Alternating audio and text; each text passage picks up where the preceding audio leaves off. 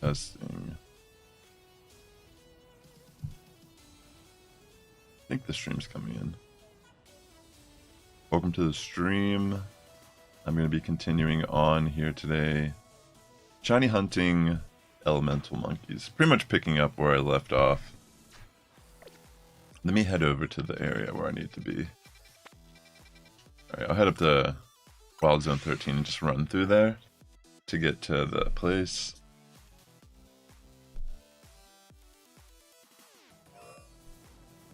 One second, I need to send out something here in Discord.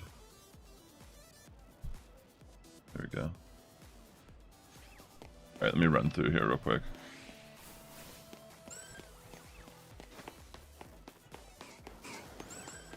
Alpha Weeping Bell.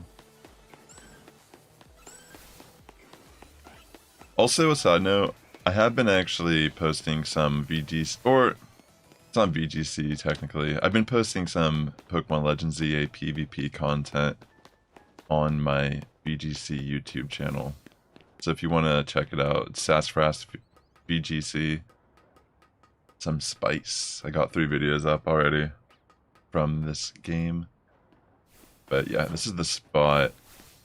There's actually another method I could... There's a couple different methods I could technically do instead of just running back and forth. I could technically go over here. Like, go over there and knock them all out, wait like a minute, save, and then just soft reset over and over and let them spawn in. If I want to stop running. There's also a bench right over here that I didn't notice until I was here the other night. It's kind of like checking out stuff, but there's actually like a bench right here. This one right here. And technically, if I do the bench method, there's Larvitar right there as well. Maybe I'll do it a couple times. Yes. I'll sit here with the... Oh yeah, let me leave Nightbot up. Sorry.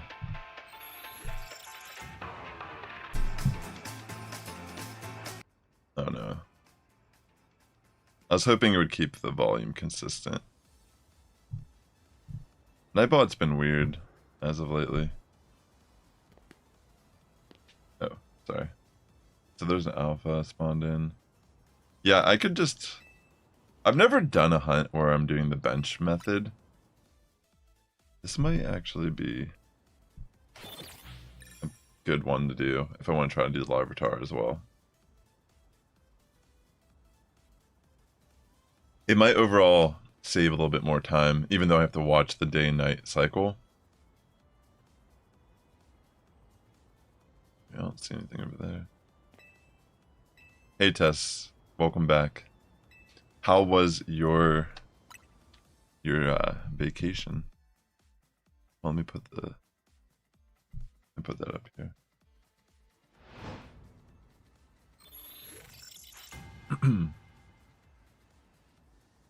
If Nightbot keeps acting up with the volume, I might just put on the in-game music. I just figured since this is probably going to be like a more than likely a little bit of a lengthy hunt. I could just keep doing this over and over, not even checking. You loved your camping holiday, that's great. You were at the caravan, right? That's what you were saying?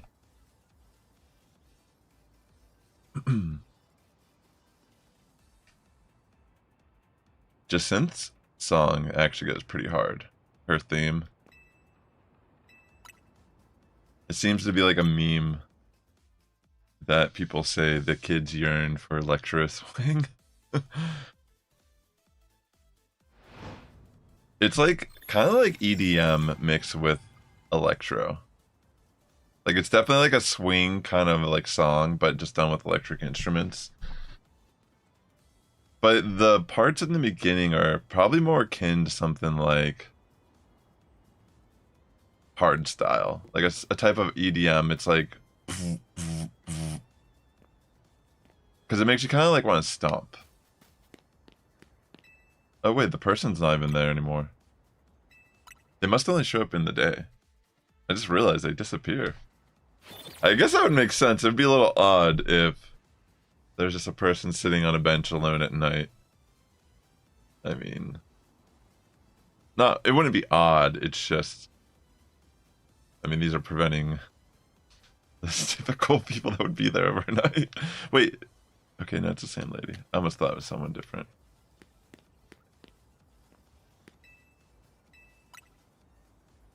I like how they're willing to let these like wild animals roam, but they won't let people sleep on these benches at all. It's like we're okay with you know, a Garchomp down the block, but kind of cut the lines off at the homeless. If you're in Luminoise, you get a job. I don't know. I'll just keep doing the bench method for a little bit. Mainly because it seems good if I'm trying to get a chance at a Larvitar shiny here as well. You had one bad day on your camping holiday. You got chased by a wasp. Yeah, wasps and hornets. They can be aggressive for sure. Sorry to hear that. Just synth. I really, you know, I was kind of like, I'm the type of person that after I beat the games, I kind of think about the characters a little bit more, how I felt about them.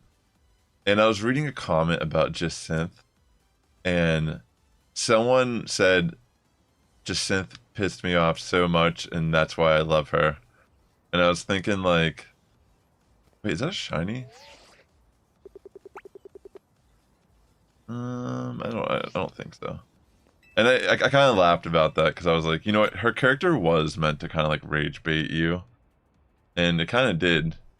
So I almost do kind of like her more now that I've beaten the game, because it's kind of funny in a way. Now that I kind of see the full picture of what she was doing, like, and the fact that she's a fairy type trainer on top of it, it like fits her theme, I think, so good.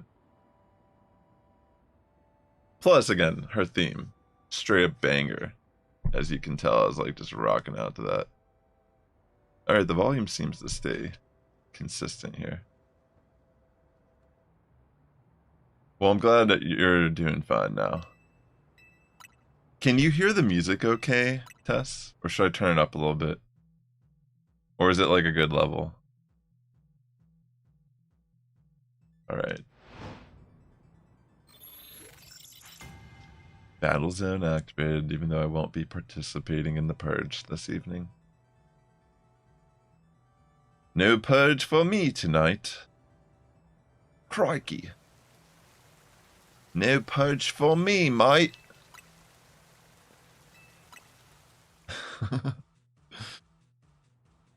Maybe next time. I mean, this is a little bit of an easier hunt. Small content. Yeah, I'll turn it up a little bit. Hold on.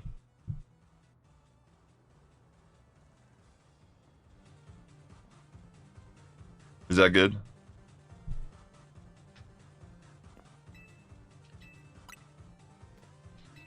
Let's continue to hang out. No problem.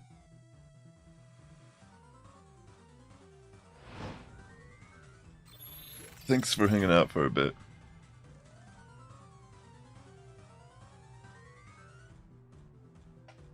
Yeah, I figured it'd be nice to have something else on instead of just the in-game sounds, which will essentially just be shifting from day to night if I'm doing this especially.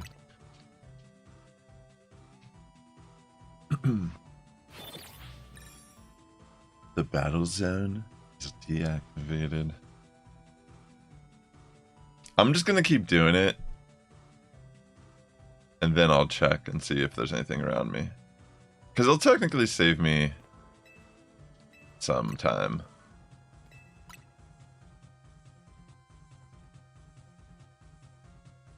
Because they're definitely spawning in. And me from checking from left to right. I know it doesn't seem like a lot, but It's not like the shinies will go away if I keep despawning.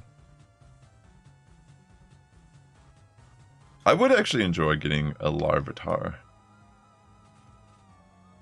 That looks like a shiny to me.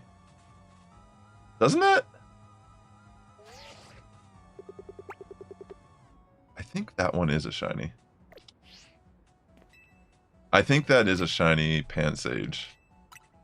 If it's still there when I bring daylight. That's kind of nuts that if I already got one. Because I was not expecting to get one yet. And I don't have Pansage yet. I need Pansage and Panseer.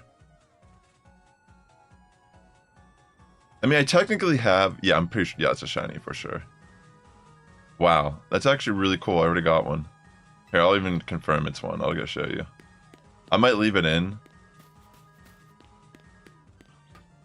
Here, I'm gonna go over. Watch.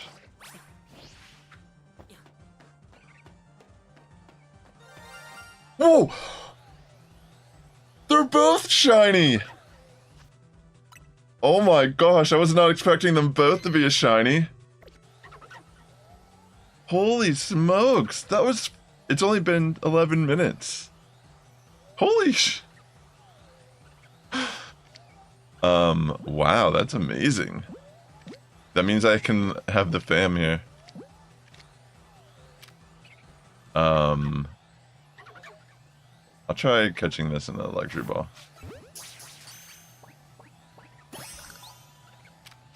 Alright. And then I'll catch this one in... I'll catch this one in the love ball. Why not? Oh my gosh. That's epic. I found 2 already.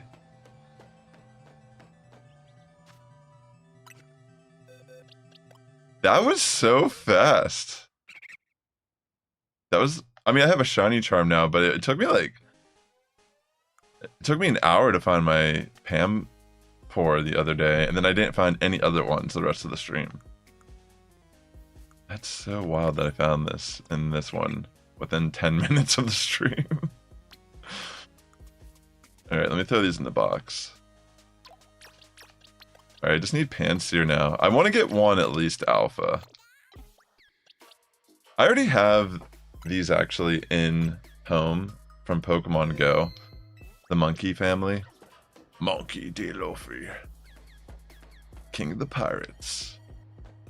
Alright, let's go.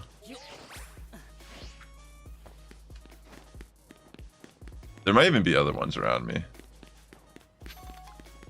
You think the wasp wanted your Burger King? What were you eating from Burger King? Oh, I went the wrong way. I'll just go through this again.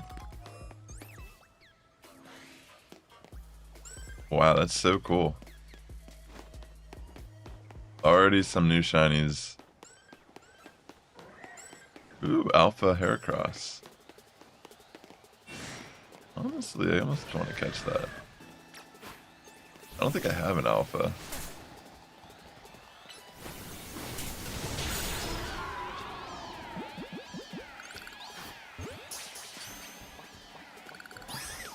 Nice. I feel like for physical attackers, it's not a bad call to use alphas, but also with the way bottle caps are, or like how they get 3 perfect IVs every alpha, I feel like it's worth keeping that on hand. I was actually wondering about Mega Heracross, because Mega Heracross's ability in the games is that he gets, what is it called? It's the one, is it Skill Link? No, it's not Skill Link. It's the one where you get guaranteed 5 hits on your 5 turn moves. And I was wondering if they've implemented it in this game with like Rock Blast and Pen Missile. Like if like it's like a hidden mechanic where Mega Heracross always connects 5 on those moves. But I don't know. That was one thing I was just reminded of when I saw that alpha. I wanted to test that out, but it might not be a thing. Alright, I'm gonna start bench setting here again. Yeah, double cheeseburger. That's so funny, like, You're eating Burger King in Spain. My sister was actually in Portugal recently, and I think they were in Spain a little bit too. And they did say they went to a Burger King out there as well. It's funny to think. Just like everywhere.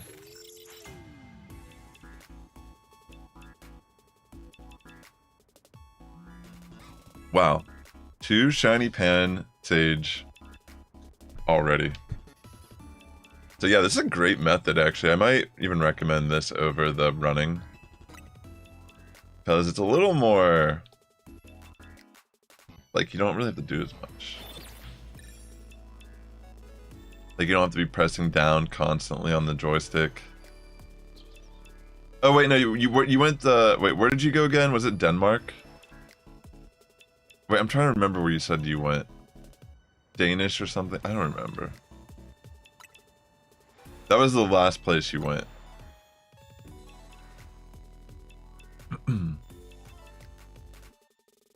My bad.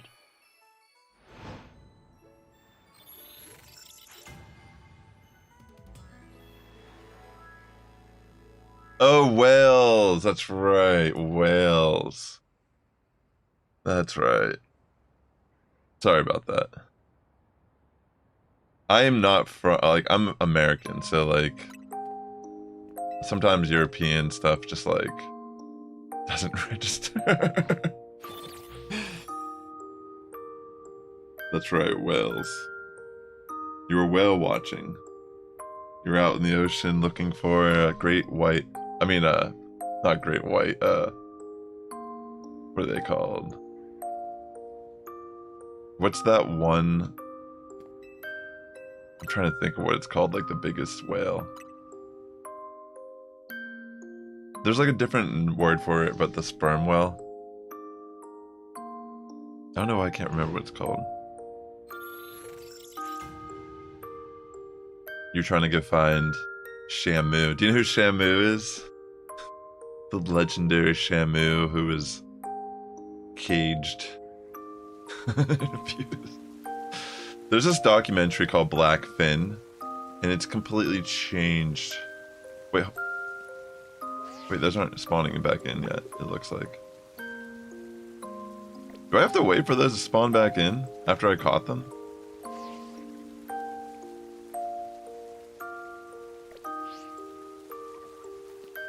Alright, let me wait.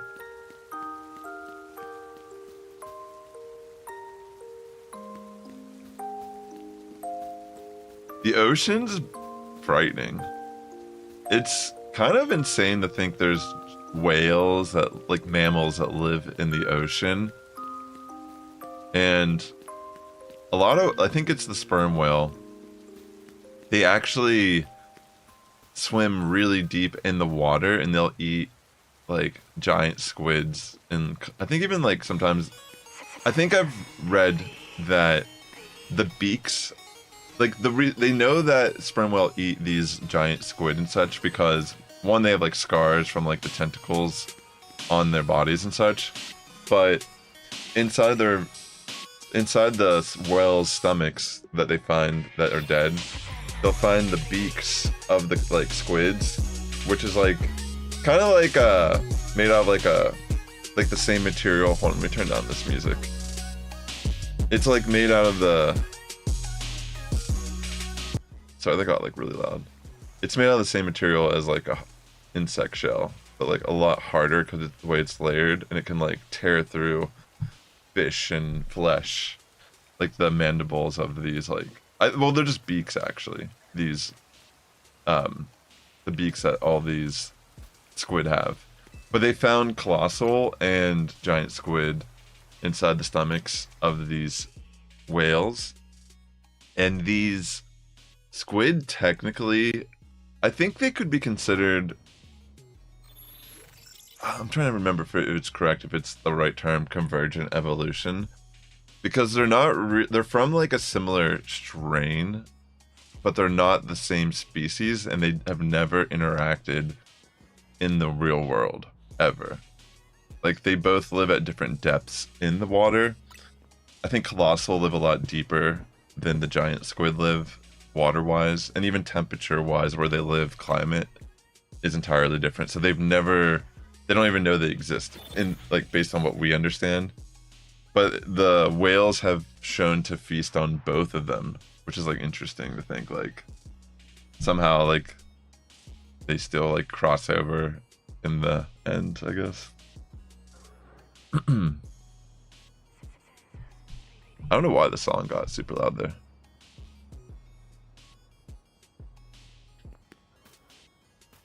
I don't know why that's just not spawning back. It must be like a 5-minute timer, and it doesn't matter if you day or night cycle. That's what I'm thinking.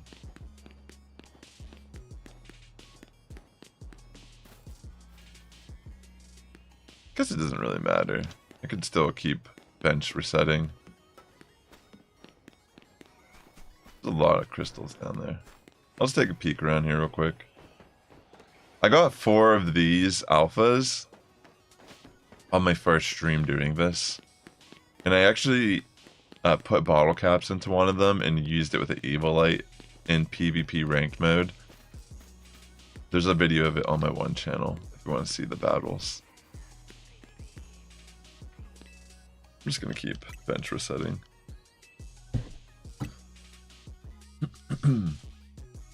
Technically, you could stand here AFK and leave your game on and let it naturally turn day and night if you like left for the day or something.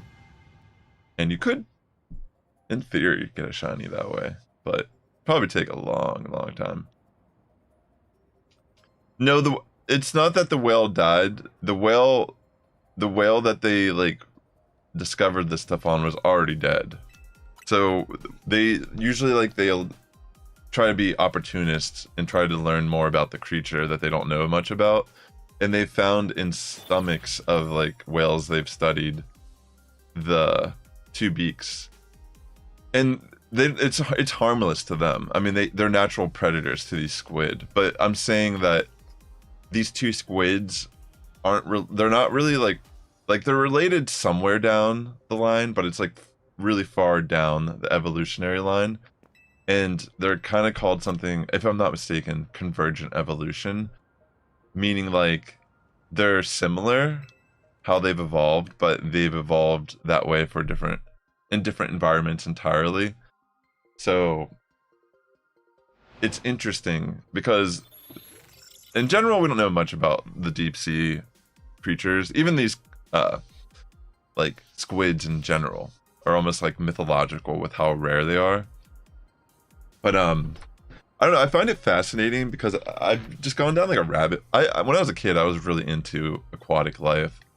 I used to be really into learning about like stingrays and all types of like cartilage boned like creatures in the water, in the ocean.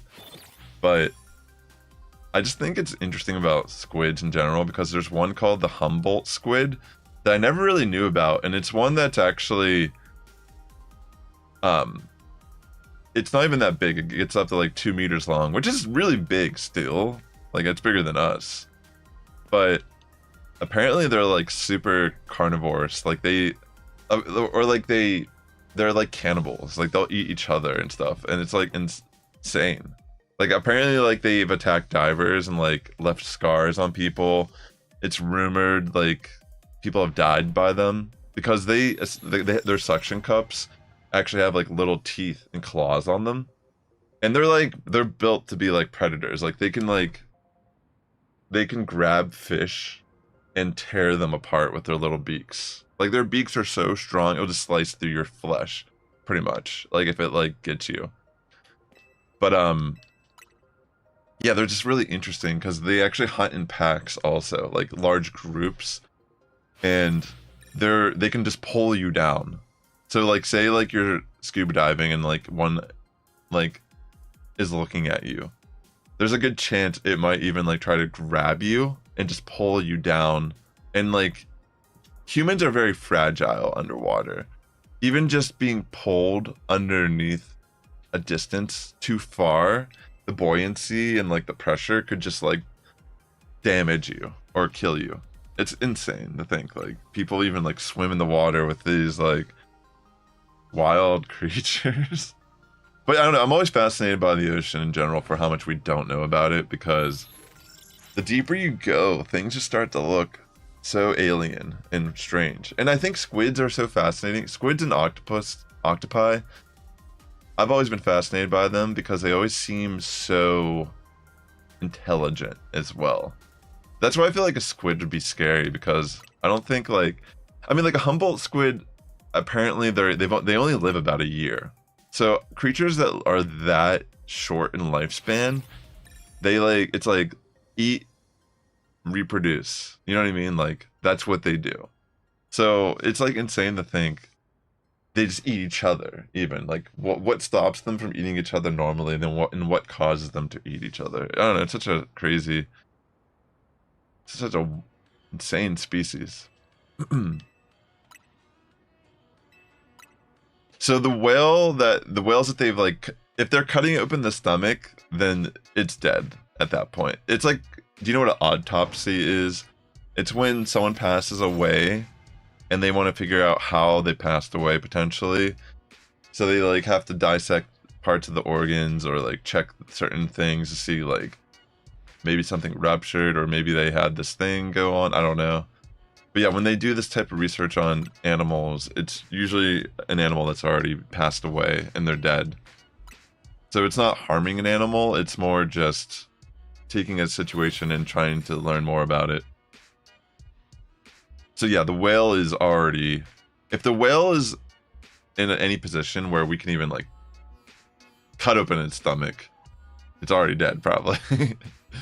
Because whales are huge. Like you ain't gonna just be pulling that thing out of the water with, I don't even know like how, like I don't even, can you even capture? Like maybe they can with giant ships, I don't know. Like I mean, people have gone whaling in the past, but like what are the largest whales that they've hunted? I don't even know. I think whaling is banned in the modern world, from what I would assume. Because I don't think that's ever existed in my lifetime. Or maybe it has in like pirated ways, you know, like more of like a black market or gray area. But I think there's a lot of strict regulations on hunting whales. It used to be something people would do for their blubber. I think it was like for like oil, or like the fat would be used for like burning flames and such, I think. But that's not how we do stuff anymore, really. Well, no, it's not Shamu. I'm talking about like a completely different type of whale. Not like a killer whale like Shamu is. Like the type of whale I'm talking about that eats the squid is a sperm whale. It's like a huge whale. Like it's so much bigger than the killer whales. Like the killer whale, which is the black and white one that you're thinking of, I wasn't talking about that one at all. I mentioned that briefly when I was talking about SeaWorld, and then I completely changed subject to like the actual ocean. That's just how my brain works sometimes.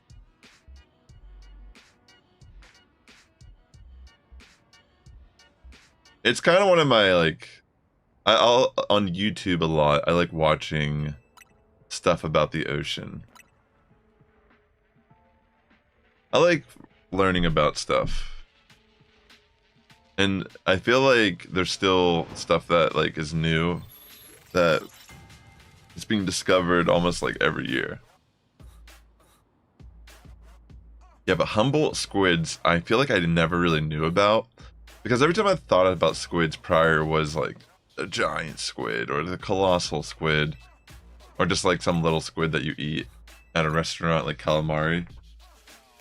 But yeah, Humboldt squids are probably like the most frightening squid because you could actually run into them. I think in South America they're referred to as like the red devils or something like that.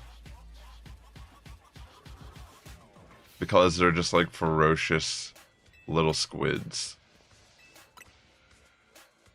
This is actually a pretty good bench spot. I'm still blown away how lucky I got here. I just need to get Panseer, and one of the alpha would be nice. Yeah, I'm just kind of ranting about random stuff. It's usually what ends up happening. I will stay here until morning. It's raining in the bench. Let's quench our thirst.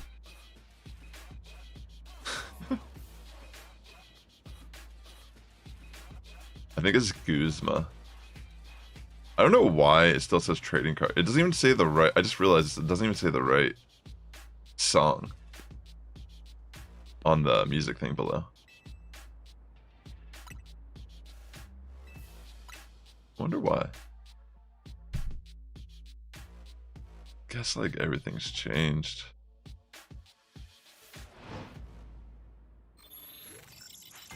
Guess let's get rid of that then. Is it really just not changing? Huh. I think my Nightbot is broken. I need to look at it. I haven't really used it much since I started streaming more consistently again. But I realize now something's not right.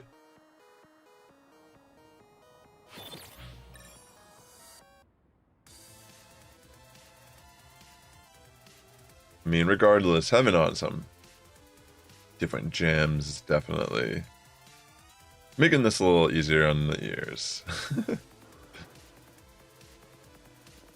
Dude, I really hope I get a Larvitar shiny out of this.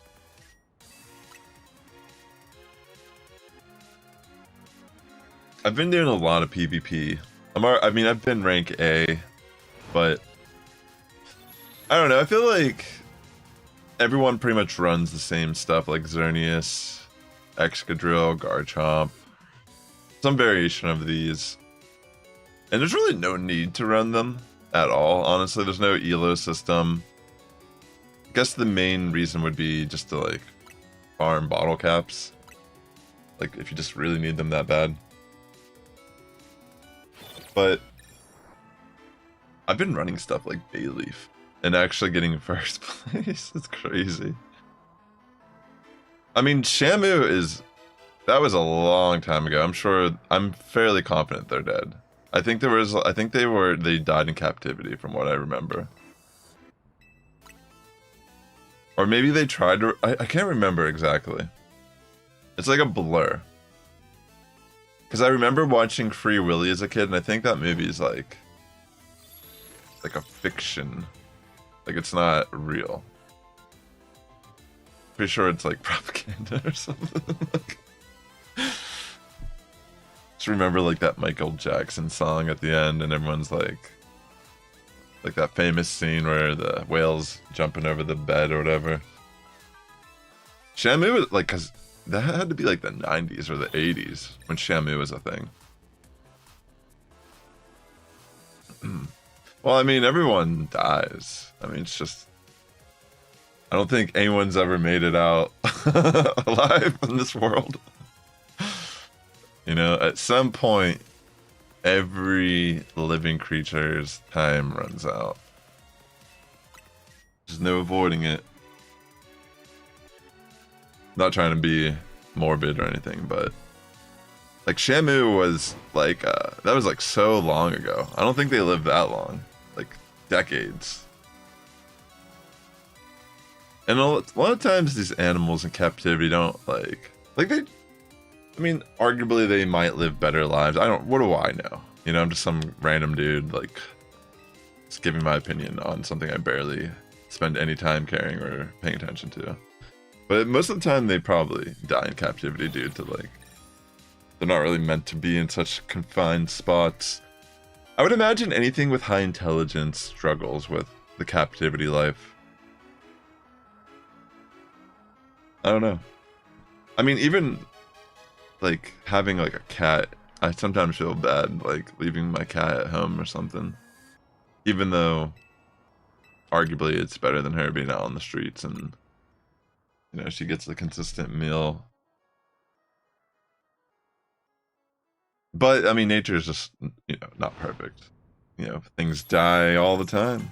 Things get, you know, things are prey, predator, blah blah blah. I feel like, I mean, we're kind of disconnected from that part of reality in a lot of ways. In our little boxes.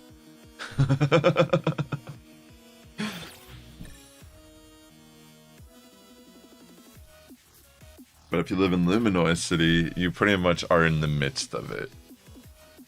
You are living in the like it's. I don't even understand the premise of this game in a way. It just seems so bizarre for people to like even argue like we should have wild zones that take up part of our hard-built city. Like let's just build infrastructure for people to live in, and then completely close it off and allow giant Lopunny to run around and do whatever the hell they want. And then why not add it? We'll just have sectors of the city at night that turn into violent battle zones. Like the city is something else, actually. Like this is it's very I don't even know how to explain it. Just such a bizarre concept. It's like so out there. Like it's hard to tell who are the real villains. Like everyone just has such a villain vibe because of it. You're all the villains in my story.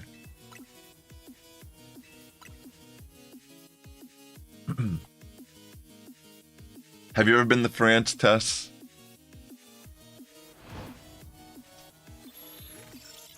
Battle zone activated. You hope they do. They probably have tried. I don't know. I remember seeing the documentary Blackfin, and it pretty much just talks about how a lot of these animals are abused in captivity and such. But I don't know. Like, I've never. I feel like, for some reason, I almost feel like SeaWorld doesn't exist anymore. Like, I almost feel like, I don't know. Last time I went to a zoo in LA, I don't know. I just felt bad. For, I remember I was looking at the kimono dragon, and there was like this little like kid that was just like kicking the glass with his foot, and the parents wouldn't even tell their kid to stop doing it, and it just made me so upset. Like I almost wanted to like slap this kid. I mean, it's just like a wild. I don't know. Like a kimono dragon would kill this kid if it had the chance. Like if it was them one-on-one, the kid's not getting out of that alive for sure. And it just like pisses me off. Like the kid is like doing that, like, and his parents just would not like you're annoying this little creature that's in captivity. It's just hell, I can only imagine. You know what I mean? Like, it's just kind of depressing. Because as an artist, you know, I like to. It's a good opportunity to draw some of these animals that I'll never be able to see in person. Like I can look at them and sketch them, draw them in different poses, try to capture their like essence or whatever, what makes their shapes, their different poses. But it's just such a depressing. Like I'm not trying to be a downer, but like when I was a kid, I loved going to the zoo and such. But now that I'm an adult, I feel like it just makes me sad. But you know, I try to look at it like maybe it's better for some of these animals. I don't know. Try not to think too much into it. That's why we play Pokemon, you know, because I don't have to feel bad about hoarding all these creatures. They're just digital numbers. Maybe that's why we all love this. Like, maybe it's just in us as humans to, like, just... Wait, is that another shiny?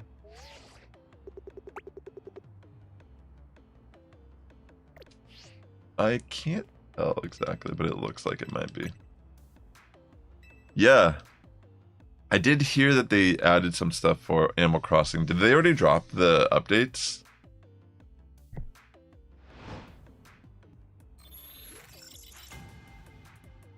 Battle Zone. Activate. I'm getting another Pan Sage. I mean, I'm not gonna complain. Okay, no, I don't think that was a shiny. It was just the way the lighting was.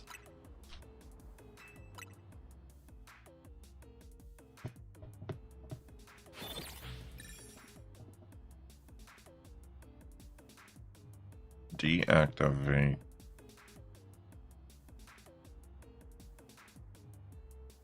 Let's see. Yeah, it's so cool that they are just dropping some random content after all this long, like this long into the life cycle of the game.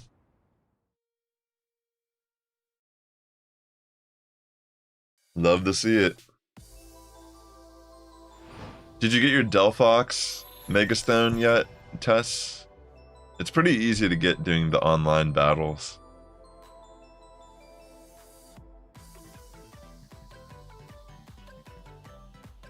Alright, let me just keep sitting on the bench.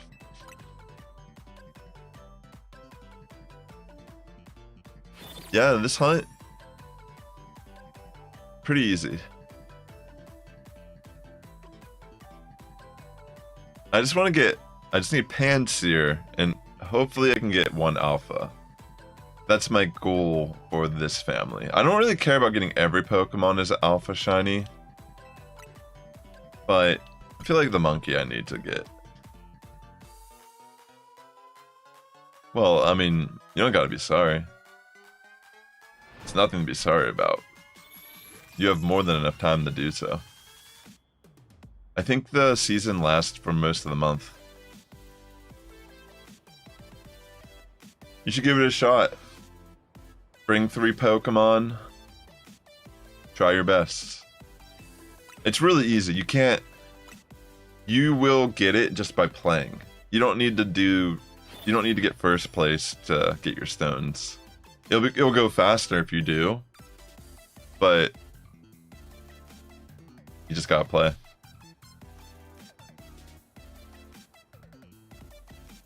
You got a Gen 1's grass starter?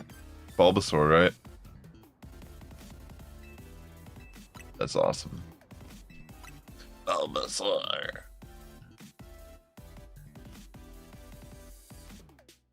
Bulbasaur. Bulbasaur. You are my Bulbasaur.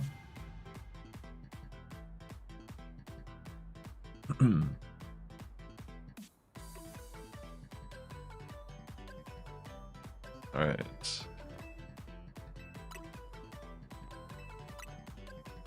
For anyone who's just tuning in, I got 2 shiny Pansage already doing this within 10 minutes of the stream starting, but it's been about a half hour since then.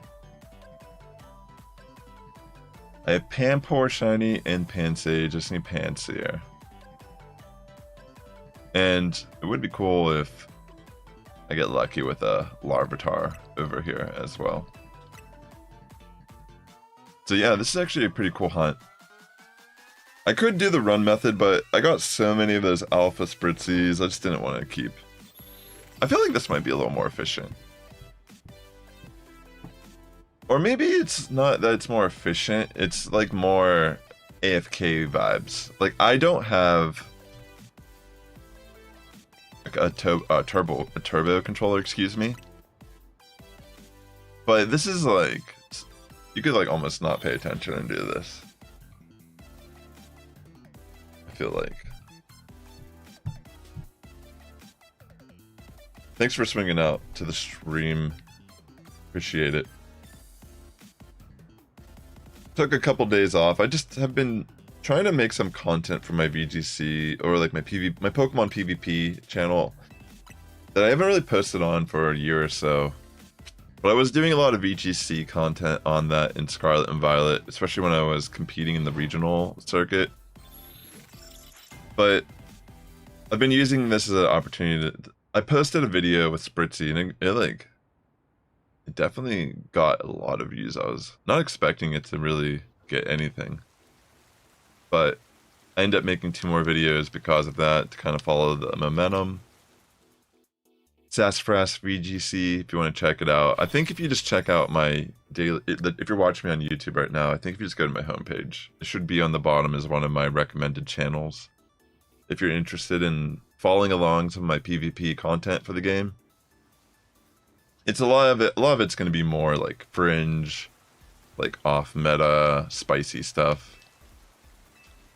Like my first 3 videos are focused around Evilite Pokemon, Spritzy, Bayleaf, and then Matang is the last video I posted. The Bayleaf team I feel like is actually pretty good. I played it randomly last night just for a match, and I got first place with it, like by a healthy margin. I was like shocked. I mean, I wasn't like shocked, but I was just like crushing. Oh, you got a shiny one. You got a shiny Bulbasaur? That's super sick. Congrats on that. Sorry, I just saw you saying that.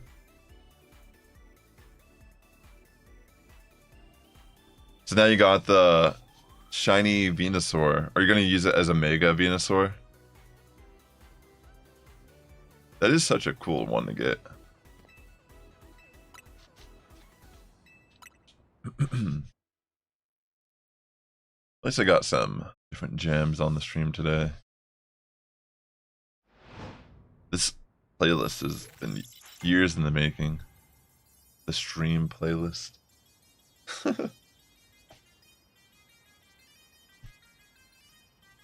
Let's go.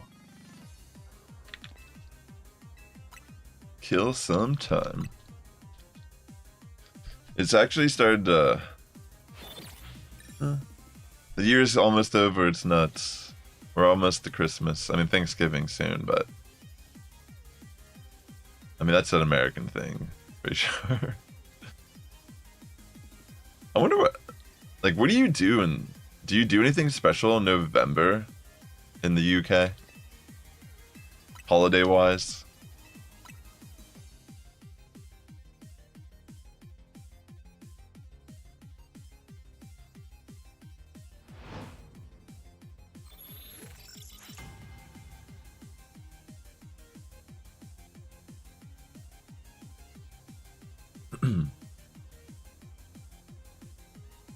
Just Christmas in December.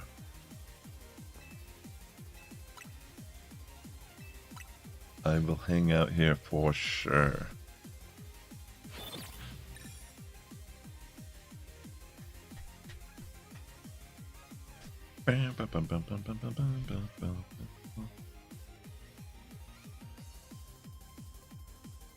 That's cool. Kill some time. Oh, yes, cheese. Yes, the cheese. It is the cheese. The cheese of life. Reset. Reset. I'll sit on a bench until morning. You just want to sit here until morning? I do. Yes, I do. You wanted to celebrate Thanksgiving? Why? Does it look like it's fun? I mean, the food's good. That's like the whole point. Just get together with family, eat food. It's really all you do. And some people, they just hate America during it. They're reminded of their passionate hatred of the place that they won't leave.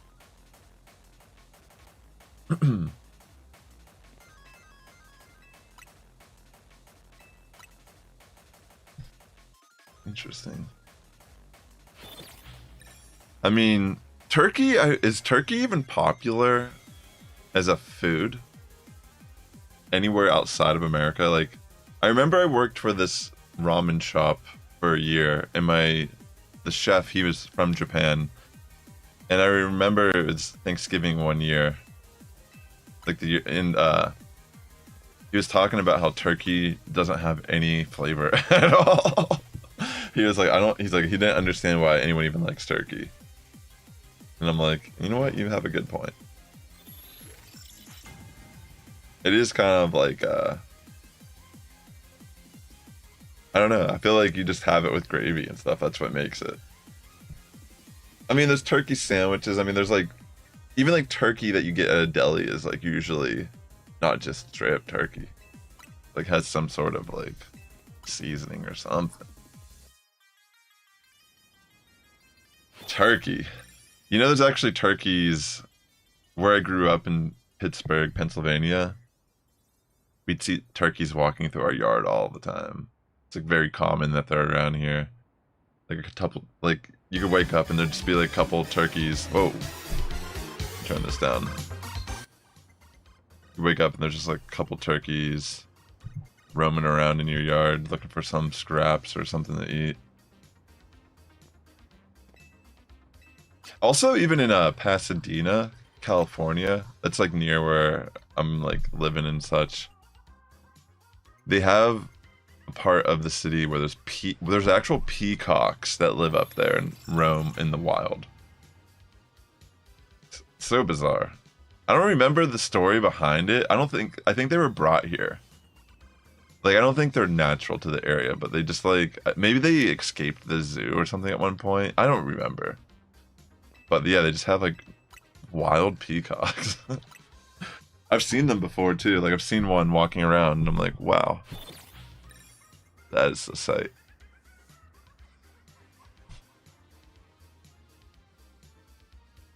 I do celebrate Thanksgiving. I mean, I'm American. It's usually, if I'm not mistaken, the 4th Thursday of every November. So I think it's the 27th this year. It's not like it's just not like an actual day. It's just like the 4th Thursday of every November, no matter what year it is.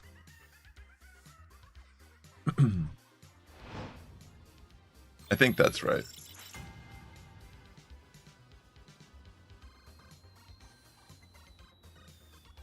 No problem. I'm gonna be with my family for Thanksgiving this year. I'll be out in Ohio visiting.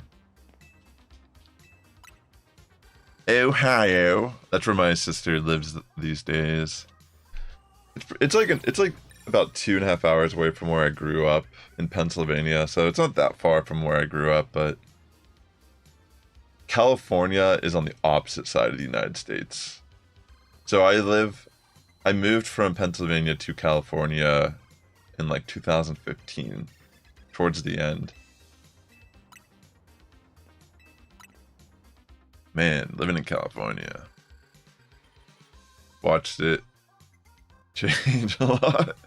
Especially during the pandemic. Like, I think the pandemic was definitely changed the world.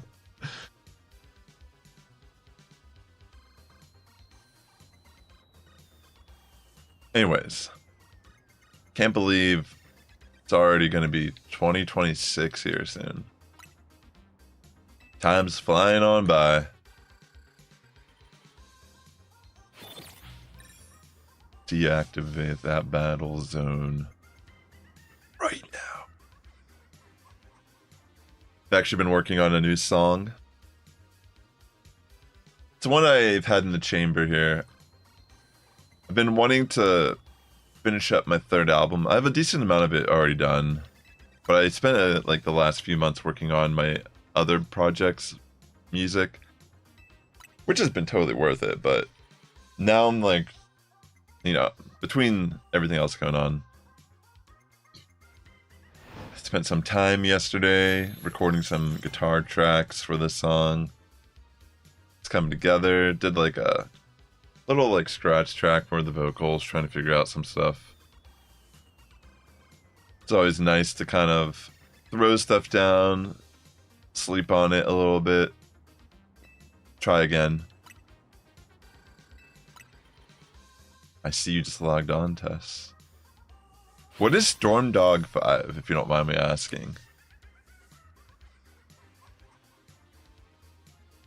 I don't know if I've ever asked you what it means. What does it mean to be a Storm Dog 5?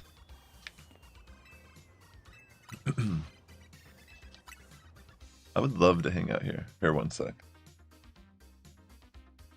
Give me a second here. I'll still be here resetting. I just want to turn off the cam for one moment.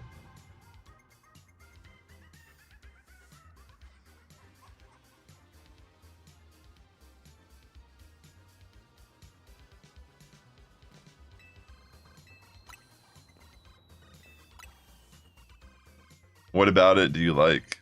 You like dogs? You like storms? Is 5 your favorite number?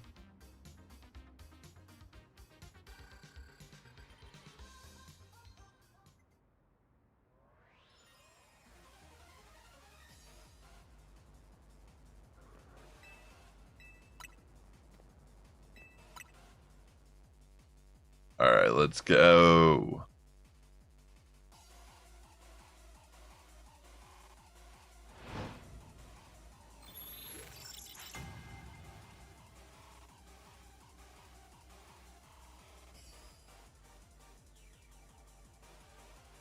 Come on. Monkeys. Or Larvitar.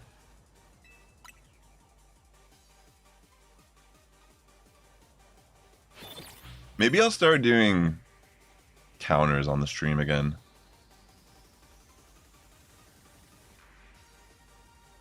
That might have been a good idea, actually.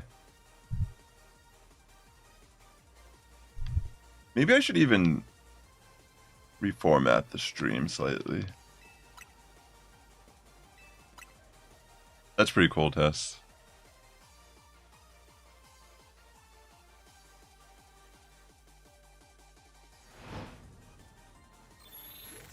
I think that checks out, makes sense.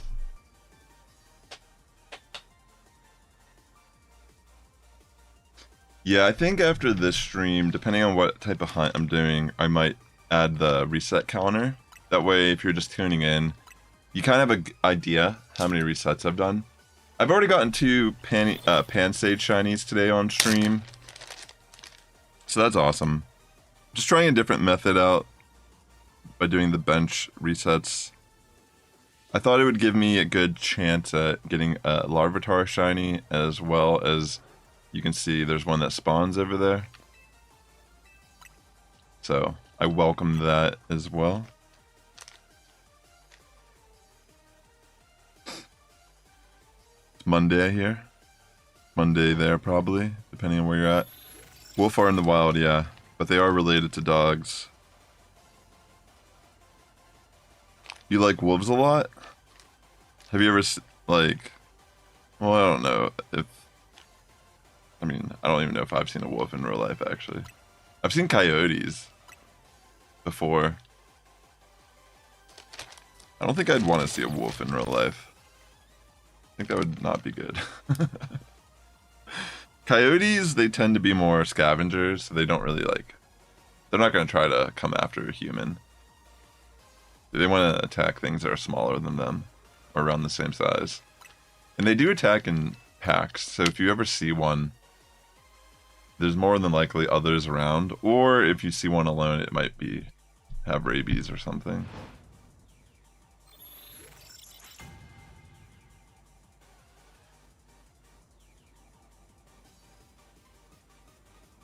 That's just how it is. I've seen some gnarly stuff with coyotes though. Their cries are very unique.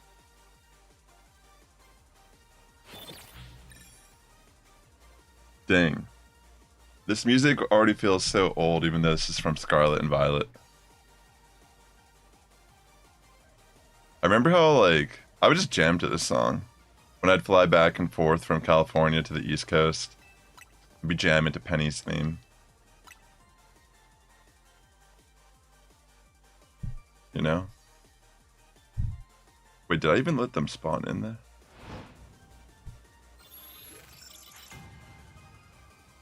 Is it going too fast?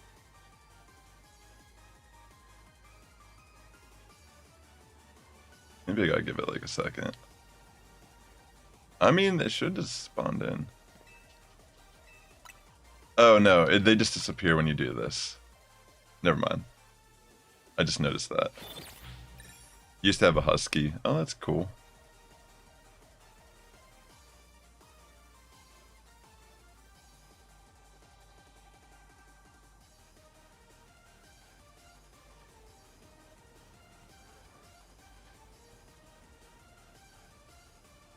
I think with this hunt too, I'm not like targeting a specific monkey. I mean, at this point I am. I just need Panseer. But it would be nice to get an alpha to spawn in as a shiny. And if it was Panseer, even better. Because then that solves 2 birds with 1 stone. Because I'm not doing like a alpha versus normal shiny decks. I'm just trying to get shinies. And only get alphas for ones I actually want. Or think that they're viable in PvP. Like, I think I would be down to get an alpha Gibble or Garchomp. But there's going to have to be a particular hunt I do for that. I think I would have to do there's like this whole exploit with Drillbur, where you can get it to leave the zone. And it seems complicated, but it's really not. It's just a matter of doing it. Her name, was it a girl? Her name was Cookie. Oh, I'm sorry. Rest in peace, puppy. I'm sure she was a good girl. I'm sure she was a good old girl.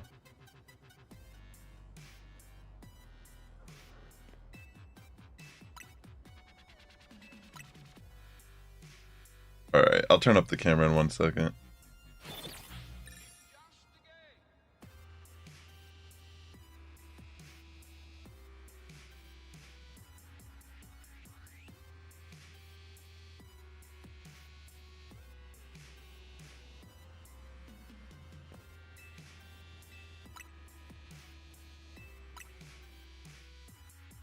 Come on.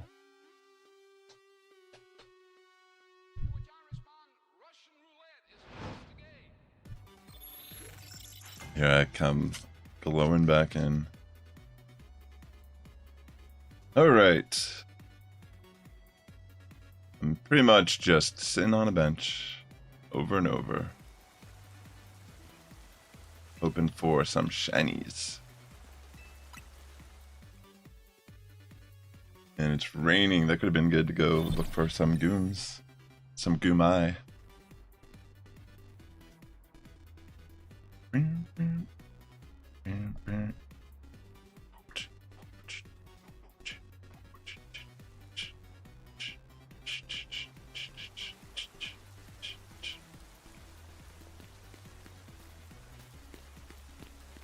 Alright, let me keep on sitting.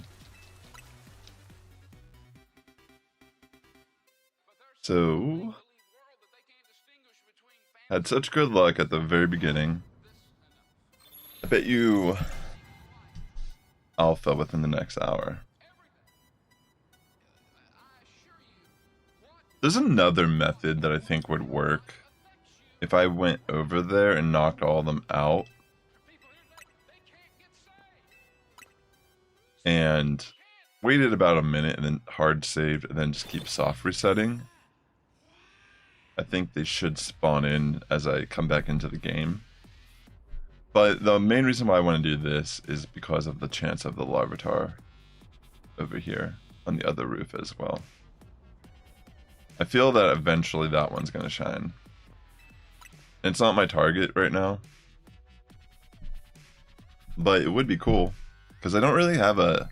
Like, I have a T-Tar that I evolved for the Pokedex. But I haven't built one yet for battle. Rest in peace.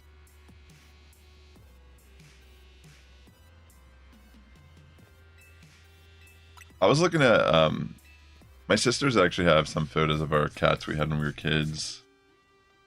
It's kind of interesting. I never really think about it, but I don't really have, like, photos like that, really. Maybe I do in my old room at my mom's house, but it's kind of nice if they keep stuff like that and they like send it occasionally.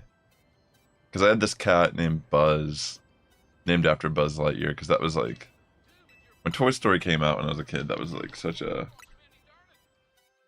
pivotal moment, I feel like, in cinema. Just because of like, you know, the technology evolving. It's like like I think it was pretty much the first 3D animated film.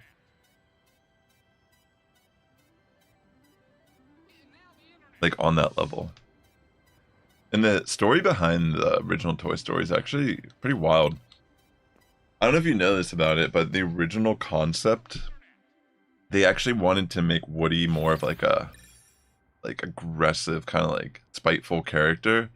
Like he was kind of crass and he was like kind of like a jerk. And it like pretty much not likable at all as a character. And they end up changing it entirely. And I think like originally the way the movie was done, apparently like they had most of it done, and it wasn't. I think it was done in that style where Woody was kind of like this jerk, so they had to like pretty much start over and like redo the entire movie or most of it. And they somehow managed to make what we know today as the Toy Story movie, using limited using technology that was still being pioneered at the time, like doing the first of its kind, while also being challenged with limitations on time due to story issues. And then it ended up making one of the most iconic movies of all time. Yeah, I remember you said you have the 2 border collies. Well, there's no need to dwell on sad things. I mean, I'm sure your dog wouldn't want you sitting here feeling sad. They're in a better place now, you know? And they had a good life when they were living with you. It's how you gotta view stuff like that. It's tough.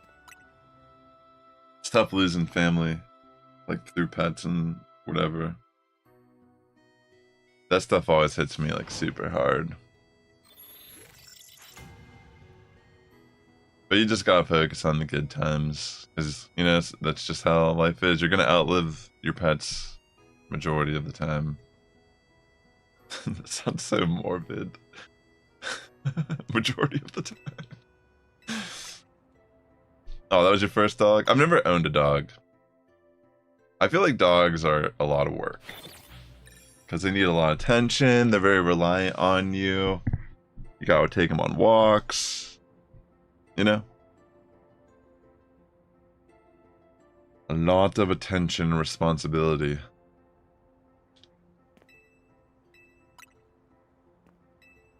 I feel like I'd be down to have a dog, though. I like dogs. It's just... maybe one day. Maybe. I feel like if a dog was forced upon me... I mean, I said... okay, so... I love animals, but even when I was, like, you know, even with my cat Gloom, for example, I didn't want any pets at all. Like, I just did not want any pets. I did not want responsibility for anything financially more than I had to. And she was a stray cat that just was living behind my apartment, and I just started feeding her. And then I started to see her and get to know her, and then, of course, she started, you know, I brought her in. Like, now she's my sweet little baby girl. But it's not like I went out of my way to, like, go adopt a cat. I just... one walked up to me. It literally cat distribution system. And, like, I love animals. Like, I love cats especially. So it's not an issue. It's just, like, funny how that happened. Because I legitimately would not have, like, been looking to get a cat. You know, even though I love cats, I just did not want any pets living out in California. Just because I felt like even when I traveled, then it's like I gotta, like, have someone take care of them, and that's kind of stressed me out too.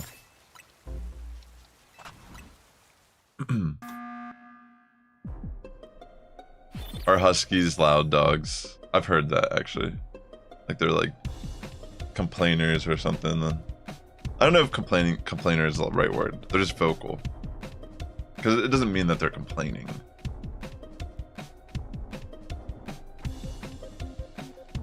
You know, what's kind of interesting about a lot of... Hold on, let me turn this down.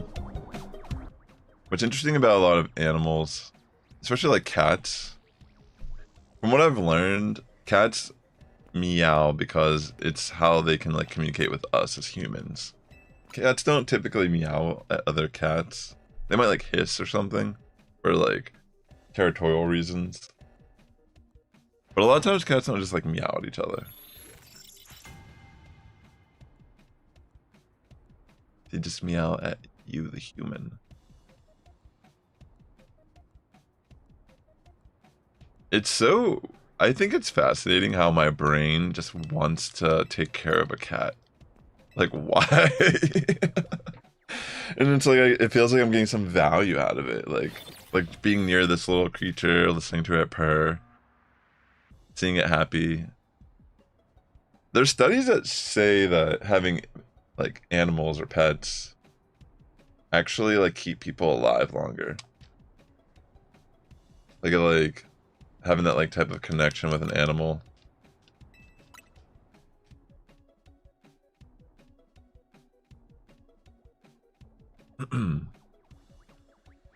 Just software sitting, or a bench sitting, I guess. All right, let's move on from your dog dying, please. Let's stop talking about your dog dying. You're like being really depressing. Like, come on. It's all good. She probably had a good life. You're like, it was very quiet after she died. It's like, that's super sad. Like, jeez. Come on.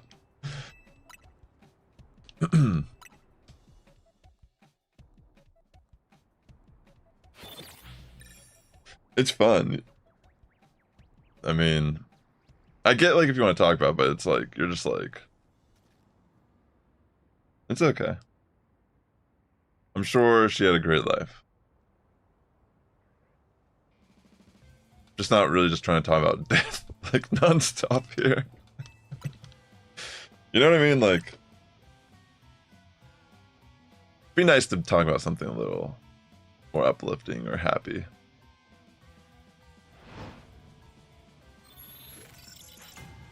Because it's like, it's one thing to like reflect on her and be like, we had great times, you know, but it's like, it was very quiet after. Sounds like so sad. Like, I get like, that's what I was trying to say though, are huskies vocal, you know? Sorry. I feel a little confused.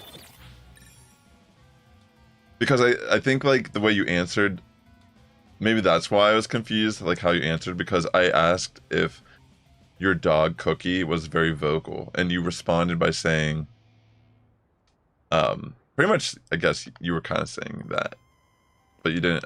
I don't know if you understood what I was saying. I'm so confused. Sorry. It's not an issue.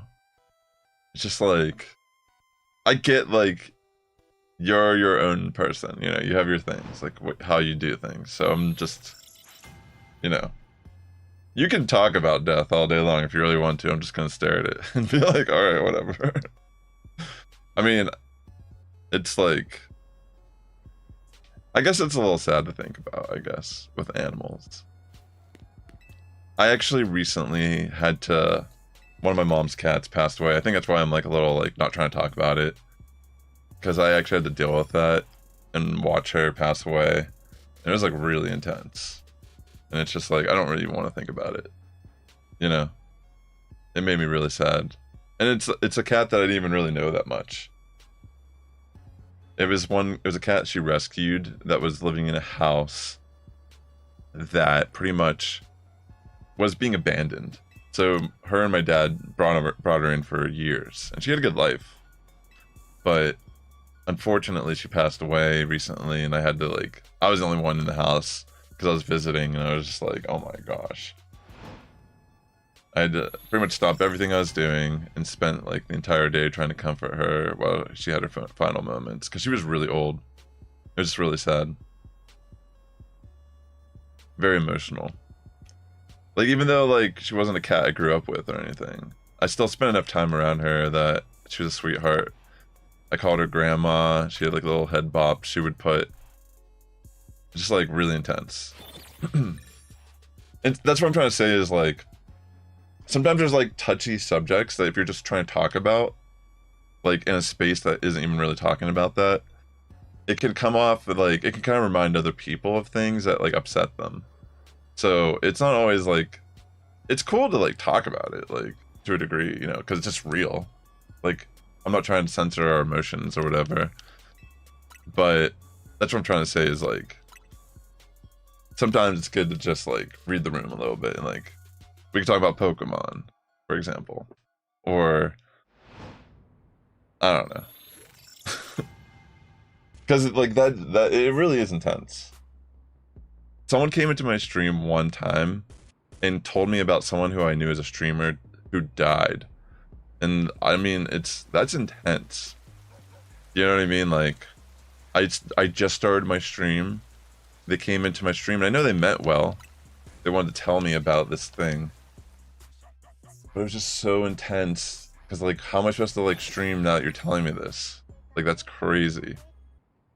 That's like not appropriate, really, to just be coming into a Pokemon stream talking about someone who I know just passed away. It's like really intense. So you could have DM'd me privately to say that, and I would have understood. I mean, I still handled it well, and I respected that they probably just needed someone to talk to. But I'm just saying, like, as an example, like, I've had people do things in the past that really made me uncomfortable. And I just try to, like, understand, like, still, they're coming from a place of, like, they mean well.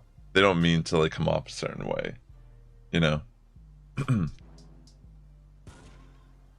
Mishka is a famous husky on YouTube. I'm not actually familiar with that dog. Like, I don't really know much about dog breeds at all. That's why I was asking if, like, your dog was just being vocal in general, you know? Or if that's, like, a common trait of a dog. Because I feel like, you know, they say, like, about cats, for example, like orange cats, like orange cat shenanigans. Like, they're dumber or something. And I feel like I've seen cats that are orange where I'm like, yeah, they're like a stereotypical orange cat. But then I'll see other orange cats and I'm like, that's just a stereotype. But I mean, 'tis life, right? Cat breeds in general are like weird. Like, I feel like, how do you even like there's all these different dog breeds, but then I feel like cats are just like, there is some terminology for some cat breeds, but I feel like they all just kind of look, it's like calico. It's like just like a general pattern or something. Orange. I guess tabby would be another name for it.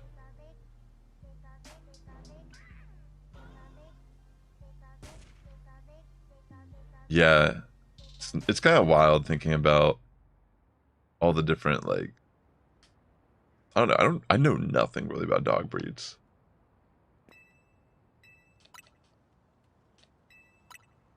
Like, what would I even get as a dog? If I was to buy a dog one day, what type of dog would I actually... Because some of my friends have dogs that are really big, and they're just so rambunctious. Like, they just want to jump on you, and, like, they're, like, big-ass claws on their paws and stuff are just, like, digging into you, and they're, like, coming from, like, outside in the mud, like, trying to jump on you, get all of your... You know what I mean? It's, like, I think a big dog would be so much work. And maybe it pays off. I'm sure they chill out more as they get older, but when they're little, like, oh my gosh, they're just, like... It's probably a personality thing, more than anything. It's not, like, an actual dog breed. It's, like, sometimes you just have a dog that has a certain personality. And it's like, Jesus.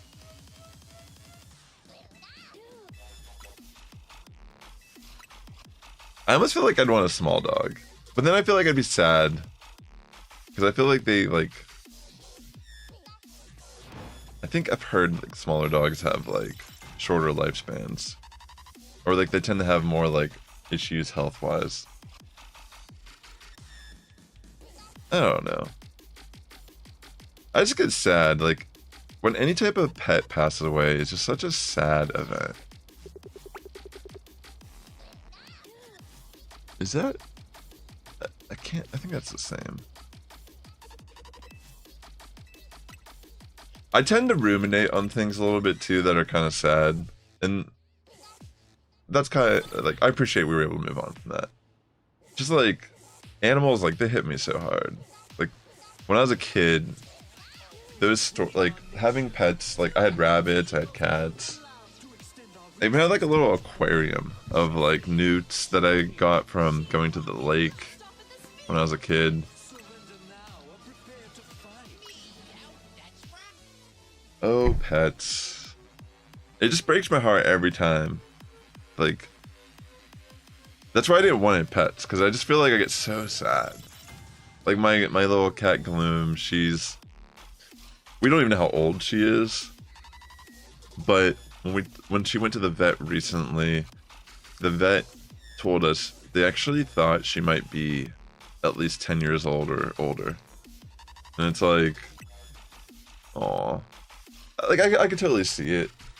I thought she was a little bit older than she looked, but this makes me sad to think, like, how long was she out on the streets? Like, I don't even know. Like, what was her life before? Because it's been about 5 years, so... In theory, that means she might have been like 4 or 5 years old, maybe, whenever we rescued her. I know I'm gonna be so sad when... I mean, I don't want to even think about it, you know, but clearly I am after like the discourse in this stream. But it's all good. Like, I'm not against talking about that stuff. I guess it's more personal because I feel like I recently had to like witness that, and it just kind of like reminded me of mortality and all that stuff that isn't always fun to think about, but it is just part of life at the end of the day. She's okay. Gloom's fine. She's living her best life. She's still like energetic and such. It's just like whenever you bring in a stray cat, you don't really know much about their history. You don't know how old they are. So, whenever you take them to the vet, they're essentially just giving you a guesstimate. You know, based on things. I mean, it's not off by much. Like, we thought she might be like 2 or 3, but she was more 4 or 5. So she was a couple years older than we initially thought. But even then, like, this vet could be wrong as well. We don't know when she was born. We don't know anything. But... regardless, like, cats can live up to like 15, 16 years, even longer at times, depending like on health circumstances.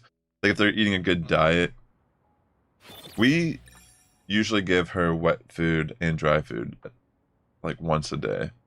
That's usually her food. She'll have like dry food for the morning for the most part, and then wet food at night. Because giving them wet food is better because they're carnivores, first of all. Like, they eat meat. But, they also, like, get good liquid from this type of foods as well. No problem. Thanks for hanging out and chatting with me, Tess, as always. As I sit here on this bench repeatedly. Rest in peace to the homie, by the way. Like, just want to, like... I didn't mean to, like... I don't know. It's just kind of, like... perspective, I guess, sometimes. Like, it's easy to, like, just say things. Time and place matter. Because, I mean, I've also, like... in my own personal matters... I've gotten news on things, and I haven't, like... announced the news at the right time, like, or place, and... yeah, that's definitely something that... I think it's like I'm like almost projecting away. It's like gotta like, you know, gotta have a little bit, read the room a little bit at times.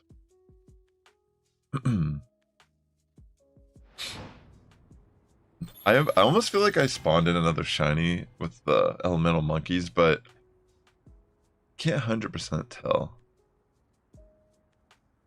I was wondering if there's another Pansage potentially over there. Actually, I don't think so. I don't need a shiny. You should keep it. You already gave me a Go-Go, and that was pretty sick.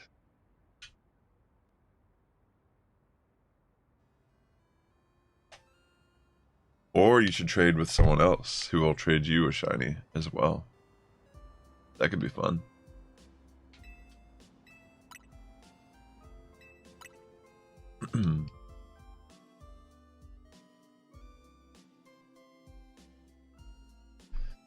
Is it gonna start snowing over there?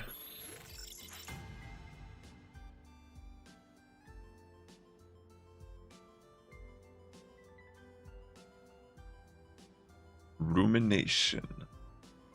Ruination. Rumination is kind of a cool word. Like, it just sounds cool.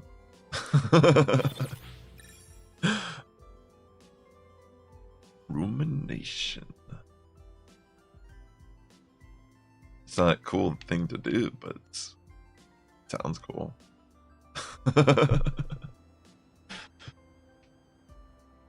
It's so funny, like, thinking how, like, the brain works. I saw this TikTok earlier where the guy was like, I don't understand how my brain works.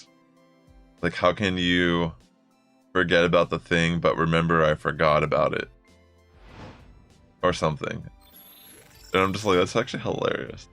Like, you know how, like, you'll forget about something, but then you'll remember you forgot about it. It is so weird. Brains are weird. It'll start snowing in December. Is it getting cold? Getting chilly out there?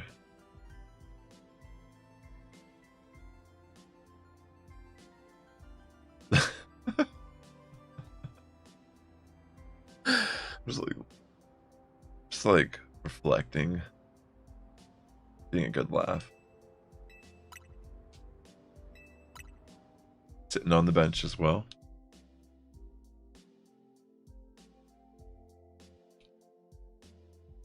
Some very interesting conversations. Honestly, like, some of the conversations I'll have with my friends when we're just kind of shooting the shit, that stuff is like podcast worthy, I almost feel like. But I don't really have that comfort level to put out stuff on that, like right now or anything. I get like, also anyone's gonna think that when you're sitting there drinking a beer or whatever. This is the best conversation ever. I haven't even been drinking really.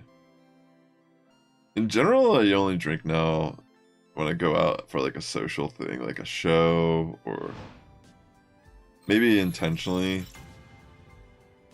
going to a bar with a friend, but I haven't even really done that in a while.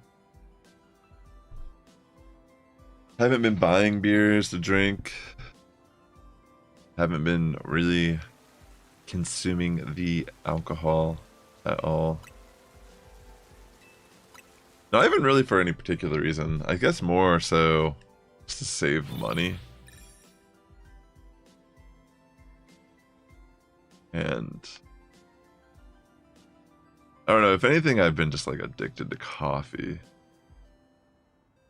Drinking coffee. Koofy.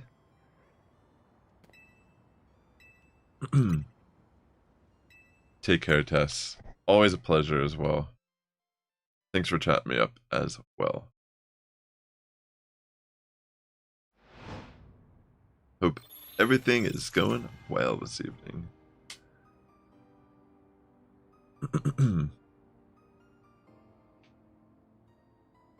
All right. Come on, Panseer. I just need you to change.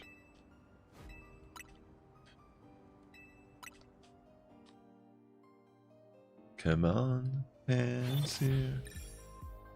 I find it really interesting how the roller coaster effect is on finding shinies in this game. And I also think it's fascinating that somehow it gets a reaction out of me every time. Because I'm not really even typically someone that reacts that emotionally over anything that happens in my life. And then I'll see these, after building an archive of like shiny hunting over the years and just looking at all these clips, it's always hilarious to me. People that don't know about, like people that know me and find out about this content I've been making and they see these clips, they always like tell me like, I've never seen you so excited for something. It is such a weird phenomena.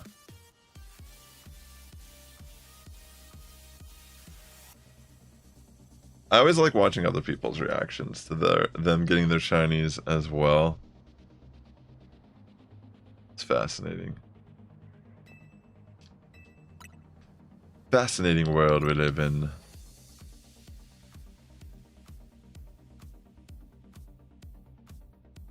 This is what peak gameplay is in Pokemon ZA.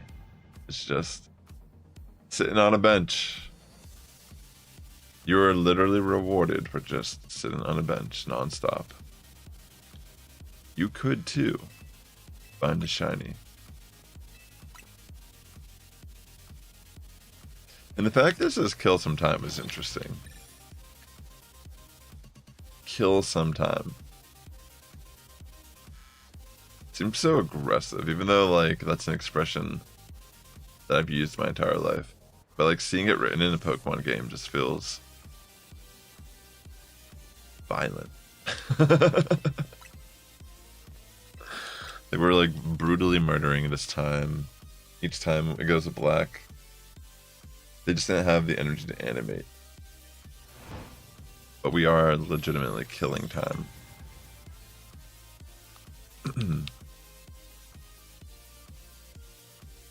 Time will be murdered.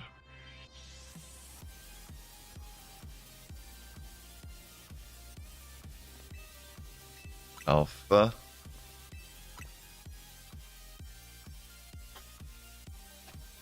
Yeah, so I have the Pansage, I have the Panpour shiny.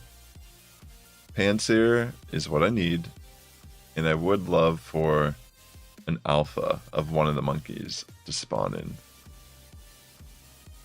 That would be pretty much the dream.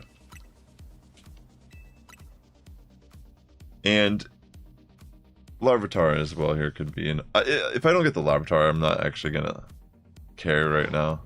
It's not really my focus. But I just assume the fact that it's there and it's spawning in, it should be a good chance to get that as a shiny as well here. Seems like a logical attempt.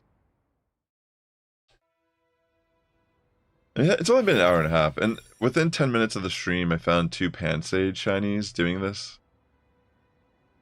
That's RNG. You know, that's just RNG for us. Yeah. But I still got the jams today. Because otherwise, it would just be constant.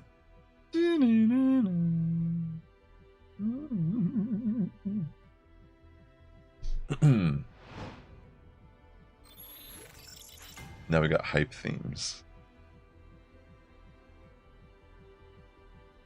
Alright, what's next?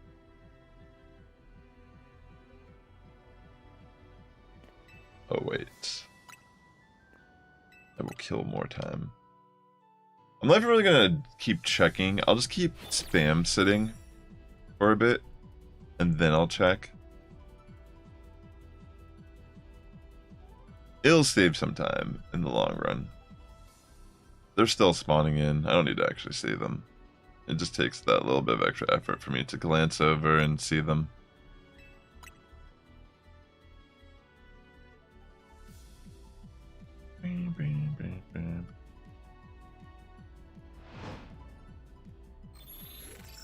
Maybe I'll just check the Larvitar. Because that one will be fairly clear.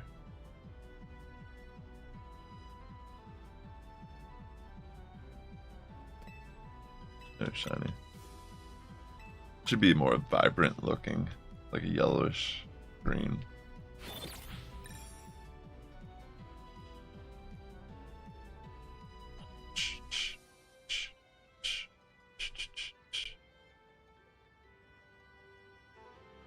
Yeah, there's some pretty interesting hunts. The Alpha Zone, I do want to try to do that exploit at some point.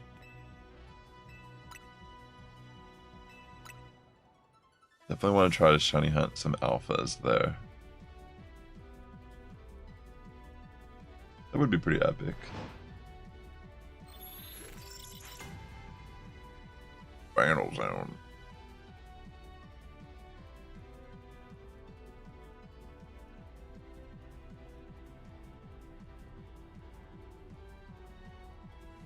Let's see.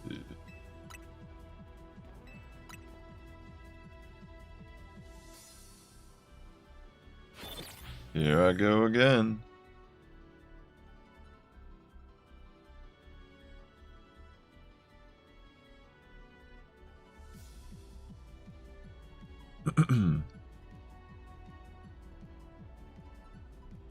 Let's see.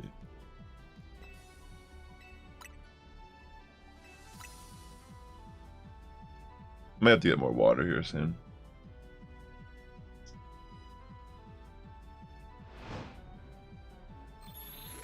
Battle zone activated. How do they even organize this? I mean, it just seems like, why would you want to live in this city? This seems like such a terrible city to live in. There's wild Pokemon everywhere. There's battles at night. Like, just imagine how loud that is. You're just trying to get to sleep. And also, like, there's like mega crystals forming on all the buildings, and people are just blasting them off with like fire blast and such consistently. Like, how are people okay with this? Like, this place seems like hell. And the benches are homeless protected on top of it. Like who hurt these people? Like, what caused this chaotic, like, de-evolution of the city? Like, if this is one city and it's just straight up chaotic, what's the rest of Kalos?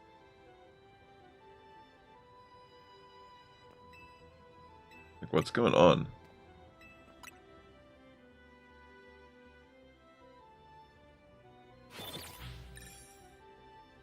Like, legitimately.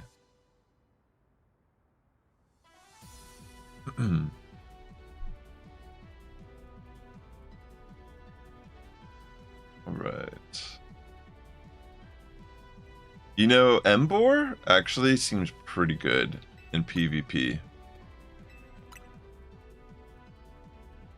Like, as I've been playing a lot more, I've been seeing more variety occasionally, like more niche things that aren't even like really niche, but just like underused, like Electros, Gengar. I saw a Gengar one match and it was like insane.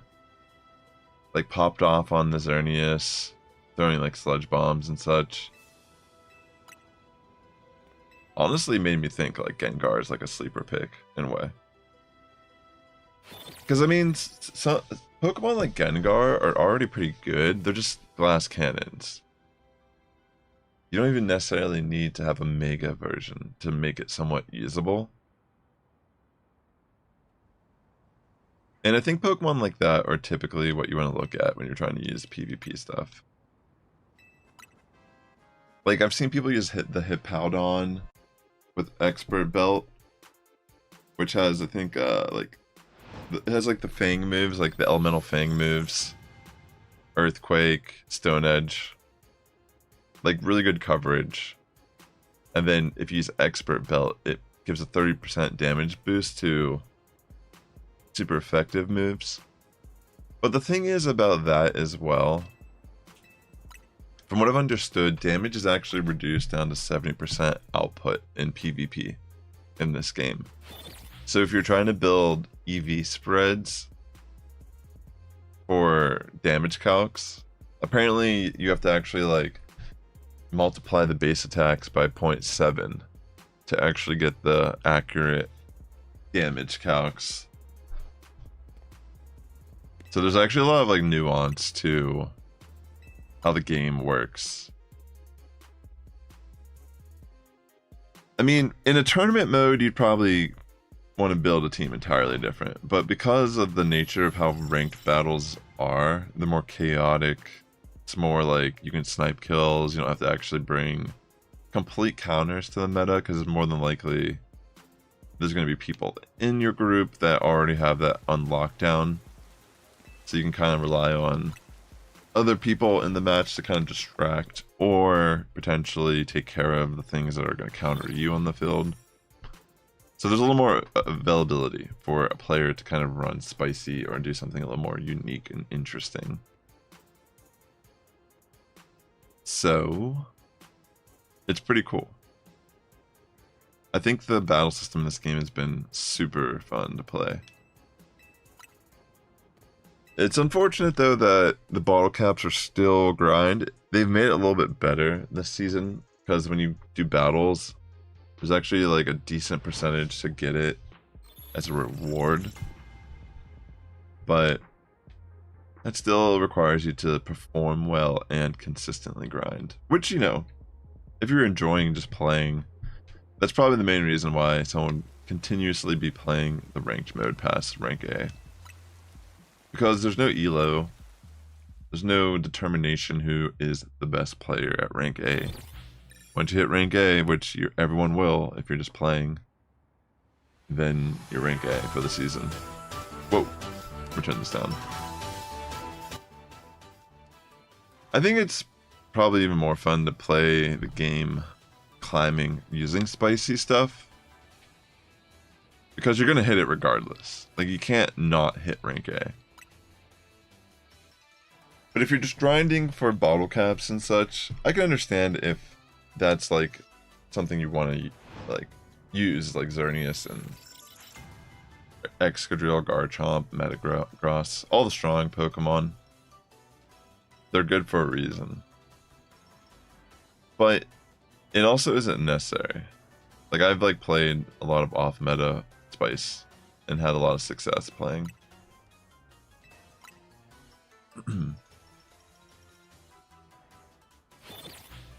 Day and night. Day and day and day and night. It's day and night and day. Day and night, night and day. Sitting on the bench, sitting on the bench, sitting on the bench, on the bench, on the bench. We're on the bench tonight. Everybody call your friends and tell them that we're on the bench. Because we're sitting on the bench till it's bright. When it's night, I will sit on the bench till it's bright. And when it's bright, I will sit on the bench until it is night. And I will sit on the bench. And I will sit on the bench.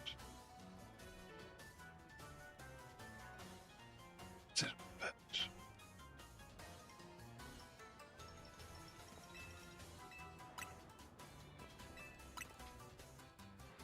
I don't think I was wondering if maybe that Pansage is a shiny, but I can't tell entirely.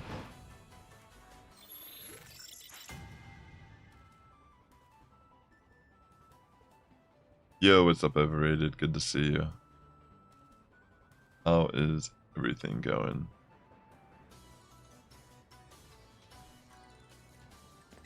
No, that wasn't a shiny.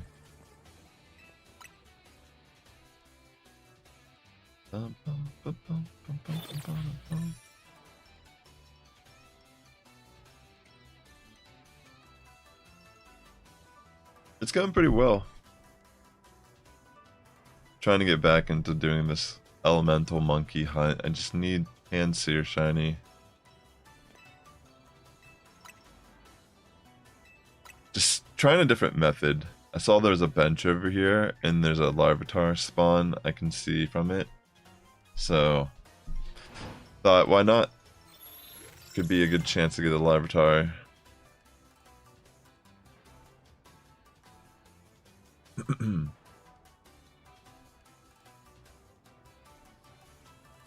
Let's see, nothing over there. Yeah, Garchomp's definitely like probably one of the top ranked Pokemon in the meta. Has I think it's like base 135 attack, just like in its regular form. You can run Yachi Berry, you can run Mega Garchomp. Honestly, like Garchomp doesn't need to be Mega, but Mega is like insane. Especially if they get like the little attack boost on the field. It's cause it has like Dragon Rush too. I think it's a good move.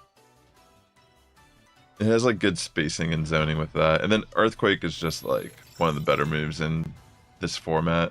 Just by the nature of like how many random KOs you can pick up by running into a group fight.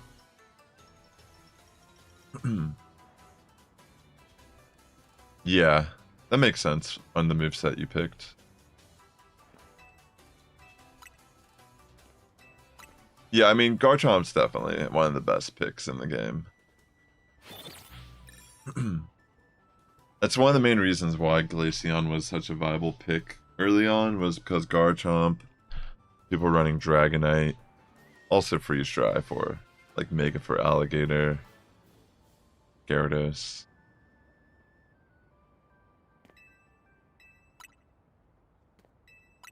Bum, bum, bum, bum.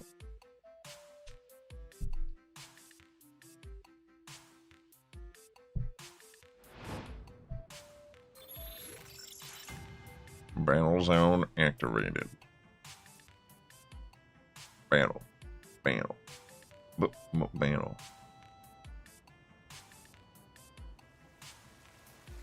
I wonder if there's any Pokemon that would benefit from stuff like Assault Vest. Machamp looks like it'd be pretty good. Just as like a non-Mega fighter. Every time I see it, it just feels like it does so good. I was playing and I saw someone using Aurorus. And somehow it was like popping off. Like they set up screens with it, and then it had Thunderbolt, and I'm trying to remember what the other move was. Maybe it was Freeze Dry. Or maybe it was Blizzard, actually. I swear it used double screen. Or maybe it only used one screen.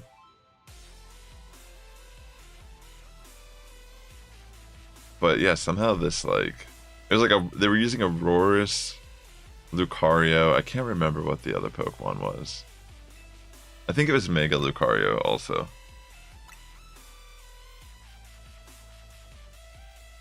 I feel like you don't even need... Like, the thing is, like, some of these Pokemon, like Garchomp, for example, you don't necessarily need the Mega.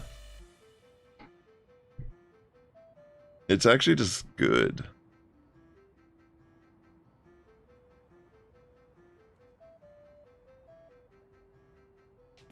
Good old Garchomp.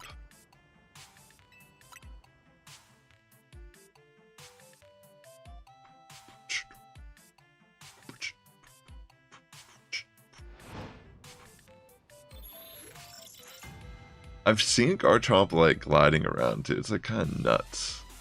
I think it's from the Dragon Rush move. Because I mean, it's... Whoa, what the... Look at the moon. Why is it moving like that?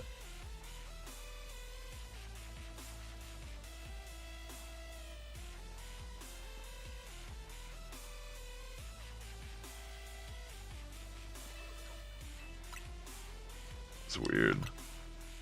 Yo, what's up, Kygum?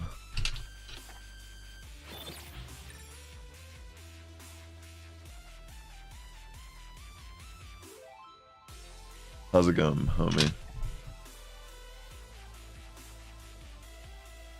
I've just been sitting on a bench, software setting some chances at shinies.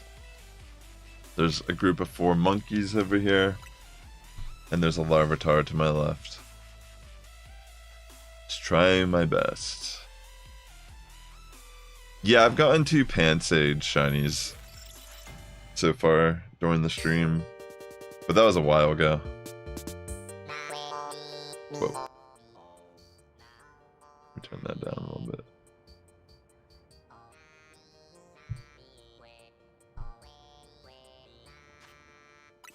Yeah, see, look.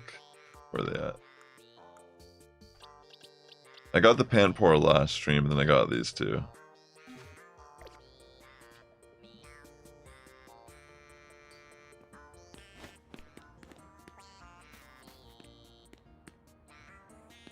Where's the Larvitar at?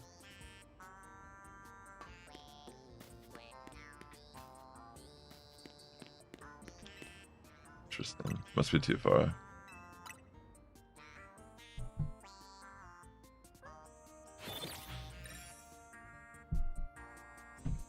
You're running a team of Ampharos, Blastoise, and Scolipede. That's nice, yo. Sounds fun. You don't want to put money in Pokemon Go, but now I feel like I need to. For what? What do you need to spend money on?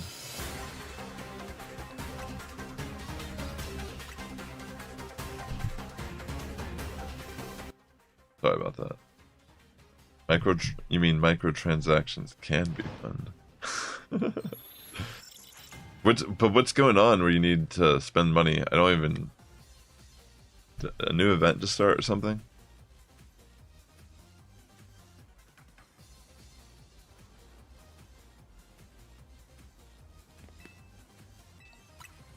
Yeah, Ampharos sub screens, probably like Charge and Thunderbolt, maybe. Potentially. Weakness policy Blastoise, that's pretty cool.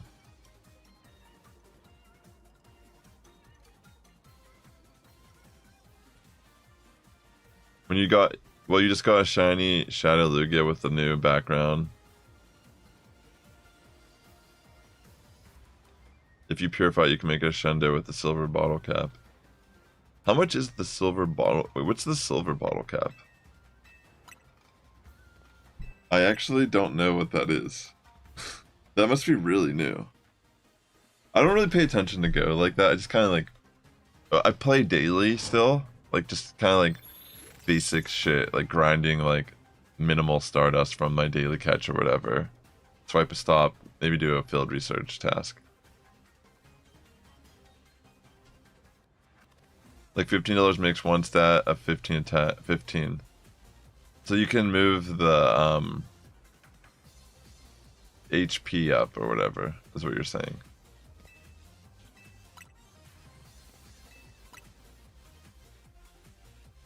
Dang, they really... I mean, to be fair, some people probably spend more than $15 trying to get the better IV Pokemon. Or like the Shundo or whatever. I mean, does it matter if it's a hundo for the Shadow variant? Is the Shadow one better than the regular one? Do I like Shiny Lugia? It's cool. There's actually a clip from back in the day, I think it was like 2018 or 19, where I got a Shiny Lugia from the field research box, like the 7-day one. Because they used to give legendaries out during those. Not like these random, like... I guess like... Is it Frigibacks right now or something? I don't remember. But...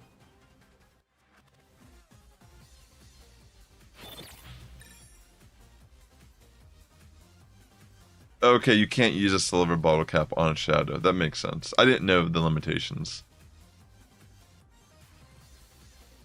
That would be actually... Maybe that would be too OP. They still need people to do the rockets.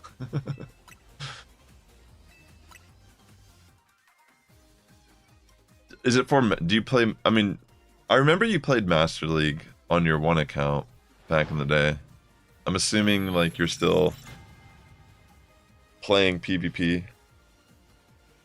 I don't even know, is Lugia good these days in Master League?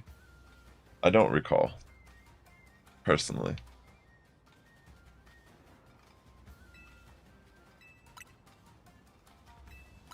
Yeah, you made your team with the Dark Double Charm. That video on the Sassifrass YouTube channel, which everyone should go like, comment, and subscribe. It's kind of funny because my daily, like my second channel I made is actually about to pass up probably here in the next like month or two my subscriber count on my main channel. Because I've been posting and just doing way more stuff on my second channel. It's a very interesting predicament. I knew this day would come. On Twitch, I always stream on the same thing. But on YouTube, I have 3 channels that are, I tried to, back in the day, I made a channel for my shorts content. Because that was like what was kind of the trend. But then started live streaming on it and making videos on it as well. It's funny. It's not even funny, it's just cool. Like, clearly I just like enjoy this channel a lot more. Because I don't really battle as much in Go these days. And when I do, like, I'll have fun. But I just can't stay on top of it like I used to. I'm not driven the same way.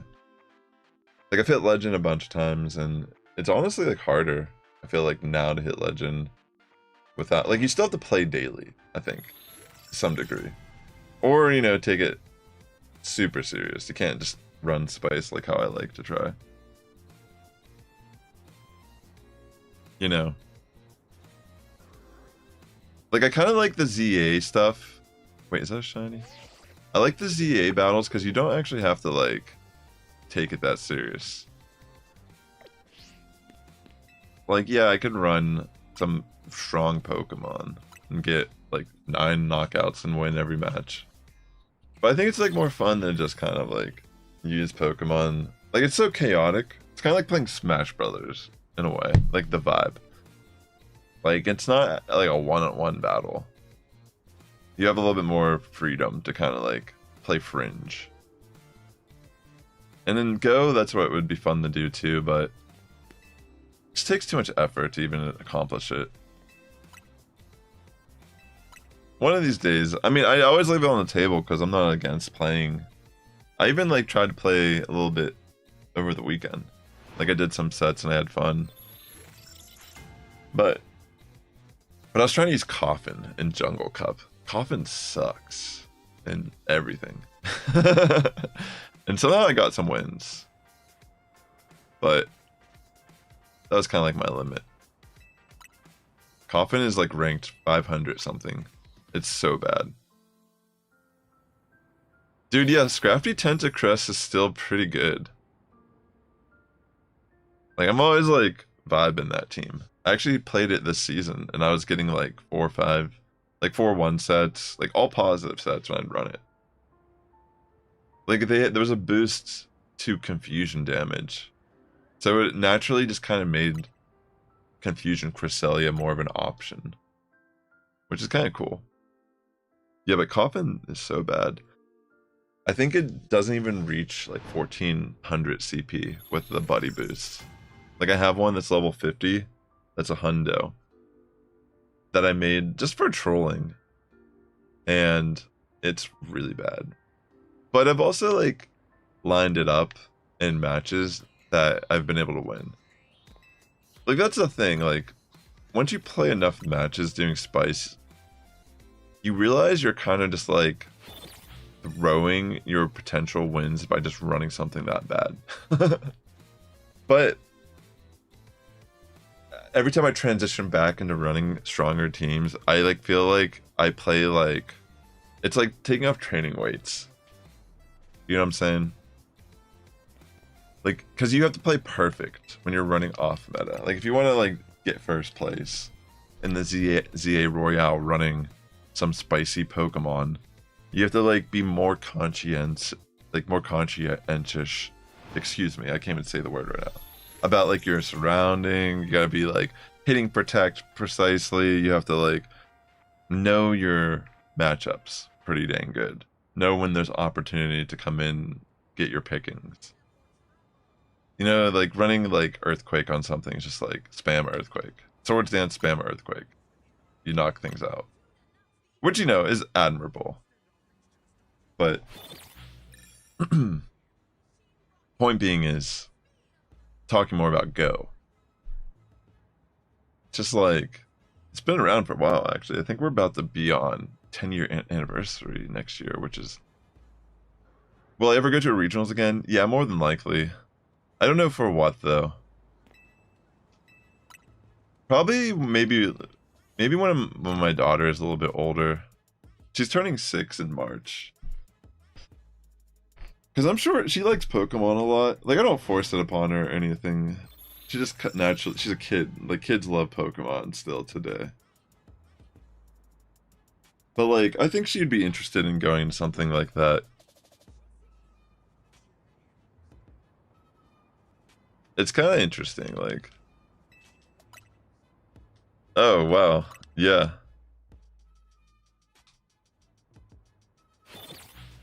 Yeah, that's... I don't really talk about it much here. But... I do, in fact, am a dad. Actually, one of the songs on my new album... On like my personal stuff that I've put out... One of the songs is actually a collab I did with her. I have like a video where she's playing a grand piano at her grandparents' house, or at her grandparents' house, and I'd like cut up the audio, and I like made a song to it, pretty much like the piano playing and stuff. Yeah, Gloom's she's still kicking it. Just doing good. I was talking about her a little bit earlier. I was like, for some reason we were talking about old pets we had, and you know, we were just talking about pets in general. She's all good. She's doing her thing.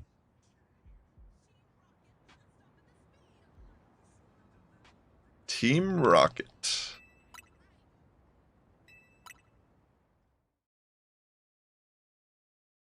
Isn't that crazy? Yeah, there are clips of that from back in the day. Or like, maybe not full clips, but like I remember like I was just like, didn't I just like take the camera outside or something and she was just like walked up to me. I used to stream so much back in the day. I mean, I guess I've been streaming more with this game, but like even the type of streams I did were different. I would just like go live and hang out, watch stuff, play guitar a lot. We even did, remember I do like IRL streams. Yeah, man, it's been a while, bro. I appreciate that. This past year I've been pretty quiet on most platforms. Kind of had a resurgence last month with this game coming out. I've had a lot of fun playing it.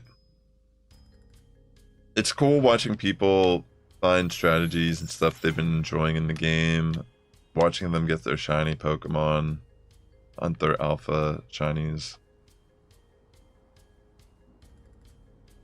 I don't know. Like, I feel pretty satisfied about the game. Like, I enjoy battling in it, but I also like feel like I could wait until next season to do it again. But at the same time, like I feel like I've already gotten the main shiny I wanted. It all started because you asked to help for your IVs for a shiny Shadow Beldum, and you have hundreds of people watching, but you still took time out to help me. Dang, yeah, that was like such a long time ago. Yeah, man, that's like how it was. I always like try to be good with the chat. That's always been my thing, no matter how many people were watching. Yeah, back in the day, like, I had a lot more, like I was doing a lot of the IRL Pokemon Go streams. Go, Stadium, and Sylph. Yeah, a lot of the, like, grassroots PvP Pokemon Go stuff. It's kind of interesting because there's like new, you know, it's just the nature of live streaming. Like, people, you know, rise and fall or whatever. Like, I don't even, like, look at it really like that because it's just, like, a hobby to me. But yeah, there's no denying that, like, there's, like, a difference from, like, now and then. But I think a lot of it just had to do with, like, even the willingness. I was, like, very open about my personal life and such during those times. But I was, yeah, I think ultimately I was, like, pretty good at, I've always been good at keeping up with the chat. No matter how busy it would get. And, like, that was, like, a very interesting time for me personally because I didn't really know Los Angeles that well. When I was doing a lot of those IRL streams, I'm, like, trying to broadcast myself while I'm in public. And that was, like, not even really that common back in, like, 2018, 2019. It was done. You know, Ice Pesticide and them, like, they did those things. But it was still not, like, as popular. Like, nowadays, it's, like, people are, like, it's, like, so normal for people to be filming themselves in public and talking to their phones and stuff, you know? It's a lot different. Not saying that's easier, but it's never easy necessarily. It's just more accepted. Like, even when Pokemon Go first came out, playing the game in public was, like, that was, like, reinventing how people interacted in public to a degree, I feel like. But yeah, all I'm trying to get at with this is, I think it was a cool time for me personally, not even, like, about viewers and stuff. Like, yeah, I definitely had a lot of viewers at the time. But I think oh, wait. Oh my god! That is a shiny Larvitar, I'm pretty sure. Yo, what's up, Alfie? I'm fairly confident that's a shiny Larvitar.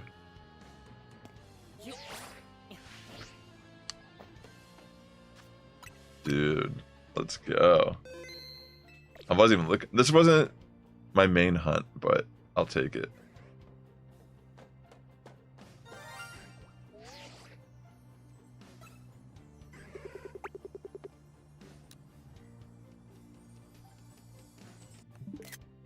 Oops.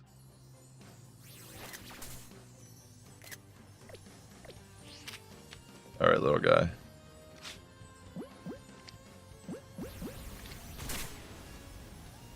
I'm gonna try to catch it in a Safari Ball. Nice! Dude, that's awesome. Yeah, but what I was trying to say about the Pokemon Go streaming, it actually took me out of my comfort zone a lot, which was, I think I took a lot of value out of that, like streaming in IRL. It's kind of like cringe in a lot of ways to think about doing it now, but honestly, it's pretty awesome. I get why people really liked it. I was just like wild, yo. I was younger, you know, like almost a decade ago in a way. GG's. You did bring the luck, Alfie, for sure. Let me save real quick. Yeah, I still watch him occasionally. Zeus is the homie, for sure. Can I go this way? I've never actually tried to do this.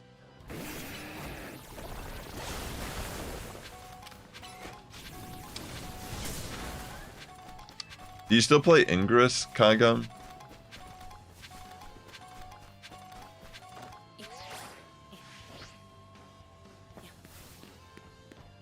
Oh wait, I should have just went down there. Dang it.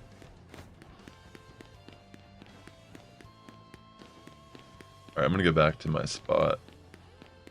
So I've gotten 2 Pansage shinies and Larvitar. That's cool that you still play. Is that a shiny Weepinbell? Never mind. It looked like it, but...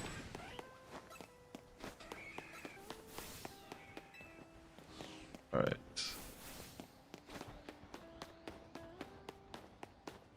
Gotta go back around here to get to my spot.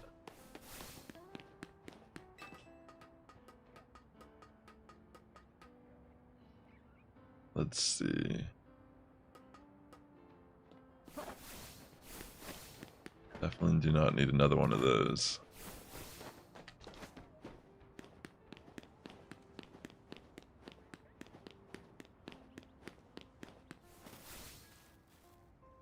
I remember, like, there was times on my stream back in the day where me and Grum would get so drunk, we would, like, start, like, getting into a heated conversation. Oh my gosh, the days of Grum.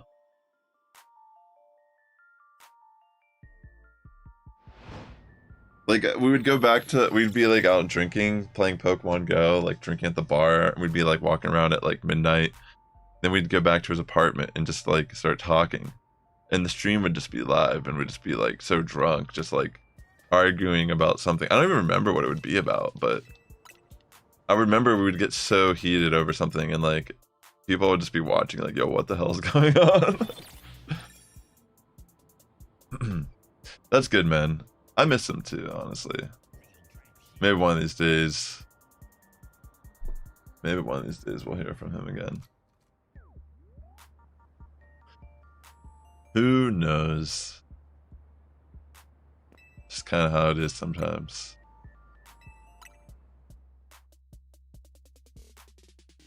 I need to get some more water here, actually. But, I'll be right back in, like, one moment. Pretty happy about getting a Larvitar. But, you know. Yeah, man, that'd be sick. I mean, I only met him because we worked at a job, and you know what's funny? The reason why we started talking was because of Pokemon. I don't remember what game it was. Like, I've always been really into competitive Pokemon, whether it be Smoggin or VGC. Yeah, so I used to work at this ramen place, and then my owner sold the shop to a different owner, so pretty much anyone who worked there prior didn't retain their job. And my boss hooked me up with this job at a place called Marukai. It's like a Japanese supermarket. And originally when he did that, I thought I was going to be like a stalker or like cashier or something. But then when I went in for the interview, they were like, oh, you have a college degree, you can be data entry. And I was like, wait, what? I'm going to be working data entry? So I worked in the back, pretty much like inventory. Like, I just sat at a computer. Like, I almost barely did anything. Like, I did stuff, but I almost did, like, nothing when I worked. Like, I would just sit there and, like, shoot the shit with people. And, like, I'd help with, like, the trucks when they'd come in with, like, inventory with... You know, and I would help out with the cashier and stocking occasionally when they needed help. Face stuff, you know, walking past it or whatever. But point being is, that's how I met him. Because he was like the, I guess like the lead for, I think it was the dry food, like the rice section, like the dry food section. And he'd always be back on the computers doing inventory. I don't remember why we were talking about it. Like, I legitimately do not know. Like, I think like the main reason why I talked to him originally was, like, I think I asked him if he smoked weed or something. Like, he just looked and sounded like someone that smokes weed, but apparently he doesn't. You know, he really, and then like I can confirm that like he really doesn't that much or at all. He just kind of sounded like that, right? Like, everyone always thought he was high, like even on my stream, right? Yeah, his laugh was hilarious, but he doesn't smoke. Yeah, he sounds like I'd be high all the time or something and like smoking weed. But like they would think he was the stoner. And he wasn't at all. And it's because of that laugh, I swear, yo. It's like his aura. Like, he just got like stoner aura. It's true, Alfie. That's exactly how the office jobs are.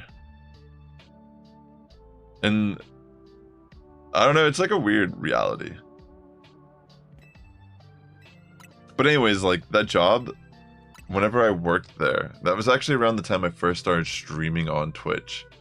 And the very first time Rayquaza was introduced in Pokemon Go, I actually, since I worked in Little Tokyo in downtown LA at the Marukai, and I worked in the back of the store, I could literally walk out on the dock and just leave while on the clock, and I would go hit raids. Because at the time, like, Pokemon Go was still very popular.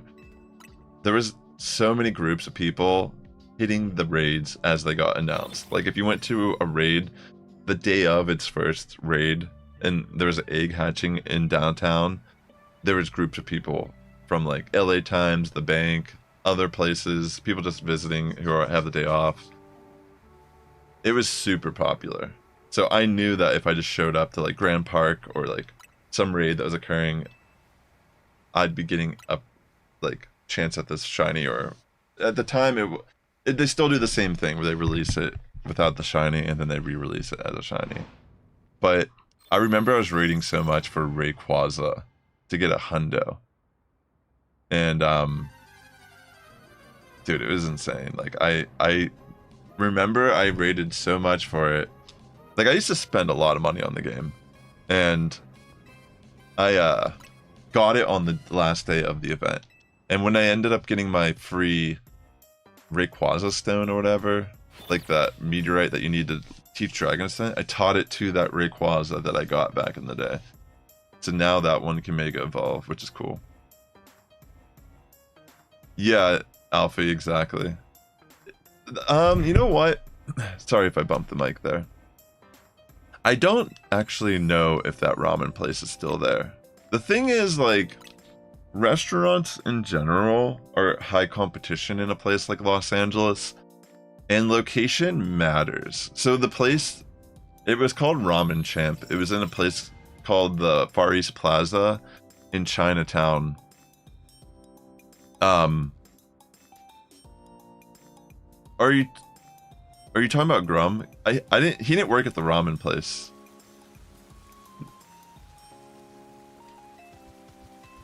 I'm pretty sure he's not homeless, bro. He worked at the grocery store that I worked at. That Japanese grocery store. I was trying to say that I got the job at the grocery store because of working at this ramen shop.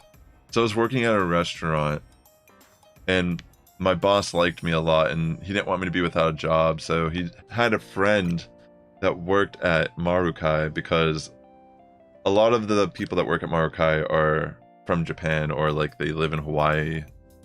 Like it's like a company that like has a whole program that brings over people that work from like Japan and such, and they work in the States.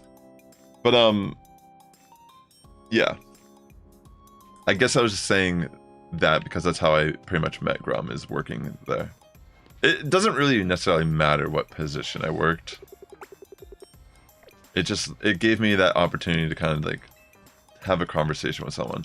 But I remember like our first discussions were like talking about competitive Pokemon like Smogon. And he was really into that also. And if you're into that, like, you're going to talk about it with someone else that also likes it. I feel like anyone who I've ever met that was into like EV training and like moveset building, I've instantly like bonded with them over Pokemon. Because it's like, there's so many possibilities once you start getting into like VGC realm as well, like double battles. Like, yeah, not everything is going to play out and be like, this is going to be a strong meta team that's consistent. But a lot of times it's like finding those really niche, gimmicky interactions that are like super rewarding to do in battle. You know, it's all good. Trust me, it's all good. Yeah, I need to get water though. I mentioned that already, but let me go grab some water real quick and I'll be right back in a second. Thanks for swinging by the stream and hanging out for a little bit. It means a lot to me. Got a Larvitar a little bit ago, which is pretty sick, but just give me a second and I'll be right back, and I'll continue on. Alright, be right back.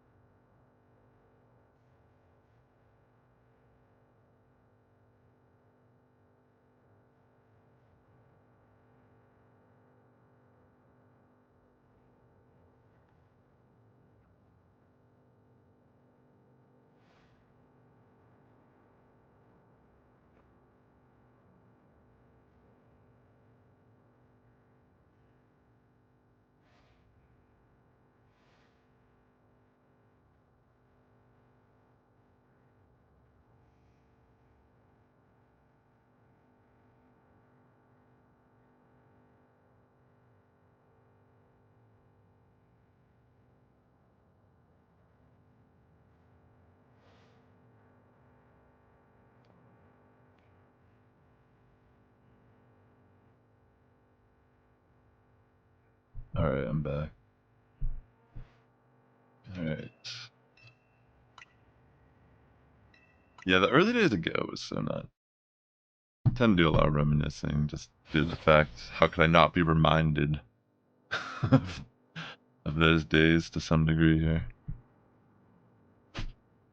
Yeah, I think the coolest thing was kind of like how willing I was to go out in the middle of the city in the middle of the night, places I did not know, and just explore because I saw there was a Pokemon nearby or a raid that I wanted to go to. I remember going to these parks that were just like so sketchy and being like, dude, why did I ever come here? And then like I have to be like stationary for a certain amount of time while I'm actually like doing the raid. I remember there'd be these large raid groups that would hit these parks and be like, I don't know. Had to be the most like insane sight to see.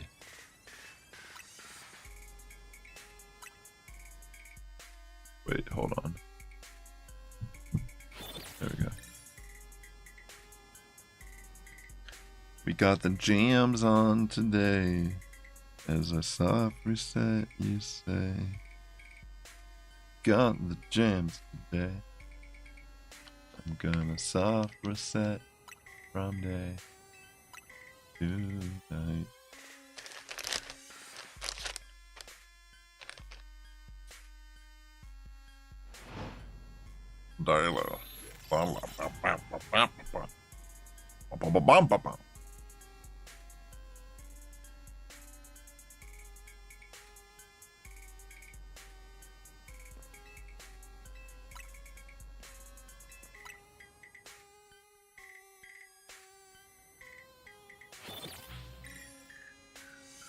What a day.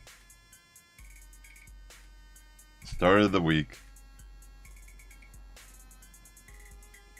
What a life. The old school rivalries over gyms was fun. Oh my gosh, dude. I gotta tell you these stories. We'd go for hours finding new gyms when they popped up. Yeah, dude. When I used to live in this place called Highland Park in Southern California. It's kind of like a gentrified. It used to be like, I mean, there still are gangs that live there, but it used to be like really gang ridden back in the like 90s and such. But when I was living there, I don't know if that's like, it's not necessarily a relevant part, but you can kind of get an idea. It's like a gentrified neighborhood kind of. But on the main street, it was called York, and there was 4 gyms there, and there's this guy named Torga,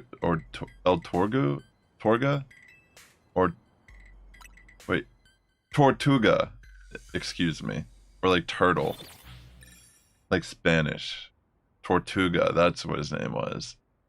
This like blue mystic player, and I was Valor, not for any like real loyalty or whatever, but I was Valor, and this guy would always make sure every single gym was mystic.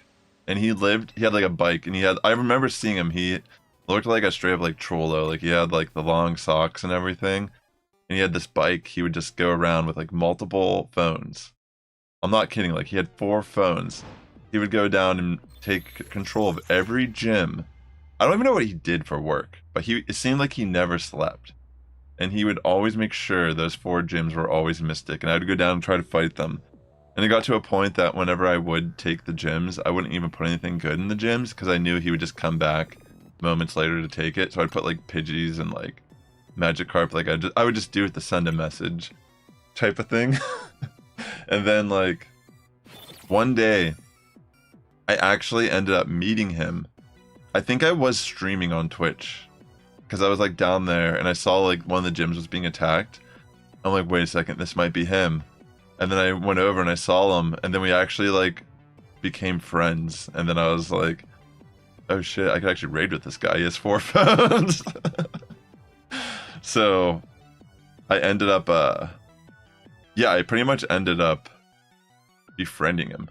And there was like one stream I did one time where I think it was like a Giratina raid day. And it was like me and one dude and him, because he had 4 accounts, and it was just like, dude, we can hit all these gyms now.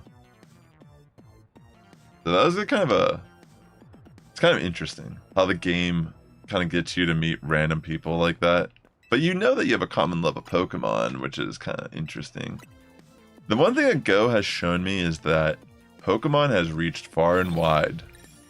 There's really no target audience for Pokemon. It's just like everyone. Whoops. Got my controller. Like everyone, I feel like, has a favorite Pokemon. And if someone hates Pokemon, it's probably because they used to love Pokemon and they just hate what Pokemon has become. Like, I feel like there probably is someone out there who does hate Pokemon, and I think that's fair. Like, but it's like actually kind of nuts how popular it is. Like, realistically. Like, I think it's like, in my mind, I'm like, I just think people that hate Pokemon are just secretly Pokemon. They're like ex-Pokemon fans. No one hates Pokemon more than ex-Pokemon fans. Like, for real though. Like, why would that content even be recommended to you if you didn't even like Pokemon to begin with? You know?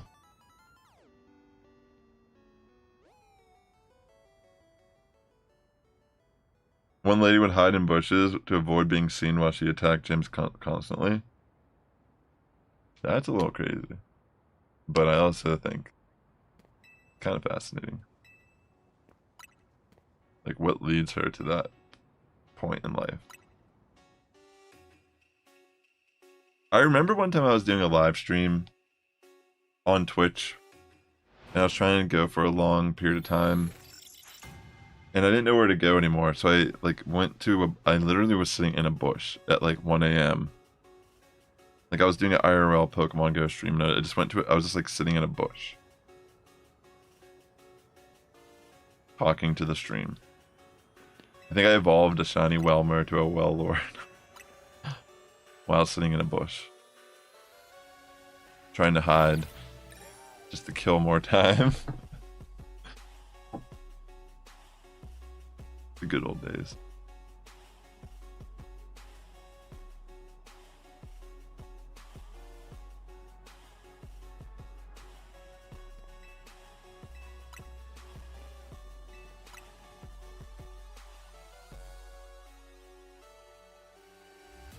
Oh goodness.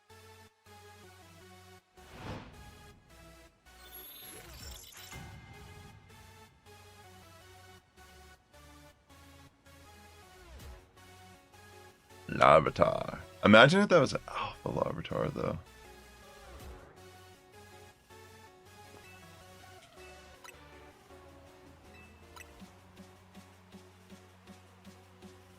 Lady in the bushes.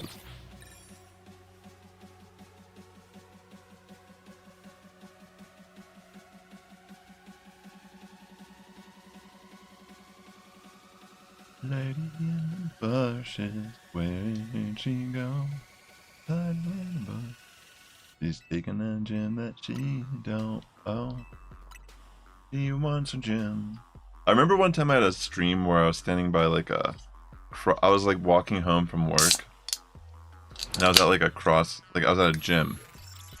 And I was trying to knock out the Pokemon. And the guy kept golden razzing it. And I guess like every account had like a similar theme in the name. So it could have been like a family or probably like more likely a multi-account user. And I sat there for like the better half of an hour trying to knock out the Pokemon in the gym. And he kept golden razzing them.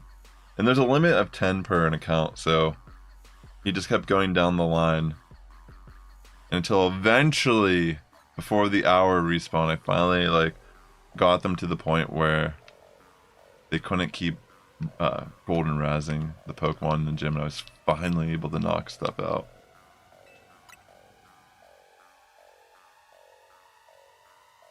Pretty wild. It's kind of funny, like, how many people would get into arguments over gyms. Like, I remember hearing a story about a dad that threw a water bottle at someone at a park because him and his son apparently, like, just took the gym. And, like, this person came in and, like, took it away from them. Like, he legitimately, like, got, like, an assault charge from the police. Man, it's wild.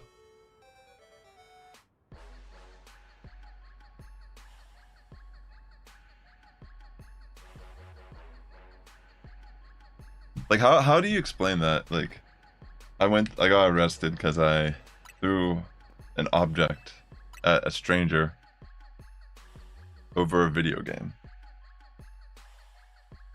Like, that's pretty concerning in a lot of ways, actually. Like, out of all things to, like, lose it over. That's your, like, that's like your, threshold. You know what I'm saying? Like, I know it could be frustrating, but geez, getting violent over a gym. Whew.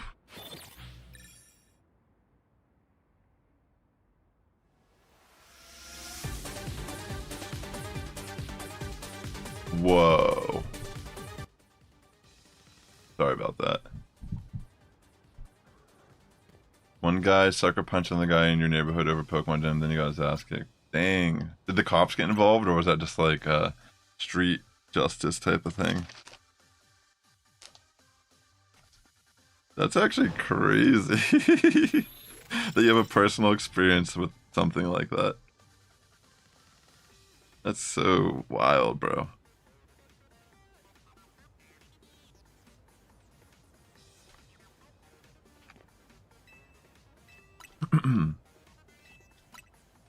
Yes, I do want to sit here for a long time.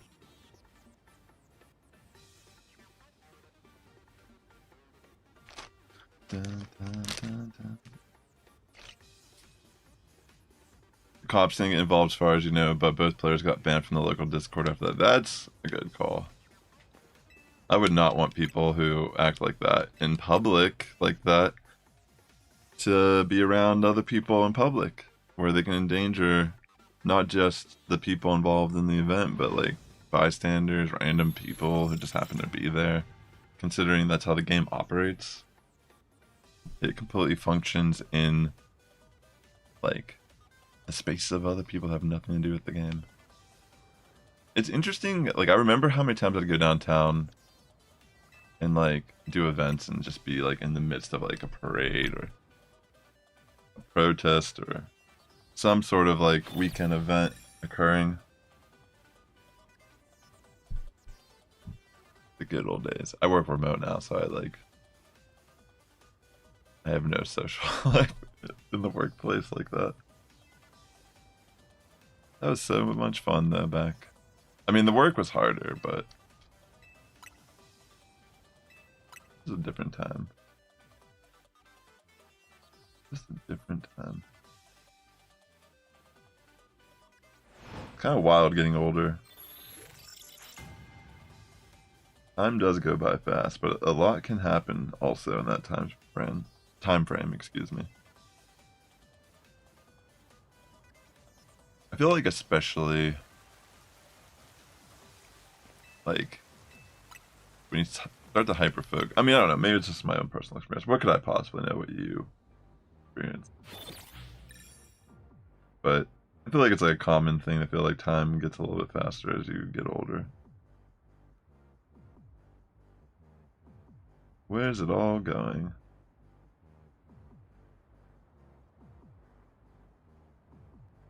Where does it all go? I'm trying to think. Some of the more interesting interactions for me regarding Go was just like the interactions of whenever I do the IRL streams.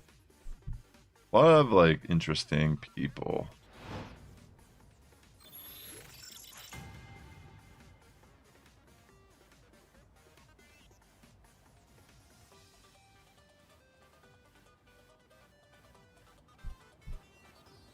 Let's see. So for anyone who's just tuning in, so far I've gotten 2 Pansage and a Larvitar by doing this. So it works. Yeah. I mean, it's already what, the 10th of November. Holy smokes. It is flying by. I thought it feels like it just hit November 1st yesterday. To me, at least. And we're almost halfway through the month. Here we go.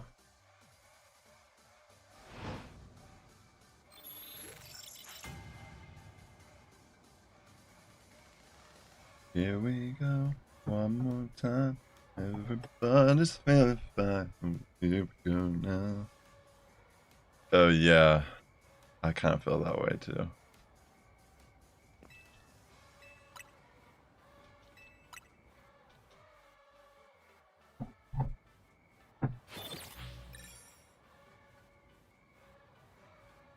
Yeah, time. Holidays, man. There's never enough time to save money from the holidays.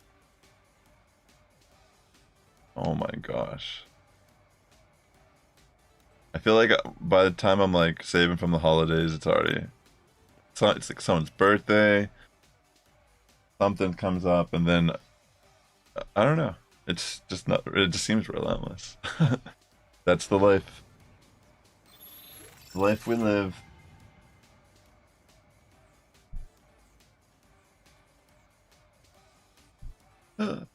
This was like one of the best songs to come out of Sword and Shield, hands down. Dude, I think the time Pokemon music doesn't slap anymore, that's when Pokemon games are gonna decline. Because I feel like they always make banging music, dude, like straight up bangers. like Jacinth's theme, straight up classic. Like that song is sick.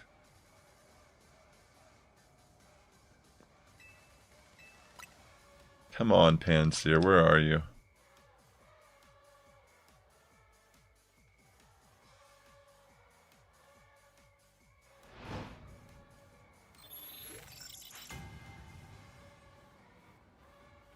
Panseer.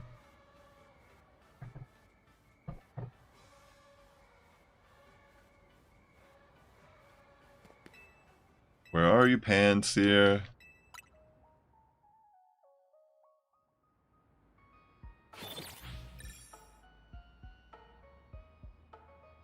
I wonder if there's a way I could like make a filter for this that makes this look more like an astral projection of me coming out of this thing. That'd be kind of sick. Like some Star Wars vibe or something. Stream, I'm here to give you a message. You must repeat it.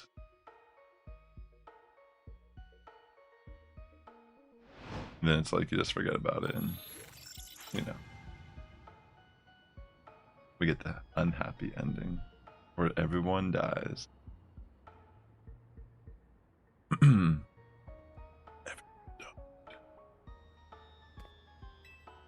Come on, Panseer.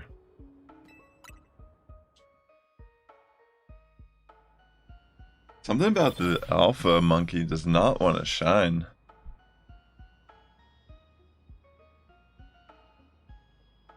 Alpha monkey, why don't you shine? Why don't you shine for a second time? This person's pretty consistent though. They're always there. During day. Like, I don't know what they do for work, but they're always out here pondering their life decisions.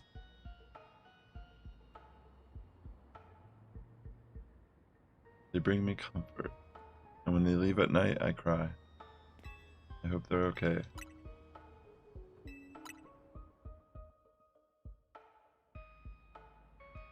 The catch rate on the alpha Beldum is so bad.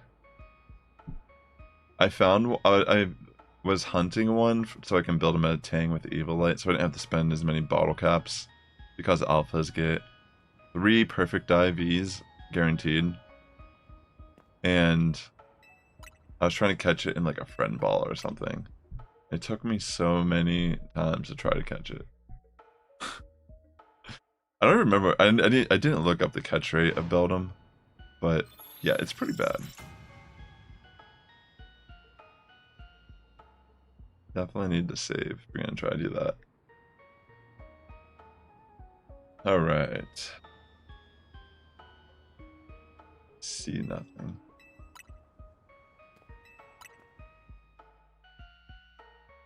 I've had some pretty good luck with this hunt so far.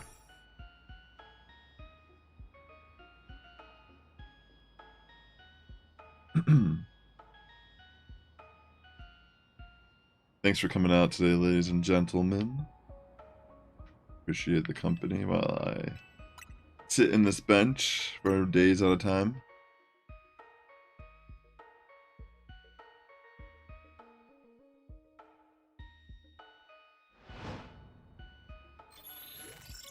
They should have just made it so maybe they didn't want to. Oh wait, I have an idea. They probably made these like homeless guarded benches because they didn't want people to actually think you were going to sleep on the bench and like maybe potentially spark some memes or something. I have no idea, honestly. That's like the only thing I could think of is like they didn't want to potentially draw attention to a feature. Because you can't sleep on them, so you can't like think of it like, oh, I'm just sleeping on this bench. I'm living here. Which is what it really feels like. Is that I'm like going to sleep and waking up on this bench. Not just sitting there all night. You know? Like maybe they just like put them there to like nip any thought in the bud. Like, so it creates a different conversation like, oh, Gamefreak hates homeless people, which is probably even a better thing for people to be saying than like a bunch of people like making like imagery and like memes of like, I don't even know, honestly. I have no idea. I don't even know why that came as a thought to me, but that feels like the only logical reason why they would introduce these benches in this game, because otherwise it makes zero sense. But yeah, it makes me feel like when I'm doing this, I'm going to bed. You know? Like, who sits and waits at a bench for 12 hours? And in every other game, I think it is actually represented by a bed or a tent or something of that rather. So this technically is like the same feature, just rebranded as a bench. I'm thinking way too much about the bench.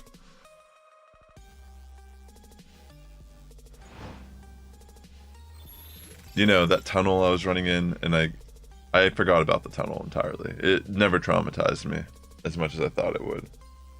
But I am like now into like territory where I feel like I'm feeling like I'm like questioning my own thoughts.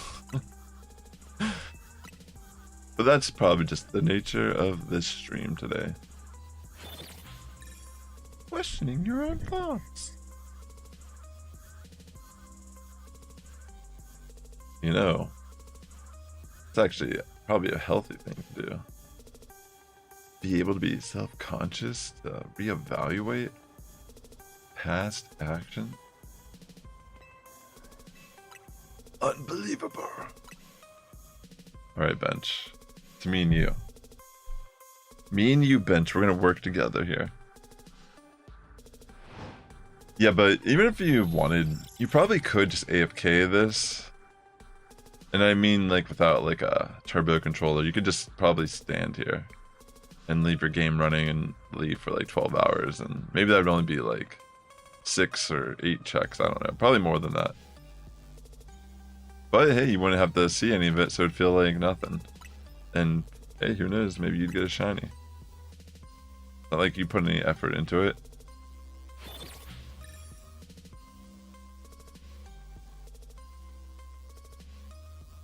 It would be kind of an interesting stream. But then again, it'd have to be like targeted towards the Larvitar or the monkeys. Like, you could face the monkeys. Just sit here. And like,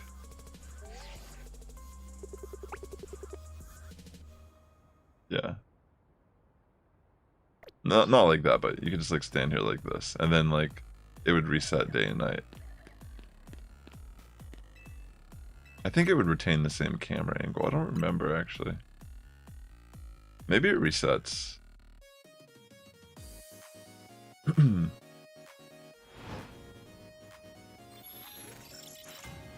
Come on, Panseer. Where are you, Panseer? Come home, Panseer. For some pan beer. Why is it just pan sage?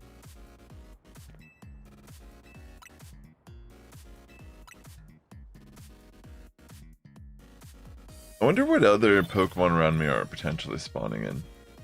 Maybe there's a Trubbish in the alleyway or something.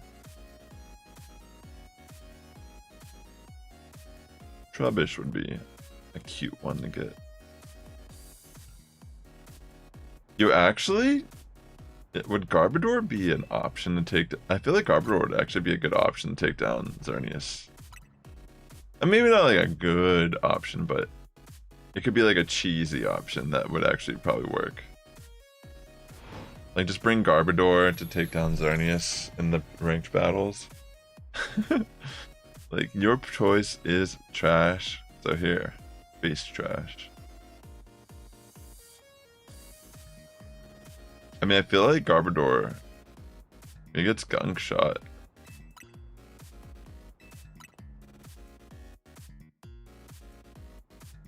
I've never even actually looked at Garbodor in this game, like beyond like seeing it. Like, I haven't looked at what moves it learns.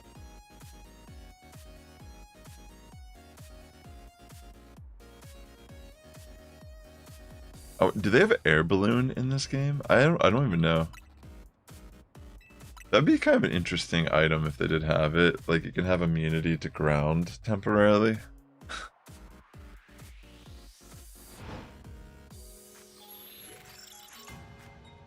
Battle zone activated. Where do we go in the battle zone? It's a battle zone. It's a battle zone. Where do we go when it's in the battle zone? Where do we go? Where do we go? Deactivated. No prize medals earned. I wish I could just skip the day-night stuff, but it's part of it, I guess.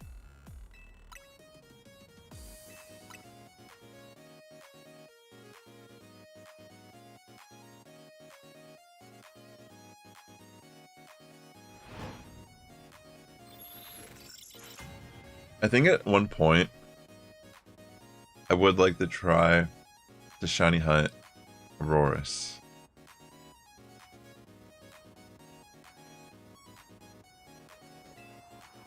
I know that one will take some patience because it is a full odds hunt,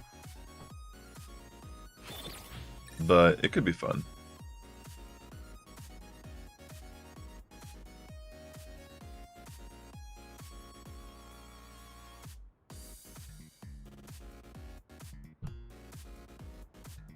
I could put up a counter for that stream. That way, I could keep track of how many eggs excuse me, not eggs. How many fossils I rejuvenate.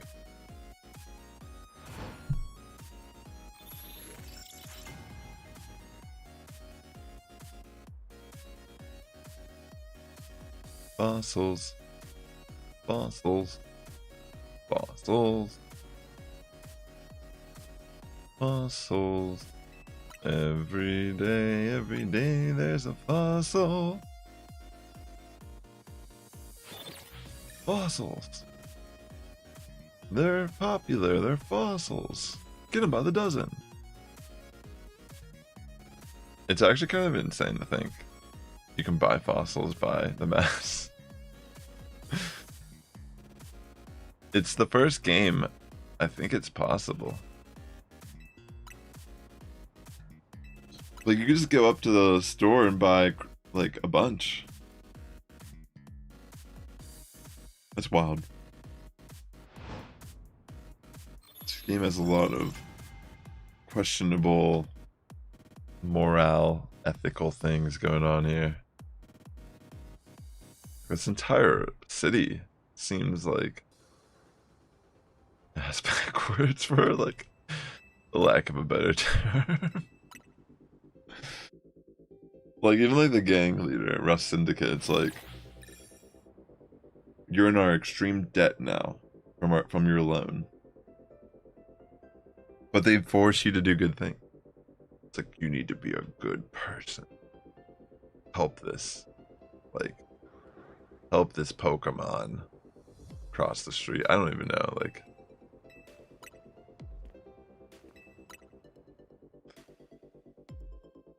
Such a strange town. I feel like I'm losing my mind throughout this stream. Like, Luminois is just... Why does it just have its, like, nightly purge sectors that change? Honey, it's Tuesday. They're gonna be purging each other this evening. Let's make sure we get our grocery shopping done before nightfall. We're not going to be able to get out. We're going to be locked down. It seems like such a dystopian town. Like, who's the governor? Like, is that president? Is she like the mayor? Like, who's the mayor of this place? Who allowed this? How did it turn into this?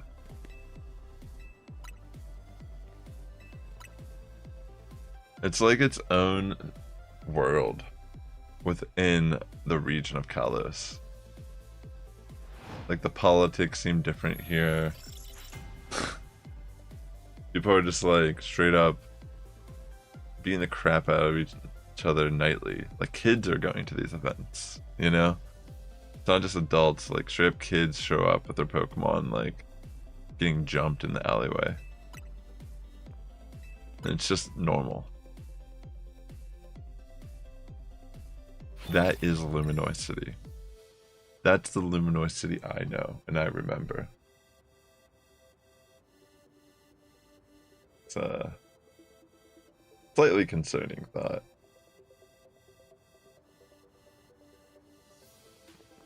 You are the Luminois that I know and I remember.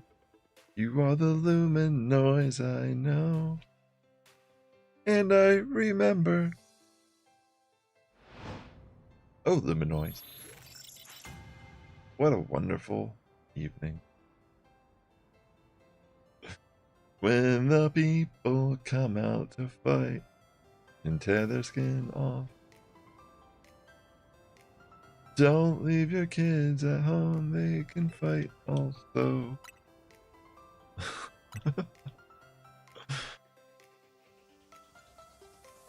Let them do it alone. And who knows? Like, I don't know. I can't imagine living in a city like this. Like, rent better be cheap. Because look at that, like, the graveyard is a wild zone. Like, that in itself just feels like breaking ethics somehow. Like, the tie of, like, ghost Pokemon being in a graveyard is just so weird.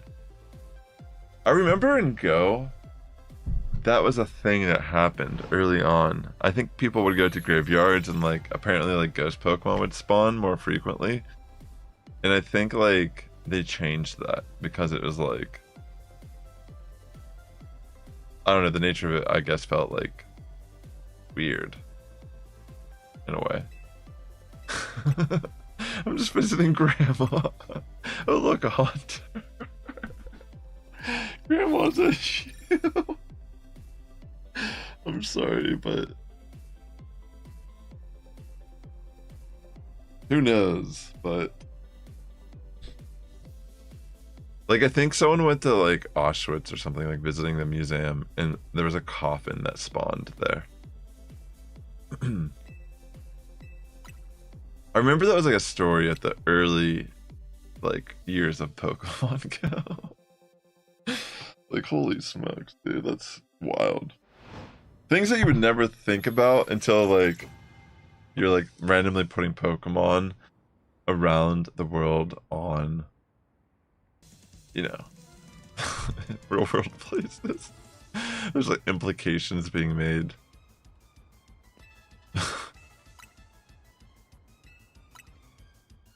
Gosh, early days of Pokemon Go. It was so popular.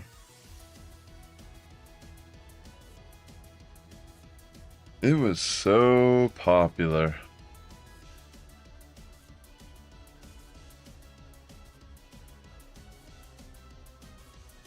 Things people would do for a Snorlax or a Dragonite.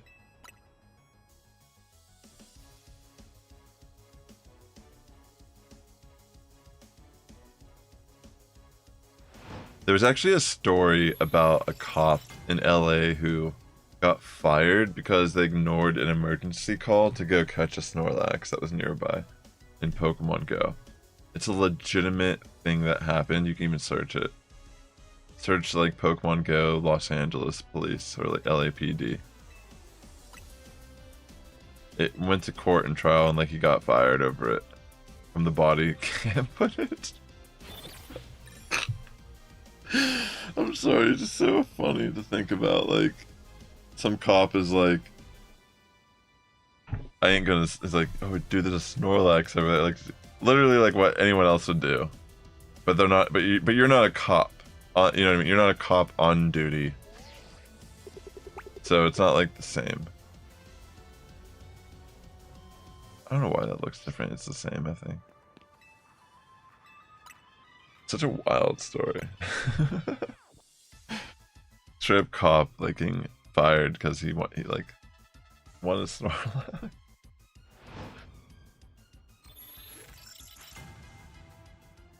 Well, it's excuse me. It's more that he prioritized the Pokemon Go over the actual call that he probably should have been going to. You know? Come on, Larvitar. I mean, I'm not looking for you, but you might as well just become an alpha shiny for me while I'm here.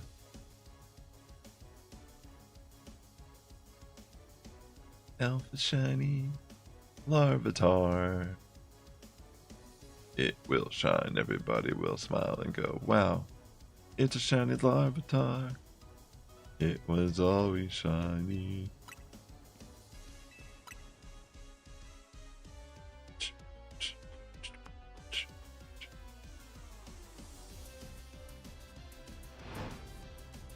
So it's been about 3 hours and I've gotten 2 Pansage shinies and a Larvitar shiny. Looking for that Panseer, that's the only one I need left from the monkeys. Haven't had much luck here. Would love to get one alpha as well. The alpha one doesn't want to shine for me. For whatever reason.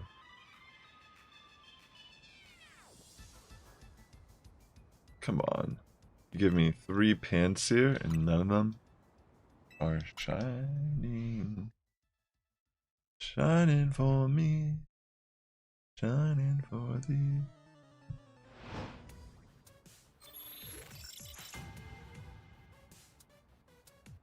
Okay. Another night of the purge. Gotta purge. Gotta purge. Purge. Gotta purge. I don't care what you heard. We gotta purge. See, activated. Back to the sunlight. Send the people that wanna fight back. Still another night.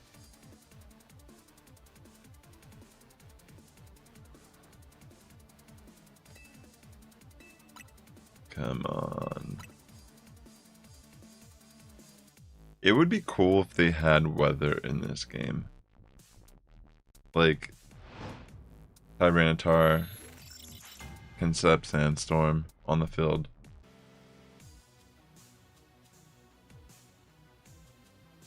Because there's no, I don't even know if there's a way to set up weather in this game. There's just naturally occurring weather. That does seem to have a similar effect. Like if it rains, there is a boost to water moves, reduction to fire moves.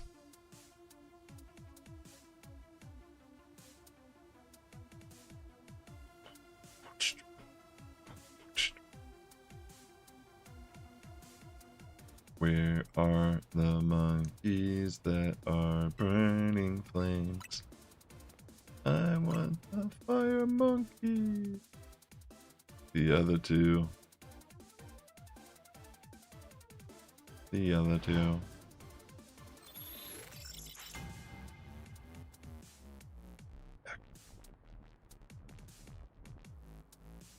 All right.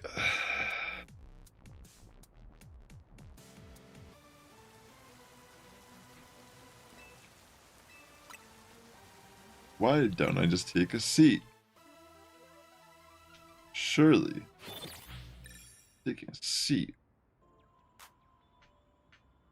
I kind of want to play Final Fantasy Tactics. I loved that game. I still do, but it's been so long since I played.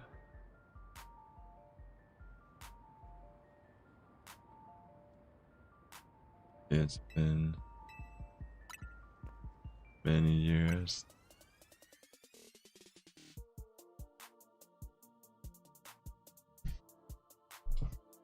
Final Fantasy Tactics.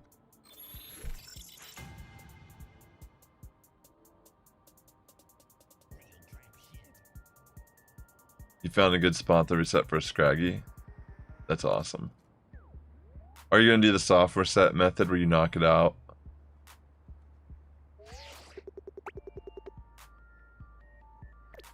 And like wait, I think like 58 seconds and then save.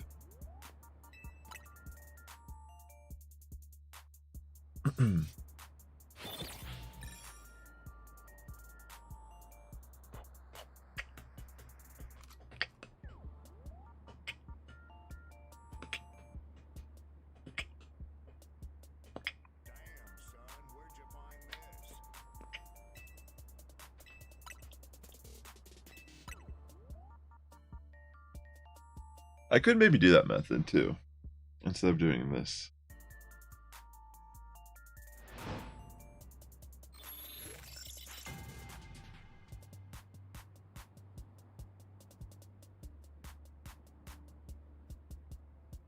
It might be faster. I don't know if it would be faster.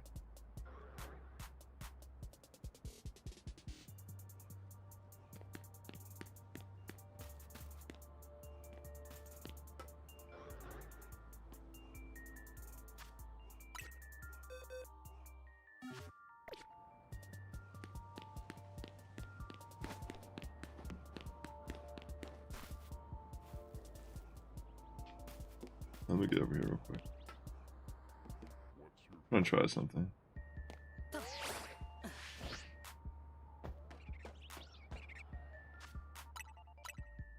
So what I'm gonna do here is I'm gonna knock them all out real quick.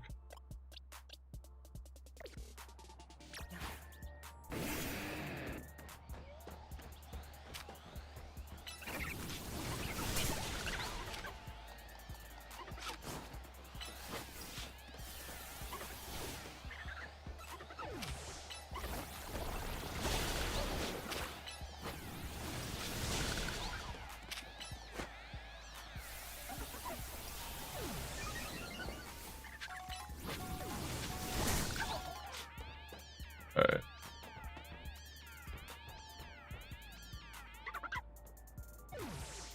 I'm gonna wait a little bit, then I'll save. And then I'll start soft resetting.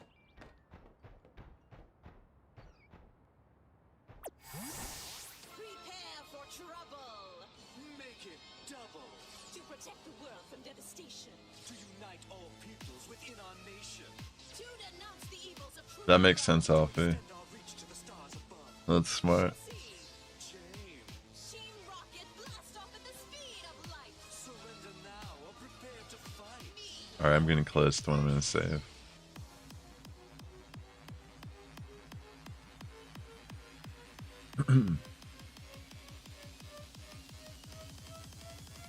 Alright, let me save.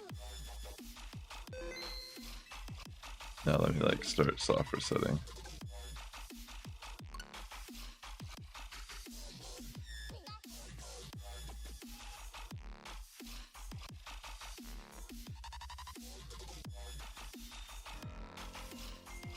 This might be faster.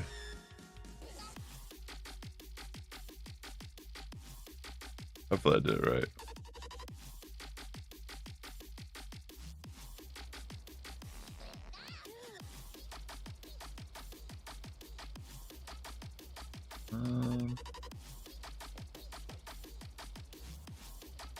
I don't know if I did it right.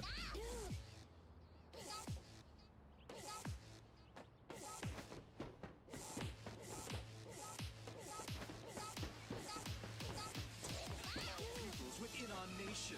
To denounce the evils of truth and love. To extend our reach to the stars above. Jesse. James, Team Rocket blast off at the speed of light. surrender now or prepare to fight. That's right. They were just straight up gone. Maybe I need to be further back or something.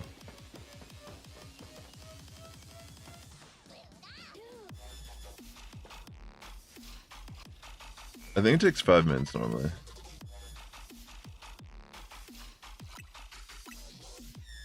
Or maybe these function different because they spawn in randomly too. I don't know. Sadly, there's no static alpha, scraggy, or scrapped anywhere. Yeah, but there's like a thing that you can do. Maybe it doesn't work on every Pokemon, but you can actually like, I've done it before. Like I caught or knocked out like Beldum, for example, and I was only looking for an alpha one. So I waited like a minute and then I saved, and then I could like soft reset, and when I'd come back in within seconds, they would be like the two like random Beldum would like spawn in. And then if I didn't see an alpha, I would just like leave. So maybe these just function different and it doesn't work on these. Because I swear I was doing it with Beldum prior. Alright, well. Guess there's that. Oh no. Oops. Oops a daisy.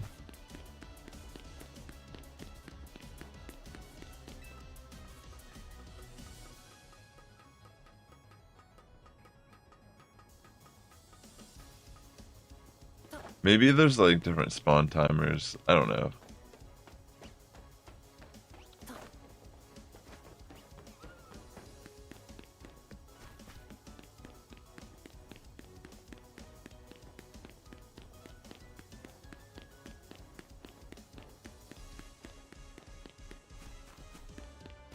Let's take a peek.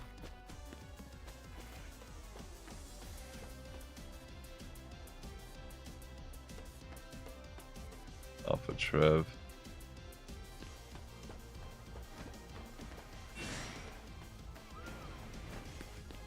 Yeah, I gotta wait for this monkey to spawn back.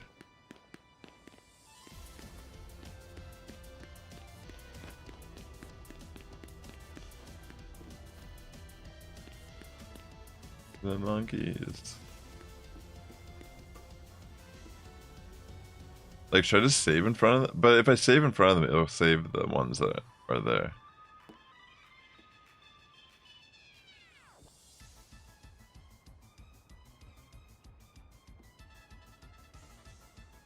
Dang it. Dang it, monkeys. I thought that would work for them, but I must either I did something wrong or it just doesn't work.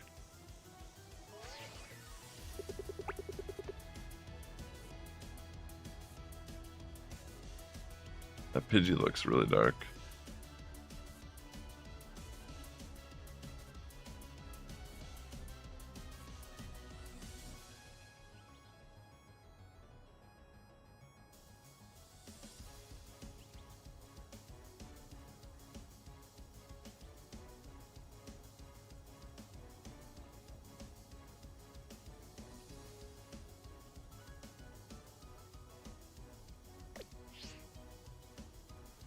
Monkeys.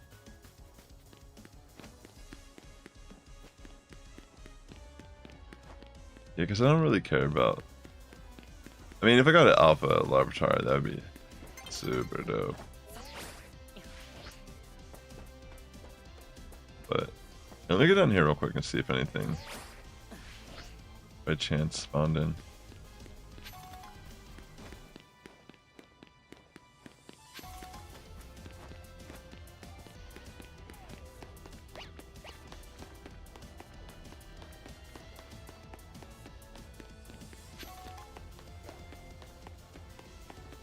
Did Dene?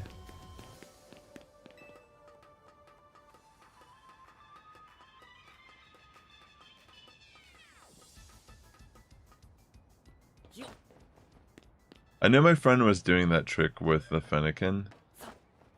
So maybe there's only certain spawns where the respawn's faster or something. I don't really know offhand. Okay, good, they're back. Alright. Back to it.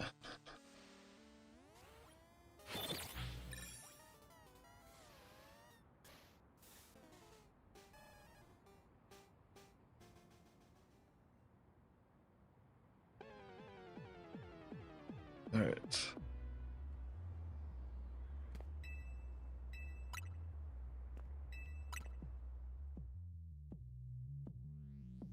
Just need Panseer and an Alpha would be great.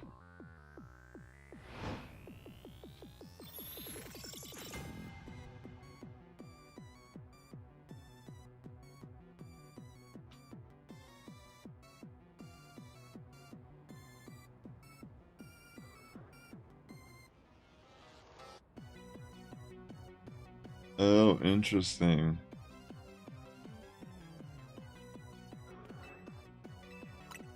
So you save right before nightfall.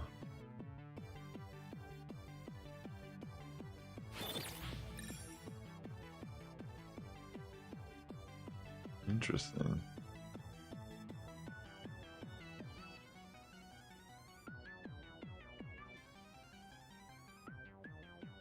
Fascinating, really.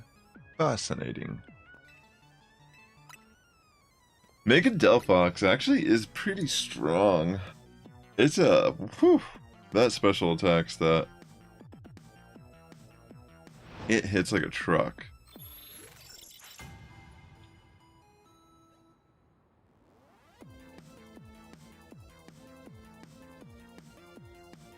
Oh, excuse me.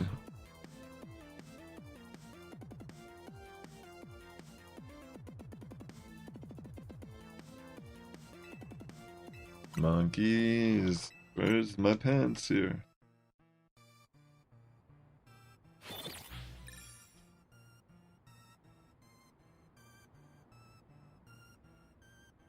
Where's my pansier? Where'd it go? Where's the pansier? Late to the show. Pansier. Pansier. It's a pan here. Pan beer. Panlier.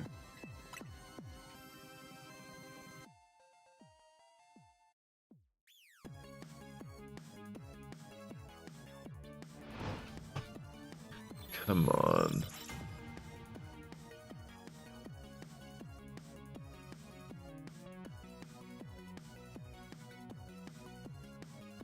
Where is Pansier?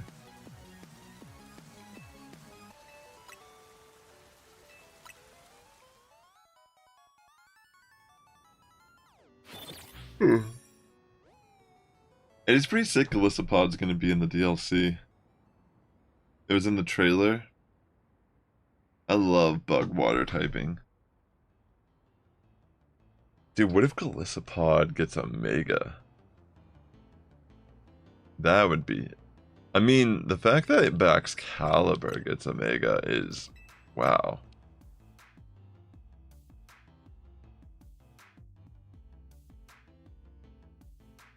I mean, obviously there's going to be more new ones that have not been released.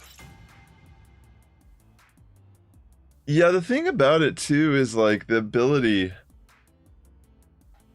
I've seen people actually take advantage of it. But yeah, I agree, it's not that good. It's like a hindrance in a lot of ways.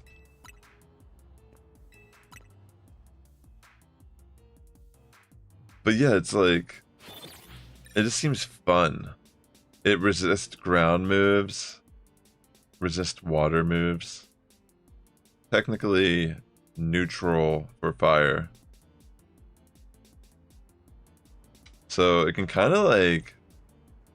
and it's resistant against... it's like 4 times... oh no, it's only 2 times resistant of steel. So it actually can kind of like tank majority of what's like popular. I mean, obviously like a Stone Edge is going to hurt, or some sort of flying move. But Galissapod can like take the ground moves, the water, the steel, neutral for fire. I think it resists fighting because of bug. Rock, electric, and flying. Yeah. There you go. Yeah. Which are still common, but that's still pretty good. Like for a bug. Like bug has some interesting like resistance. Like being able to be resistant against ground is kind of where a lot of the value of bug typing comes from, I feel like.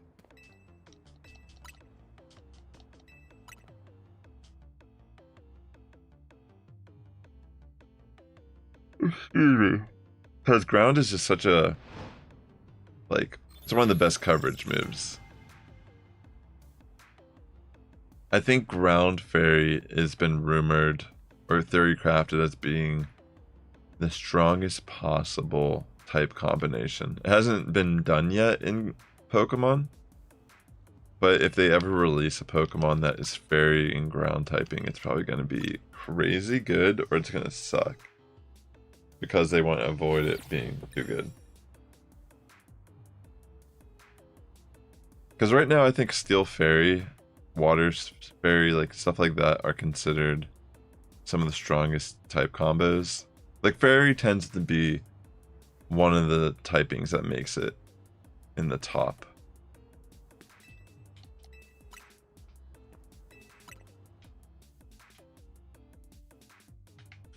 Yeah, but Fairy Ground, one day it's going to be a thing. And that's going to become a monster competitively. Or like I said, it's going to have such underwhelming stats that it's just going to like be like gimmicky or just complete trash.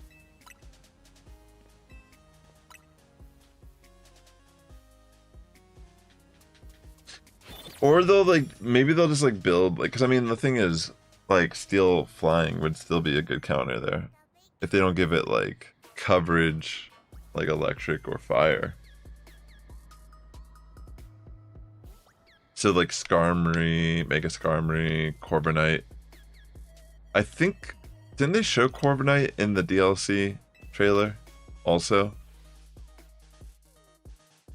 Dude, I don't know. I almost feel like we're getting a Mega Corviknight. Like, I feel like anything they showed in the trailer probably has a secret Mega.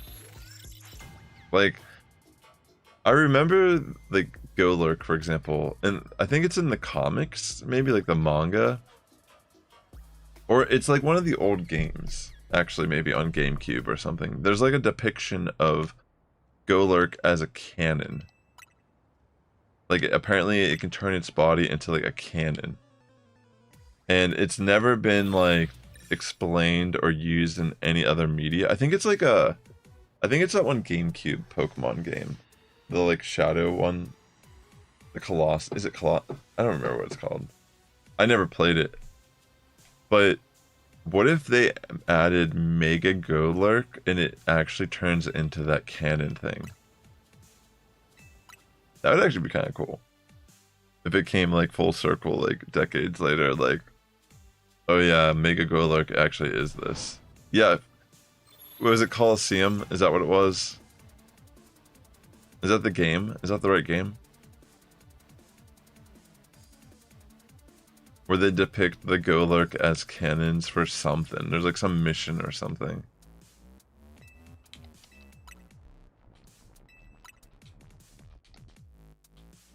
I almost feel like I should like bring up a picture of this. Let me see if I can find a picture. So you know what I'm talking about, stream.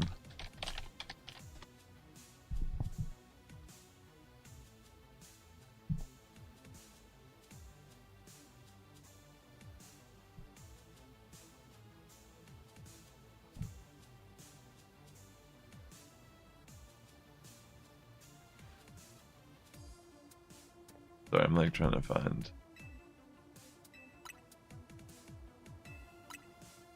Is this the only picture?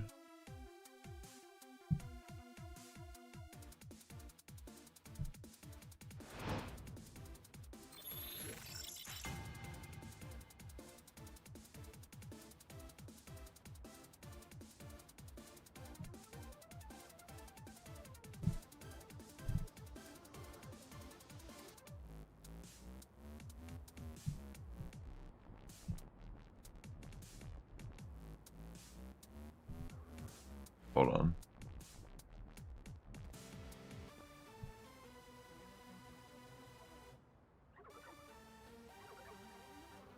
Can you see this? Just like briefly.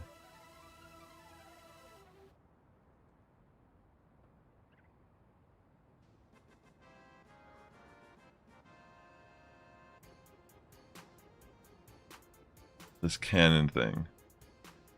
Like, apparently in this game, or maybe it's like a mystery.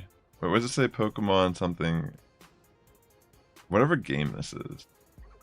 Apparently It's like in the manga too, apparently. He's like depicted that way. But apparently,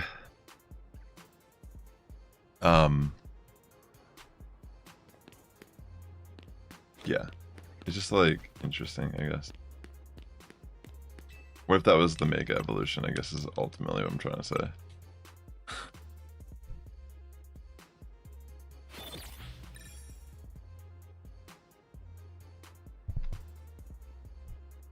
Yeah, maybe it's Mystery Dungeon. Because I see it has like the 4 starters or whatever.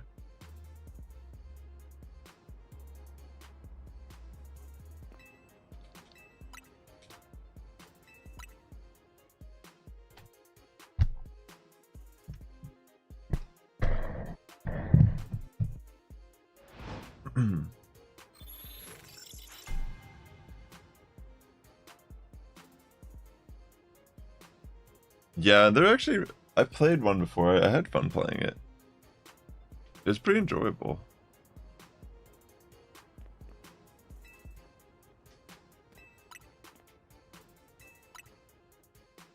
Just resetting for the monkey.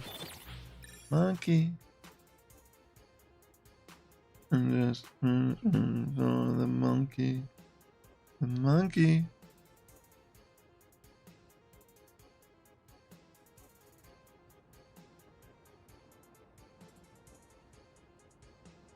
Let's hang it out for the pansier. When will you appear? You are just a pansier. Here. Let's take a gander. What's up, Little Though? Good to see you. Looking for a pansier, looking for a pansier. When will it appear? Looking for a pan. Looking for a pan.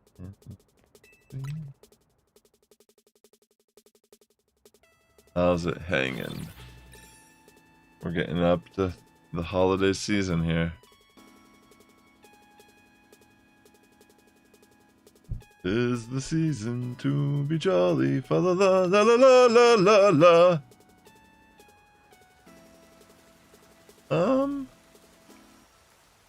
New and exciting. I mean, the game has been... I've been enjoying playing Pokémon ZA. I guess that's probably new. Still pretty new. Excited about... It's kind of interesting how, like, much... like, I don't know. All the things that initially probably would have annoyed me about this game, like, oh, there's DLC right out the gate. But now, I kind of like the idea there's DLC.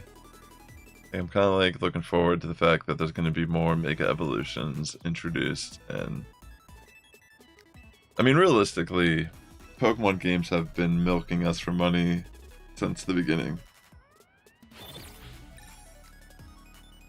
You know? It's like we've always had that version exclusive stuff going on where you either had to have a friend or more money.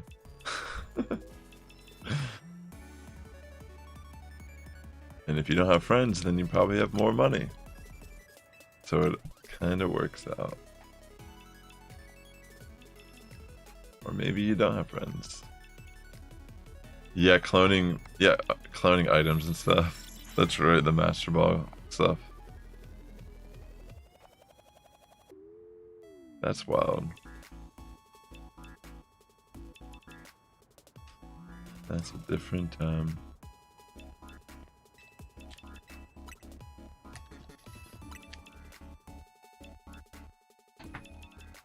Oh gosh.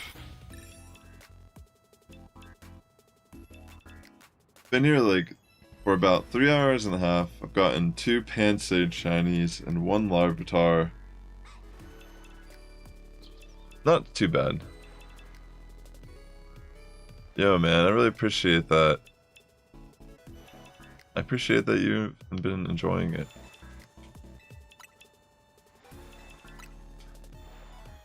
I'm actually working on my 3rd album right now. I took a break on it for a couple months because I was working on another project musically. that we just released an album actually at the end of last month. You might dig it if you like my personal stuff. But I have a decent amount of songs already recorded and such. But I started working on, there was like a song I've been working on for like the past month or so, and I finally like sat down last night and recorded some guitar tracks for it. I already had like the bass and like a little bit of like the way I do the solo stuff. I program the drums, but I always like just kind of like build a basic skeleton that's like very basic. And then whenever I go through, it's, you know, I've been like developing my style or like producing as I've been doing the albums, but I'm pretty much have it down to like a process where I kind of just kind of accent the drums more throughout like crafting the song.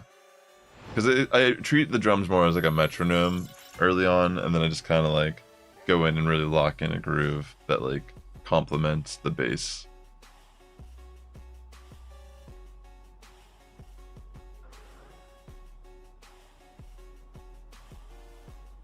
Where are you, Panseer? Thanks, man. It means a lot, though. Like, I really enjoy making the music. Like the band that I was working with, we call ourselves Big Dan. We're located in, well, based in Pittsburgh, but I only worked on it when I was visiting, pretty much, like the music and such. But we just released an album at the end of last month that we were working on this year. It's called Ghost Punk by Big Dan. You should be able to find it if you want to check it out, but it's 13 songs. I mean, it's like a whole journey, like the album kind of. But it's like kind of like punk, kind of like similar vibes as my solo stuff, but a little bit different too, because it's me and my friend Shane. We collaborated on it. But I think it's awesome, honestly. It's pretty sick. Uh-oh. Is everything okay? Because I'm getting, like, frame drops. It's starting to storm here, so if I lose any of the... Is it back? My stream briefly cut out because of the weather. But, I guess, like, the best way to describe, like, the Big Dan project, it's kind of like surf punk. Like, surf punk. But I don't know, I feel like we just kind of do whatever.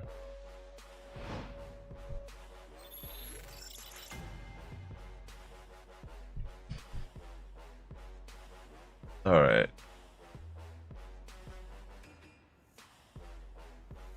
Seems fine now, okay, cool. Yeah, there's a good chance, if that happened, there's a good chance the stream might just cut out and stop working. I think there's another shiny. Isn't that shiny Pansage?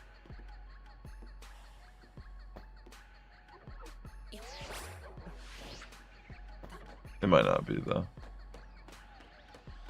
Yeah, I'm just seeing things. Yeah, the weather is getting a little weird here. So if it does, I'm sorry. If the stream cuts out, just know now that I am taking a break to go eat dinner. And that will probably be the end of the stream. Because if the weather's, I don't know, if it's getting a little chaotic out there, can't really do anything. Can't stop Mother Nature.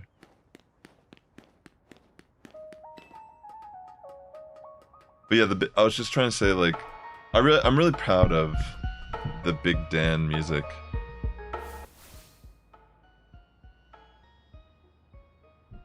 Like, I think it's fun. It's cool. Like, I'm very proud of the project. I'm very glad I got to work on it while I was out in Pittsburgh, visiting.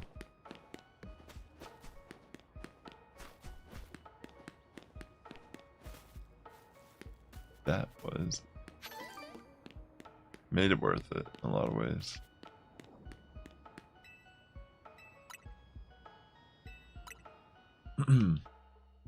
Still SoCal, but I've been back and forth a lot this year. Just trying to be closer to family on the East Coast. Spent a lot of time in Pittsburgh the past year. I work remote, so I have a little bit more flexibility in how I can do my stuff. I've been fortunate for that. But yeah, I've been trying to just be closer to family a lot.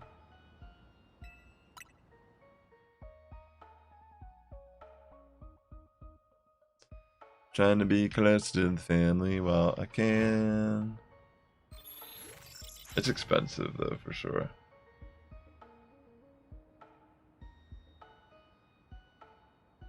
I'm gonna be traveling Christmas, and just like a rental car alone is just so much. Like, whoa.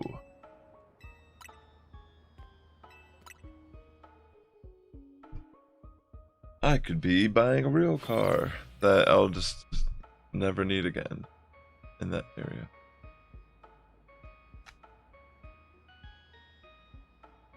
Honestly, it is getting to that point where I'm starting to think about food. Food sounds delicious.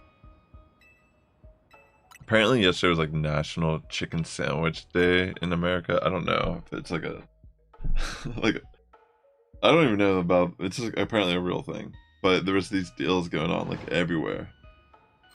And like, dude, I'm looking for like good deals like that, you know?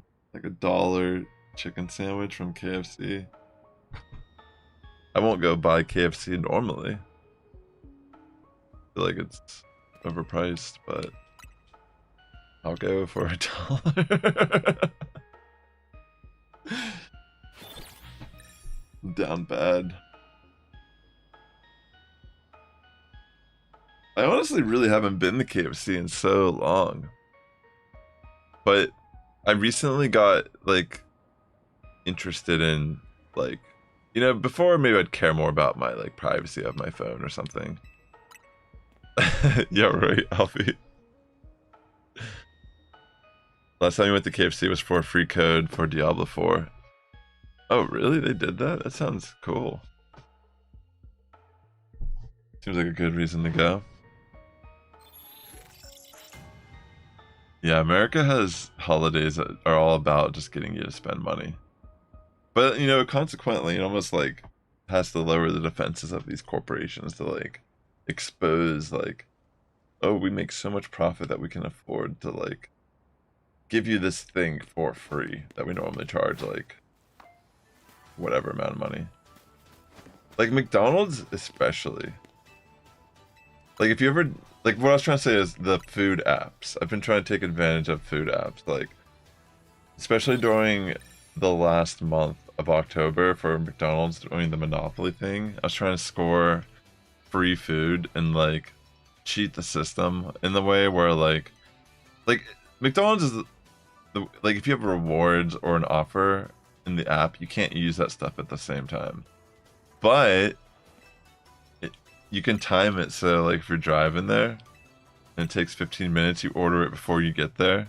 And they can't even make your food until you get there anyways. But because you ordered it 15 minutes ago, you can like go through the drive-thru or the counter and then like place a second order and get like another free thing or offer.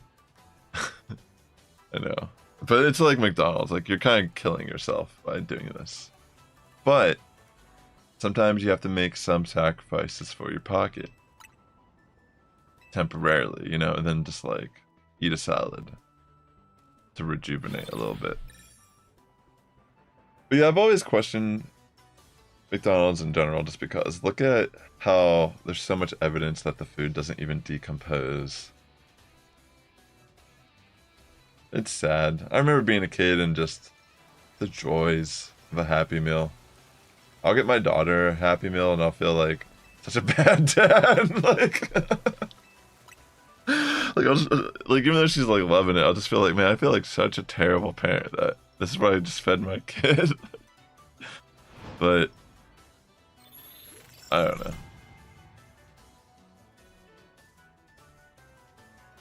Yo, what's up, Mr. Joe? Good to see you, homie. Yeah, apparently there was like a website that you could just log on, and there's codes you could use and just get free food that way. Like, it's not even about winning the actual big prizes. It's like you can win a free McChicken, a free like McDouble. You can win a free drink, a free snow cone. You can even win a little McFlurry. I shouldn't be excited about this, but it's free. And it's like, I don't know. I feel like if I can go into a fast food restaurant nowadays and spend like less than $4 somehow, and feel like I'm actually getting something like a meal, that's insane.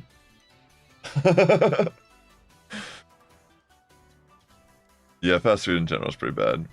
Hey, Mr. Joe. So, during today's stream, I've gotten 2 Pansage Shiny so far and 1 Larvitar. I already have the Panpour from my last stream. I just need Pansear, but I haven't had any luck with that one, unfortunately.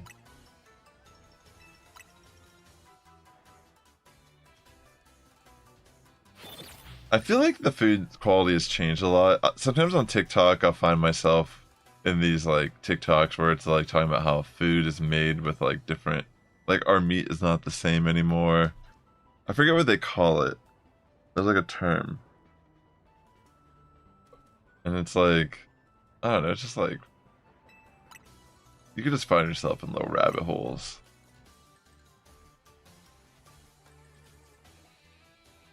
There was a time, Mr. Joe, when I lived in a spot. Well, that was because I lived in a little area that had, like, I didn't have a car, and to walk to the bus or anything was like way too much effort. It's like I'd rather just pay someone to bring me McDonald's. Honestly, back in the day, at the beginning of Uber Eats, I remember you could actually like get free stuff. Like the way they would do promos back in the day, it would be like $25 off your first order, but it wouldn't be just to your like cost, total cost before taxes and stuff. Like they would account it for the entire thing, so you could literally spend $0 and like have someone come deliver you a Starbucks coffee. I remember I did that so many times in like 2018 or 17. I don't remember what year it was, but whenever Uber Eats first was like figuring out like its thing, it was just like so broken and exploitable, you know. Like you could exploit the crap out of it. But yeah, I've seen the Zone 20 exploit for the alpha, where you kind of like mess up the routing of the zone, whatever. It's like the spawns. I do want to try that at some point.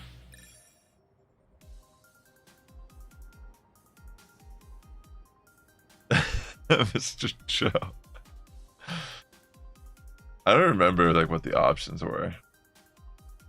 I mean, I was living in like East LA at the time, up on some hill. Like literally, I remember I used to take a bus to work, and I would walk all the way down this tall, windy road, and then after work I'd have to walk up it. And there was like this neighborhood like homeless guy that would chill. Like he was like just there. He lived there. Like he had a designated spot that like I guess everyone was cool with him. Oh wait. Can't tell. It doesn't look that much. No, I don't think it's a shiny. It looks different, but I think the shiny looks a lot different. That is the house I met Gloom in. Yeah, that is actually the same house. We were talking about that a little bit earlier. I wasn't born there, no. I was just living there temporarily.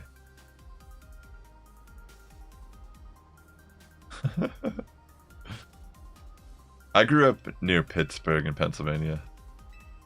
But yeah, I was like living in the hood, and a lot of those like, I mean, that's where like I was a starving artist. I mean, that's kind of where I'd move in. Is like that's like the cliche, you know. Like I could be viewed at from outsiders as like a gentrifying hipster or something like that to some degree, even though I was just broke as hell. And literally like the same vibe, honestly. Like I don't know how to explain it. Like I am not like I'm a very grounded individual, I feel like. Like I'm a creative, like I like making art and music, but I'm not like pretentious in any regard. Like I just love the act of creating. I actually try to encourage people to pursue these things in your own personal life.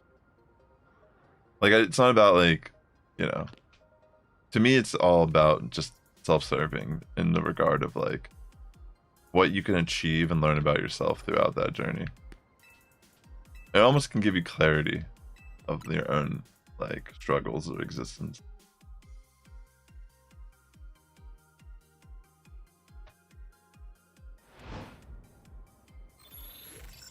Battle zone activated. Purge. Yeah, I've had some really interesting times though. Pokemon Go was cool because it like, wait a second. I know that's not shiny, but I don't know why it just kind of like catches me off guard every time. Playing Pokemon Go definitely got me to probably like do things I would have never done, realistically.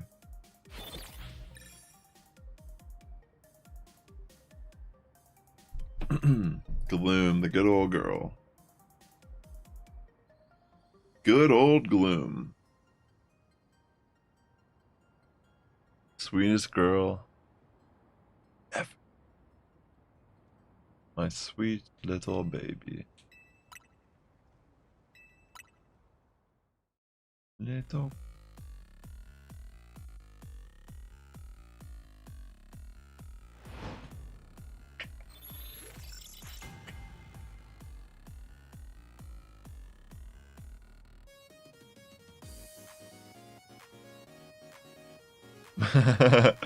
Is there a clip of that somewhere, Mr. Joe? The workers. I just sing to the workers. I think I like had to dedicate a song to the workers of the house. Yeah, it will. I've already gotten 3 this way. This is the first stream I've tried it, this method. I've gotten 2 Pansage, and I also got Larvitar.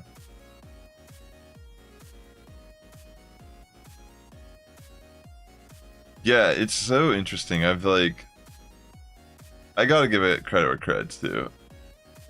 It's definitely redefined how gaming is to a degree.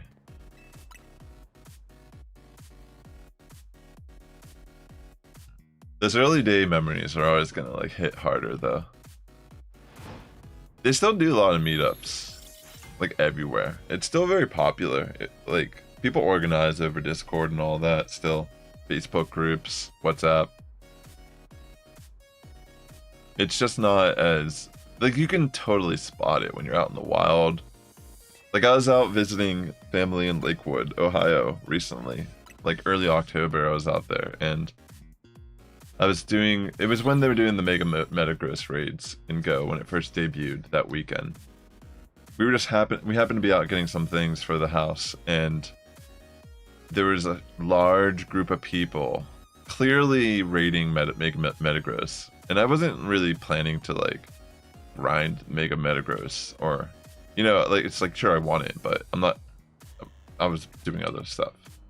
I pulled out my phone immediately when I saw that, and I jumped in these lobbies and I did like 2 or 3 raids, just like leeching off of this giant group, and I ended up getting a shiny, and I got enough energy to Mega Evolve my Hundo Metagross that it's been waiting all this time. So that was awesome. But yeah, it's like funny to think like that's a whole phenomenon now, like Pokemon Go. Just like the gaming of the phone in public is interesting. Like obviously there's like the more nefarious aspects, like, oh, they're geo-tracking, you're mapping the entire world. It knows you. It knows what your dick looks like. Like, I don't know, but you know. There's still some good stuff. It knows your favorite porn.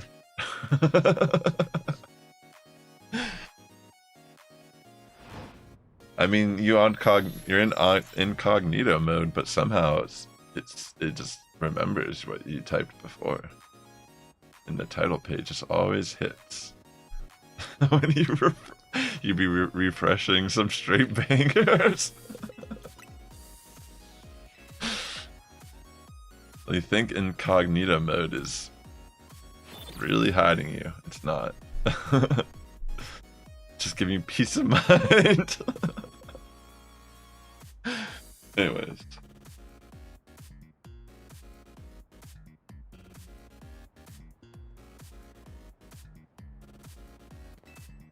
Here I look for the Panzer. It's like geo-mapping your bathroom. It knows exact circumference of your of your family, Jules.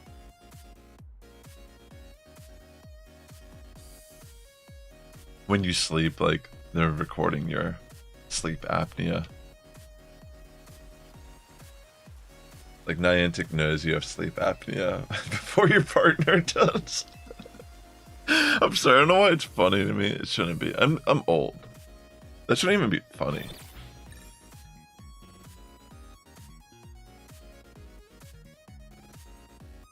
That's awesome, Mr. Joe. You should link it in the chat and I'll play it. If you can find it.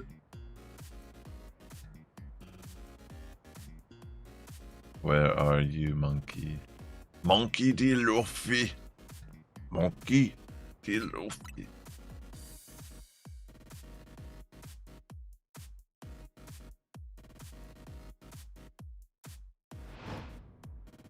Monkey D. Luffy.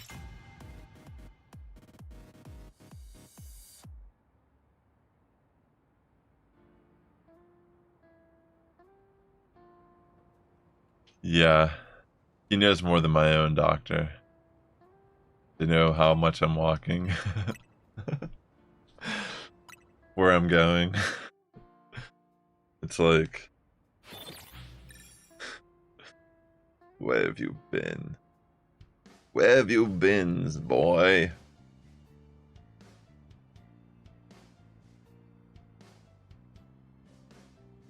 Where have you been? Where did you go? And where do you know?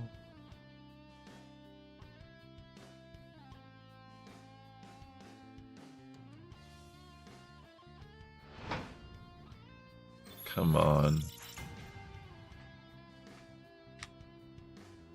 We've activated everything. I've activated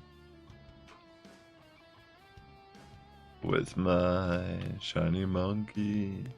It would be orange or mine. It would be a different color palette.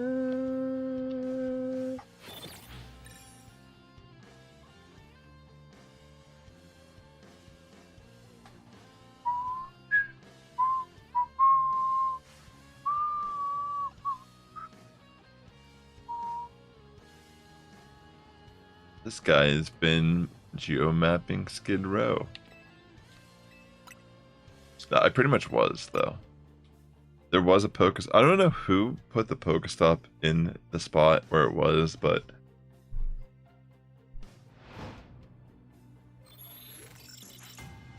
some crazy stuff.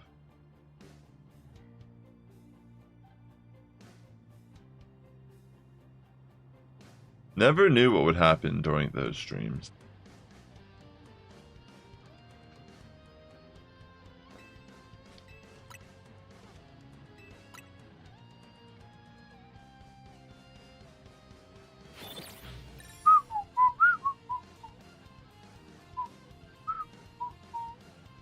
I bet you by holding my phone in like the charger for all those like hours and like I bet you like one day I'll get older and they'll be like, Mr. Sassy, your hand doesn't work anymore. It just gave up. It's like, what? We'll learn that like phones emit like such a high level of radiation that like we're just like melting our cellular structure or something like.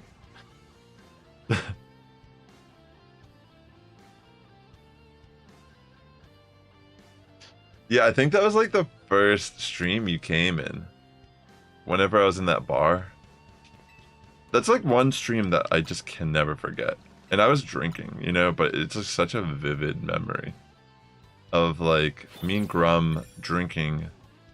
I'm after work. I've been working all day. I have my phone propped up.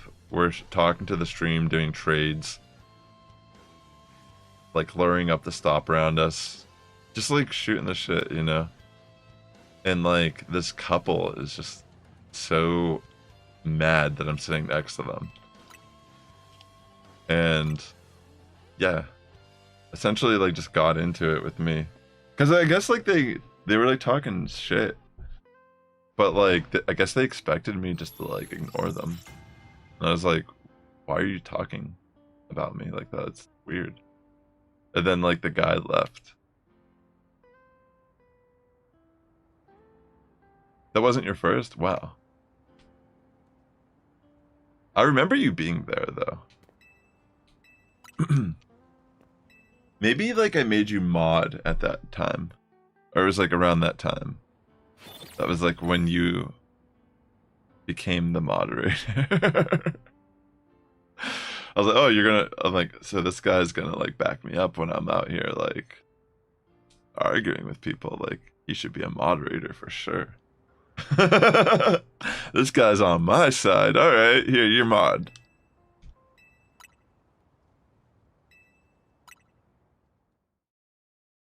Oh yeah, yeah. Yeah, they're just annoying. Like, they weren't talking to us, but they were talking like they wanted us to hear that they were talking about us.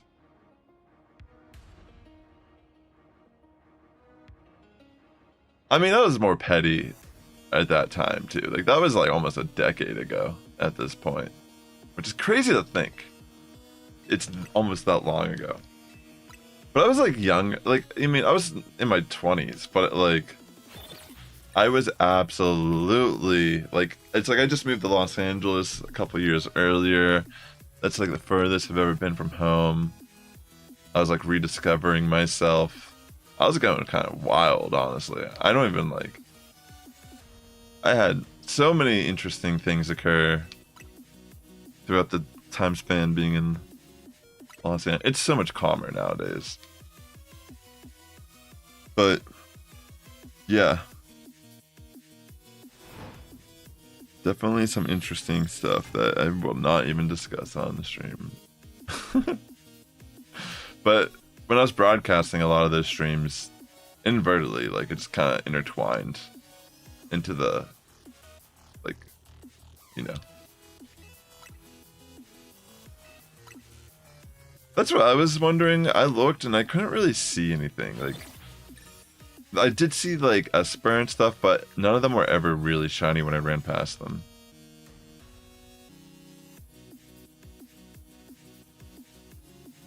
Hey, you Sigi, welcome to the stream. Hope you're doing well. You say? Sounds good. Thanks, Alfie. Appreciate that, man. Thanks for hanging out for a bit, as always. I don't know how much longer I'll put into it. Maybe like a half hour or so. I just need Panseer out of the trio. Would be nice to get an alpha one as well.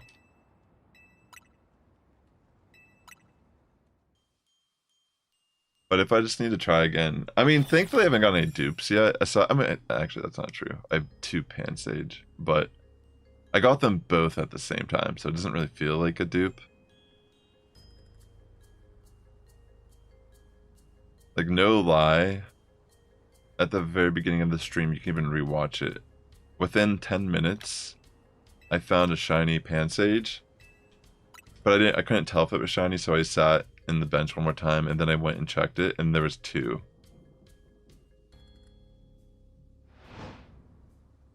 Where are you at in the story? Well, fortunately, there's no spoilers here. I'm just pretty much doing the same thing. Just trying to get some shiny elemental monkeys here. Consequently, maybe another Larvitar shiny.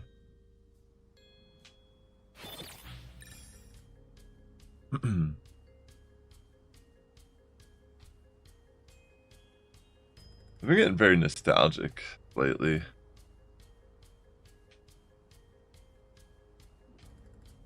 Good old nostalgia.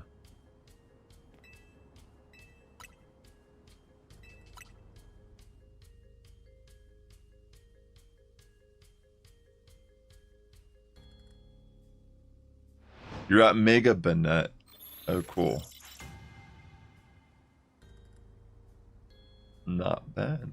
How do you like the battle system? Like the boss battles?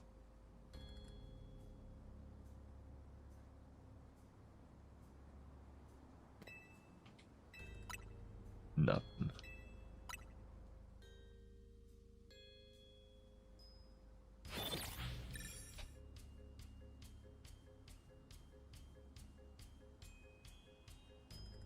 Thanks for hanging out today, ladies and gents. Hope you're having a great start to your week. Yeah, they are pretty similar.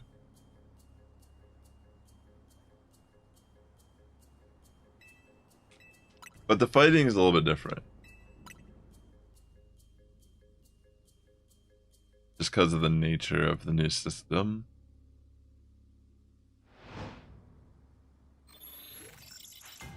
Yeah.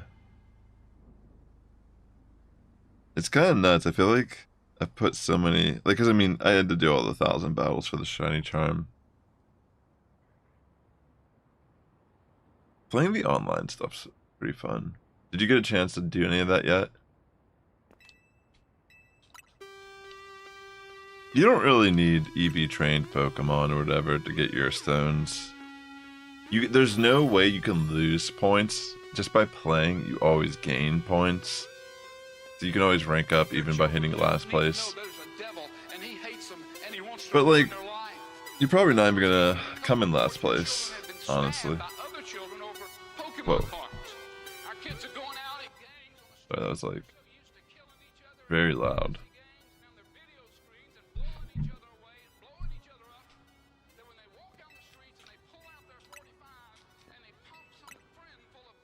Yeah, I probably maybe like 15-20 minutes more or something before I call it today.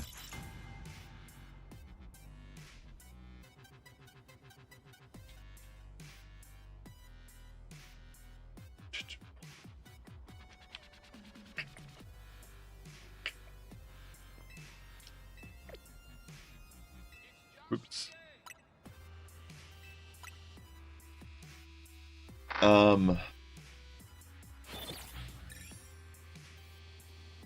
Oh, the online battles. Did you try any of the online battles yet?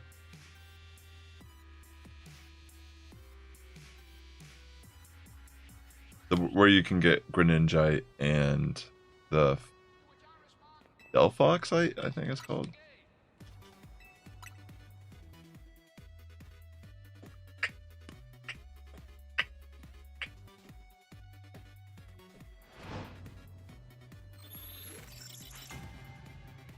Awesome. How do you like? What were your thoughts based on your limited battle experience? Did you have fun, or did it feel like, oh, this is gonna be something? These kids and their Garchomps and their Xerneas. Where did I find the time? Why does every kid on the block got Xerneas these days? And an Excadrill. Back in my day, Excadrill only showed up next to a Garchomp. Or a Tyranitar, I mean. Literally. You'd only see Excadrill paired with Tyranitar. Or Hippowdon. That's cool that you enjoyed it. Now here's your next interview question. What separates you from others to be the #1 mod? And it is pure genetics.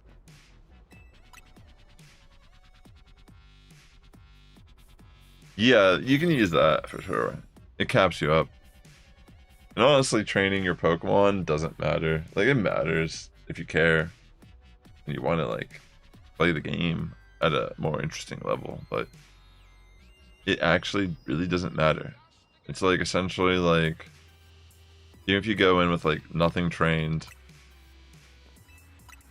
due to the nature of the style of the battle, you could still snag some wins.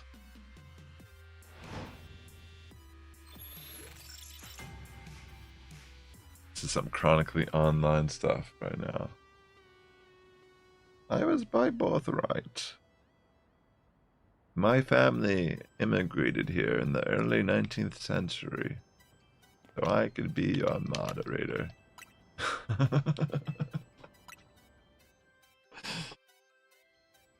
They escaped the trenches of World War I.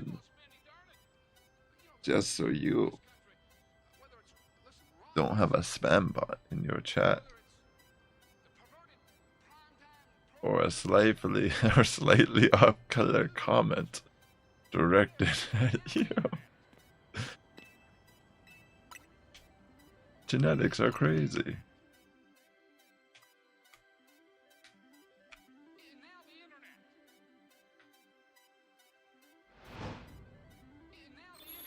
I feel like 90% of these shiny hunting streams just evolve into like regrettable conversation.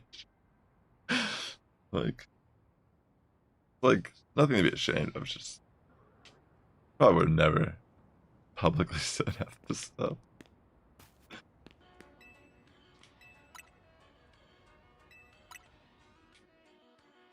It's true.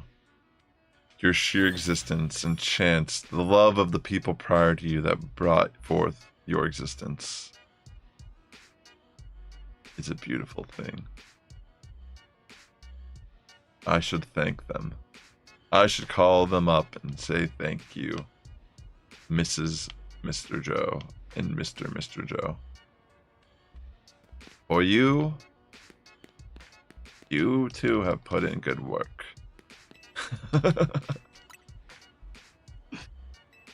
Excellent work. Where's my thumb at? Great job, Mrs. Mr. Joe and Mr. Joe.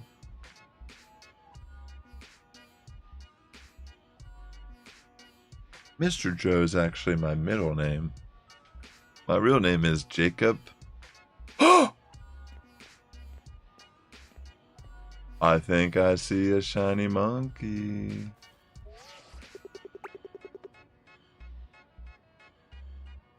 Right? Alright.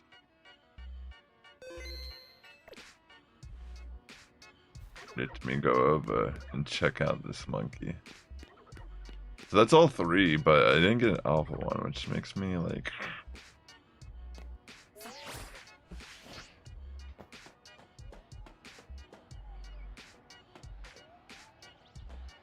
See that right here? There's a shiny monkey.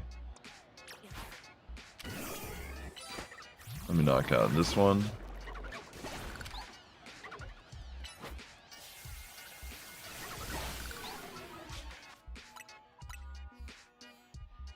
I don't need to knock him out, honestly.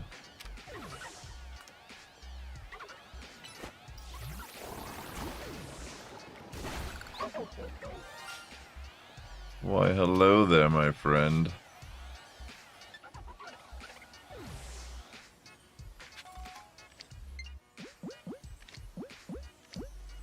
What should I catch you in?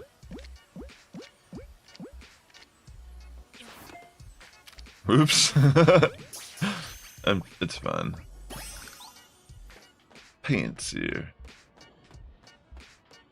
Alright, well, that makes for all the fam. It's just I didn't get an alpha one. Which, you know, kind of still want, but I'm trying to think what I want to do.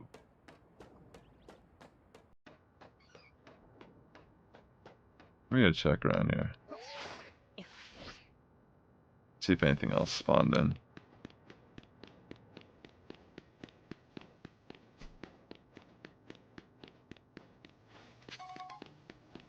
You never know.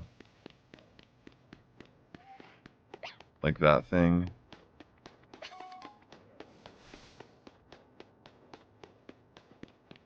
Yeah, I don't see any.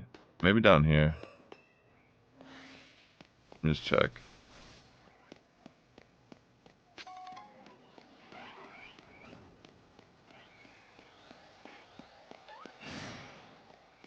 Cool. Oh, you can get them from PvP. And the, I did like 50 something of the challenger tickets. You can occasionally get them from that. But I've been doing a lot of PvP matches. Even though I already hit rank A, I've just been... Like, I made a video on my Sassifrass VGC YouTube the other day. I put like a video out about using Evilite Spritzy in the ranked mode. And it got like... I mean, like, that channel had like 84 subscribers. But I gained like 16 subscribers just from that video alone. And it was getting a lot of views. So I started like... I made like 2 other videos for the channel. So I was doing a lot of battles. Because also that's a way you can get bottle caps. Because otherwise there's really no way to get bottle caps efficiently in this game, unfortunately. Let me head back up here. Yeah, I don't know if I don't know if anyone's interested is watching, but you could check out my YouTube channel. It's just Sassifrass BGC if you haven't already heard of it before. I was posting on it whenever Scarlet and Violet and I was competing more often. But then I pretty much took like over a year off of like BGC and competitive battling in general. But you know, once Gen 10, I mean, I've been thinking about actually getting back into Scarlet and Violet for that because people still, there's still stuff that happens today.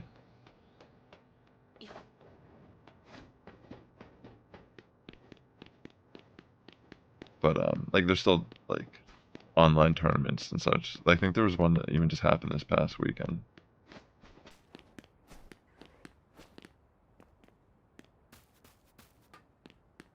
Yeah, like you can get a lot of, like honestly, you can get a lot, and you don't have to just get first place to get a chance at the apricot balls. It's just a higher percentage. Like, I think like the better you do.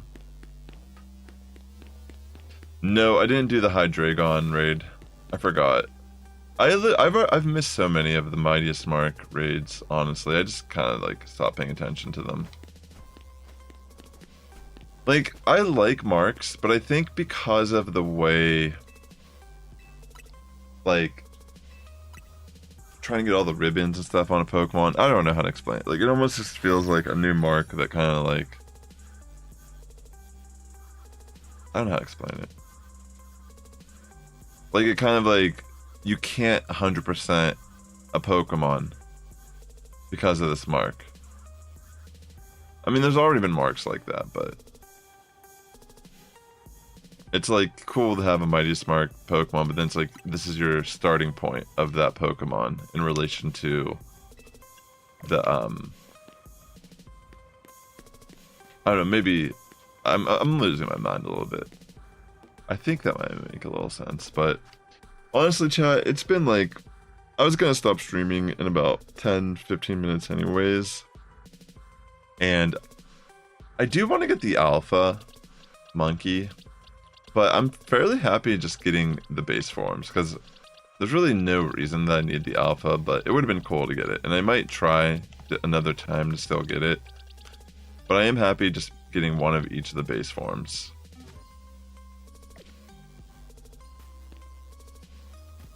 Yeah, that makes a lot of sense, Mr. Joe, as well. That's a good point to make. But I'm going to actually end the stream here for now. I need to relax a little bit, get some food in my stomach. But thanks for hanging out with me today. Appreciate the company. And with that being said, ladies and gentlemen, the Sass Squad is getting stronger each and every day. You have a good morning, evening, afternoon, wherever you're tuning in. And I will catch you in the next one. Take care.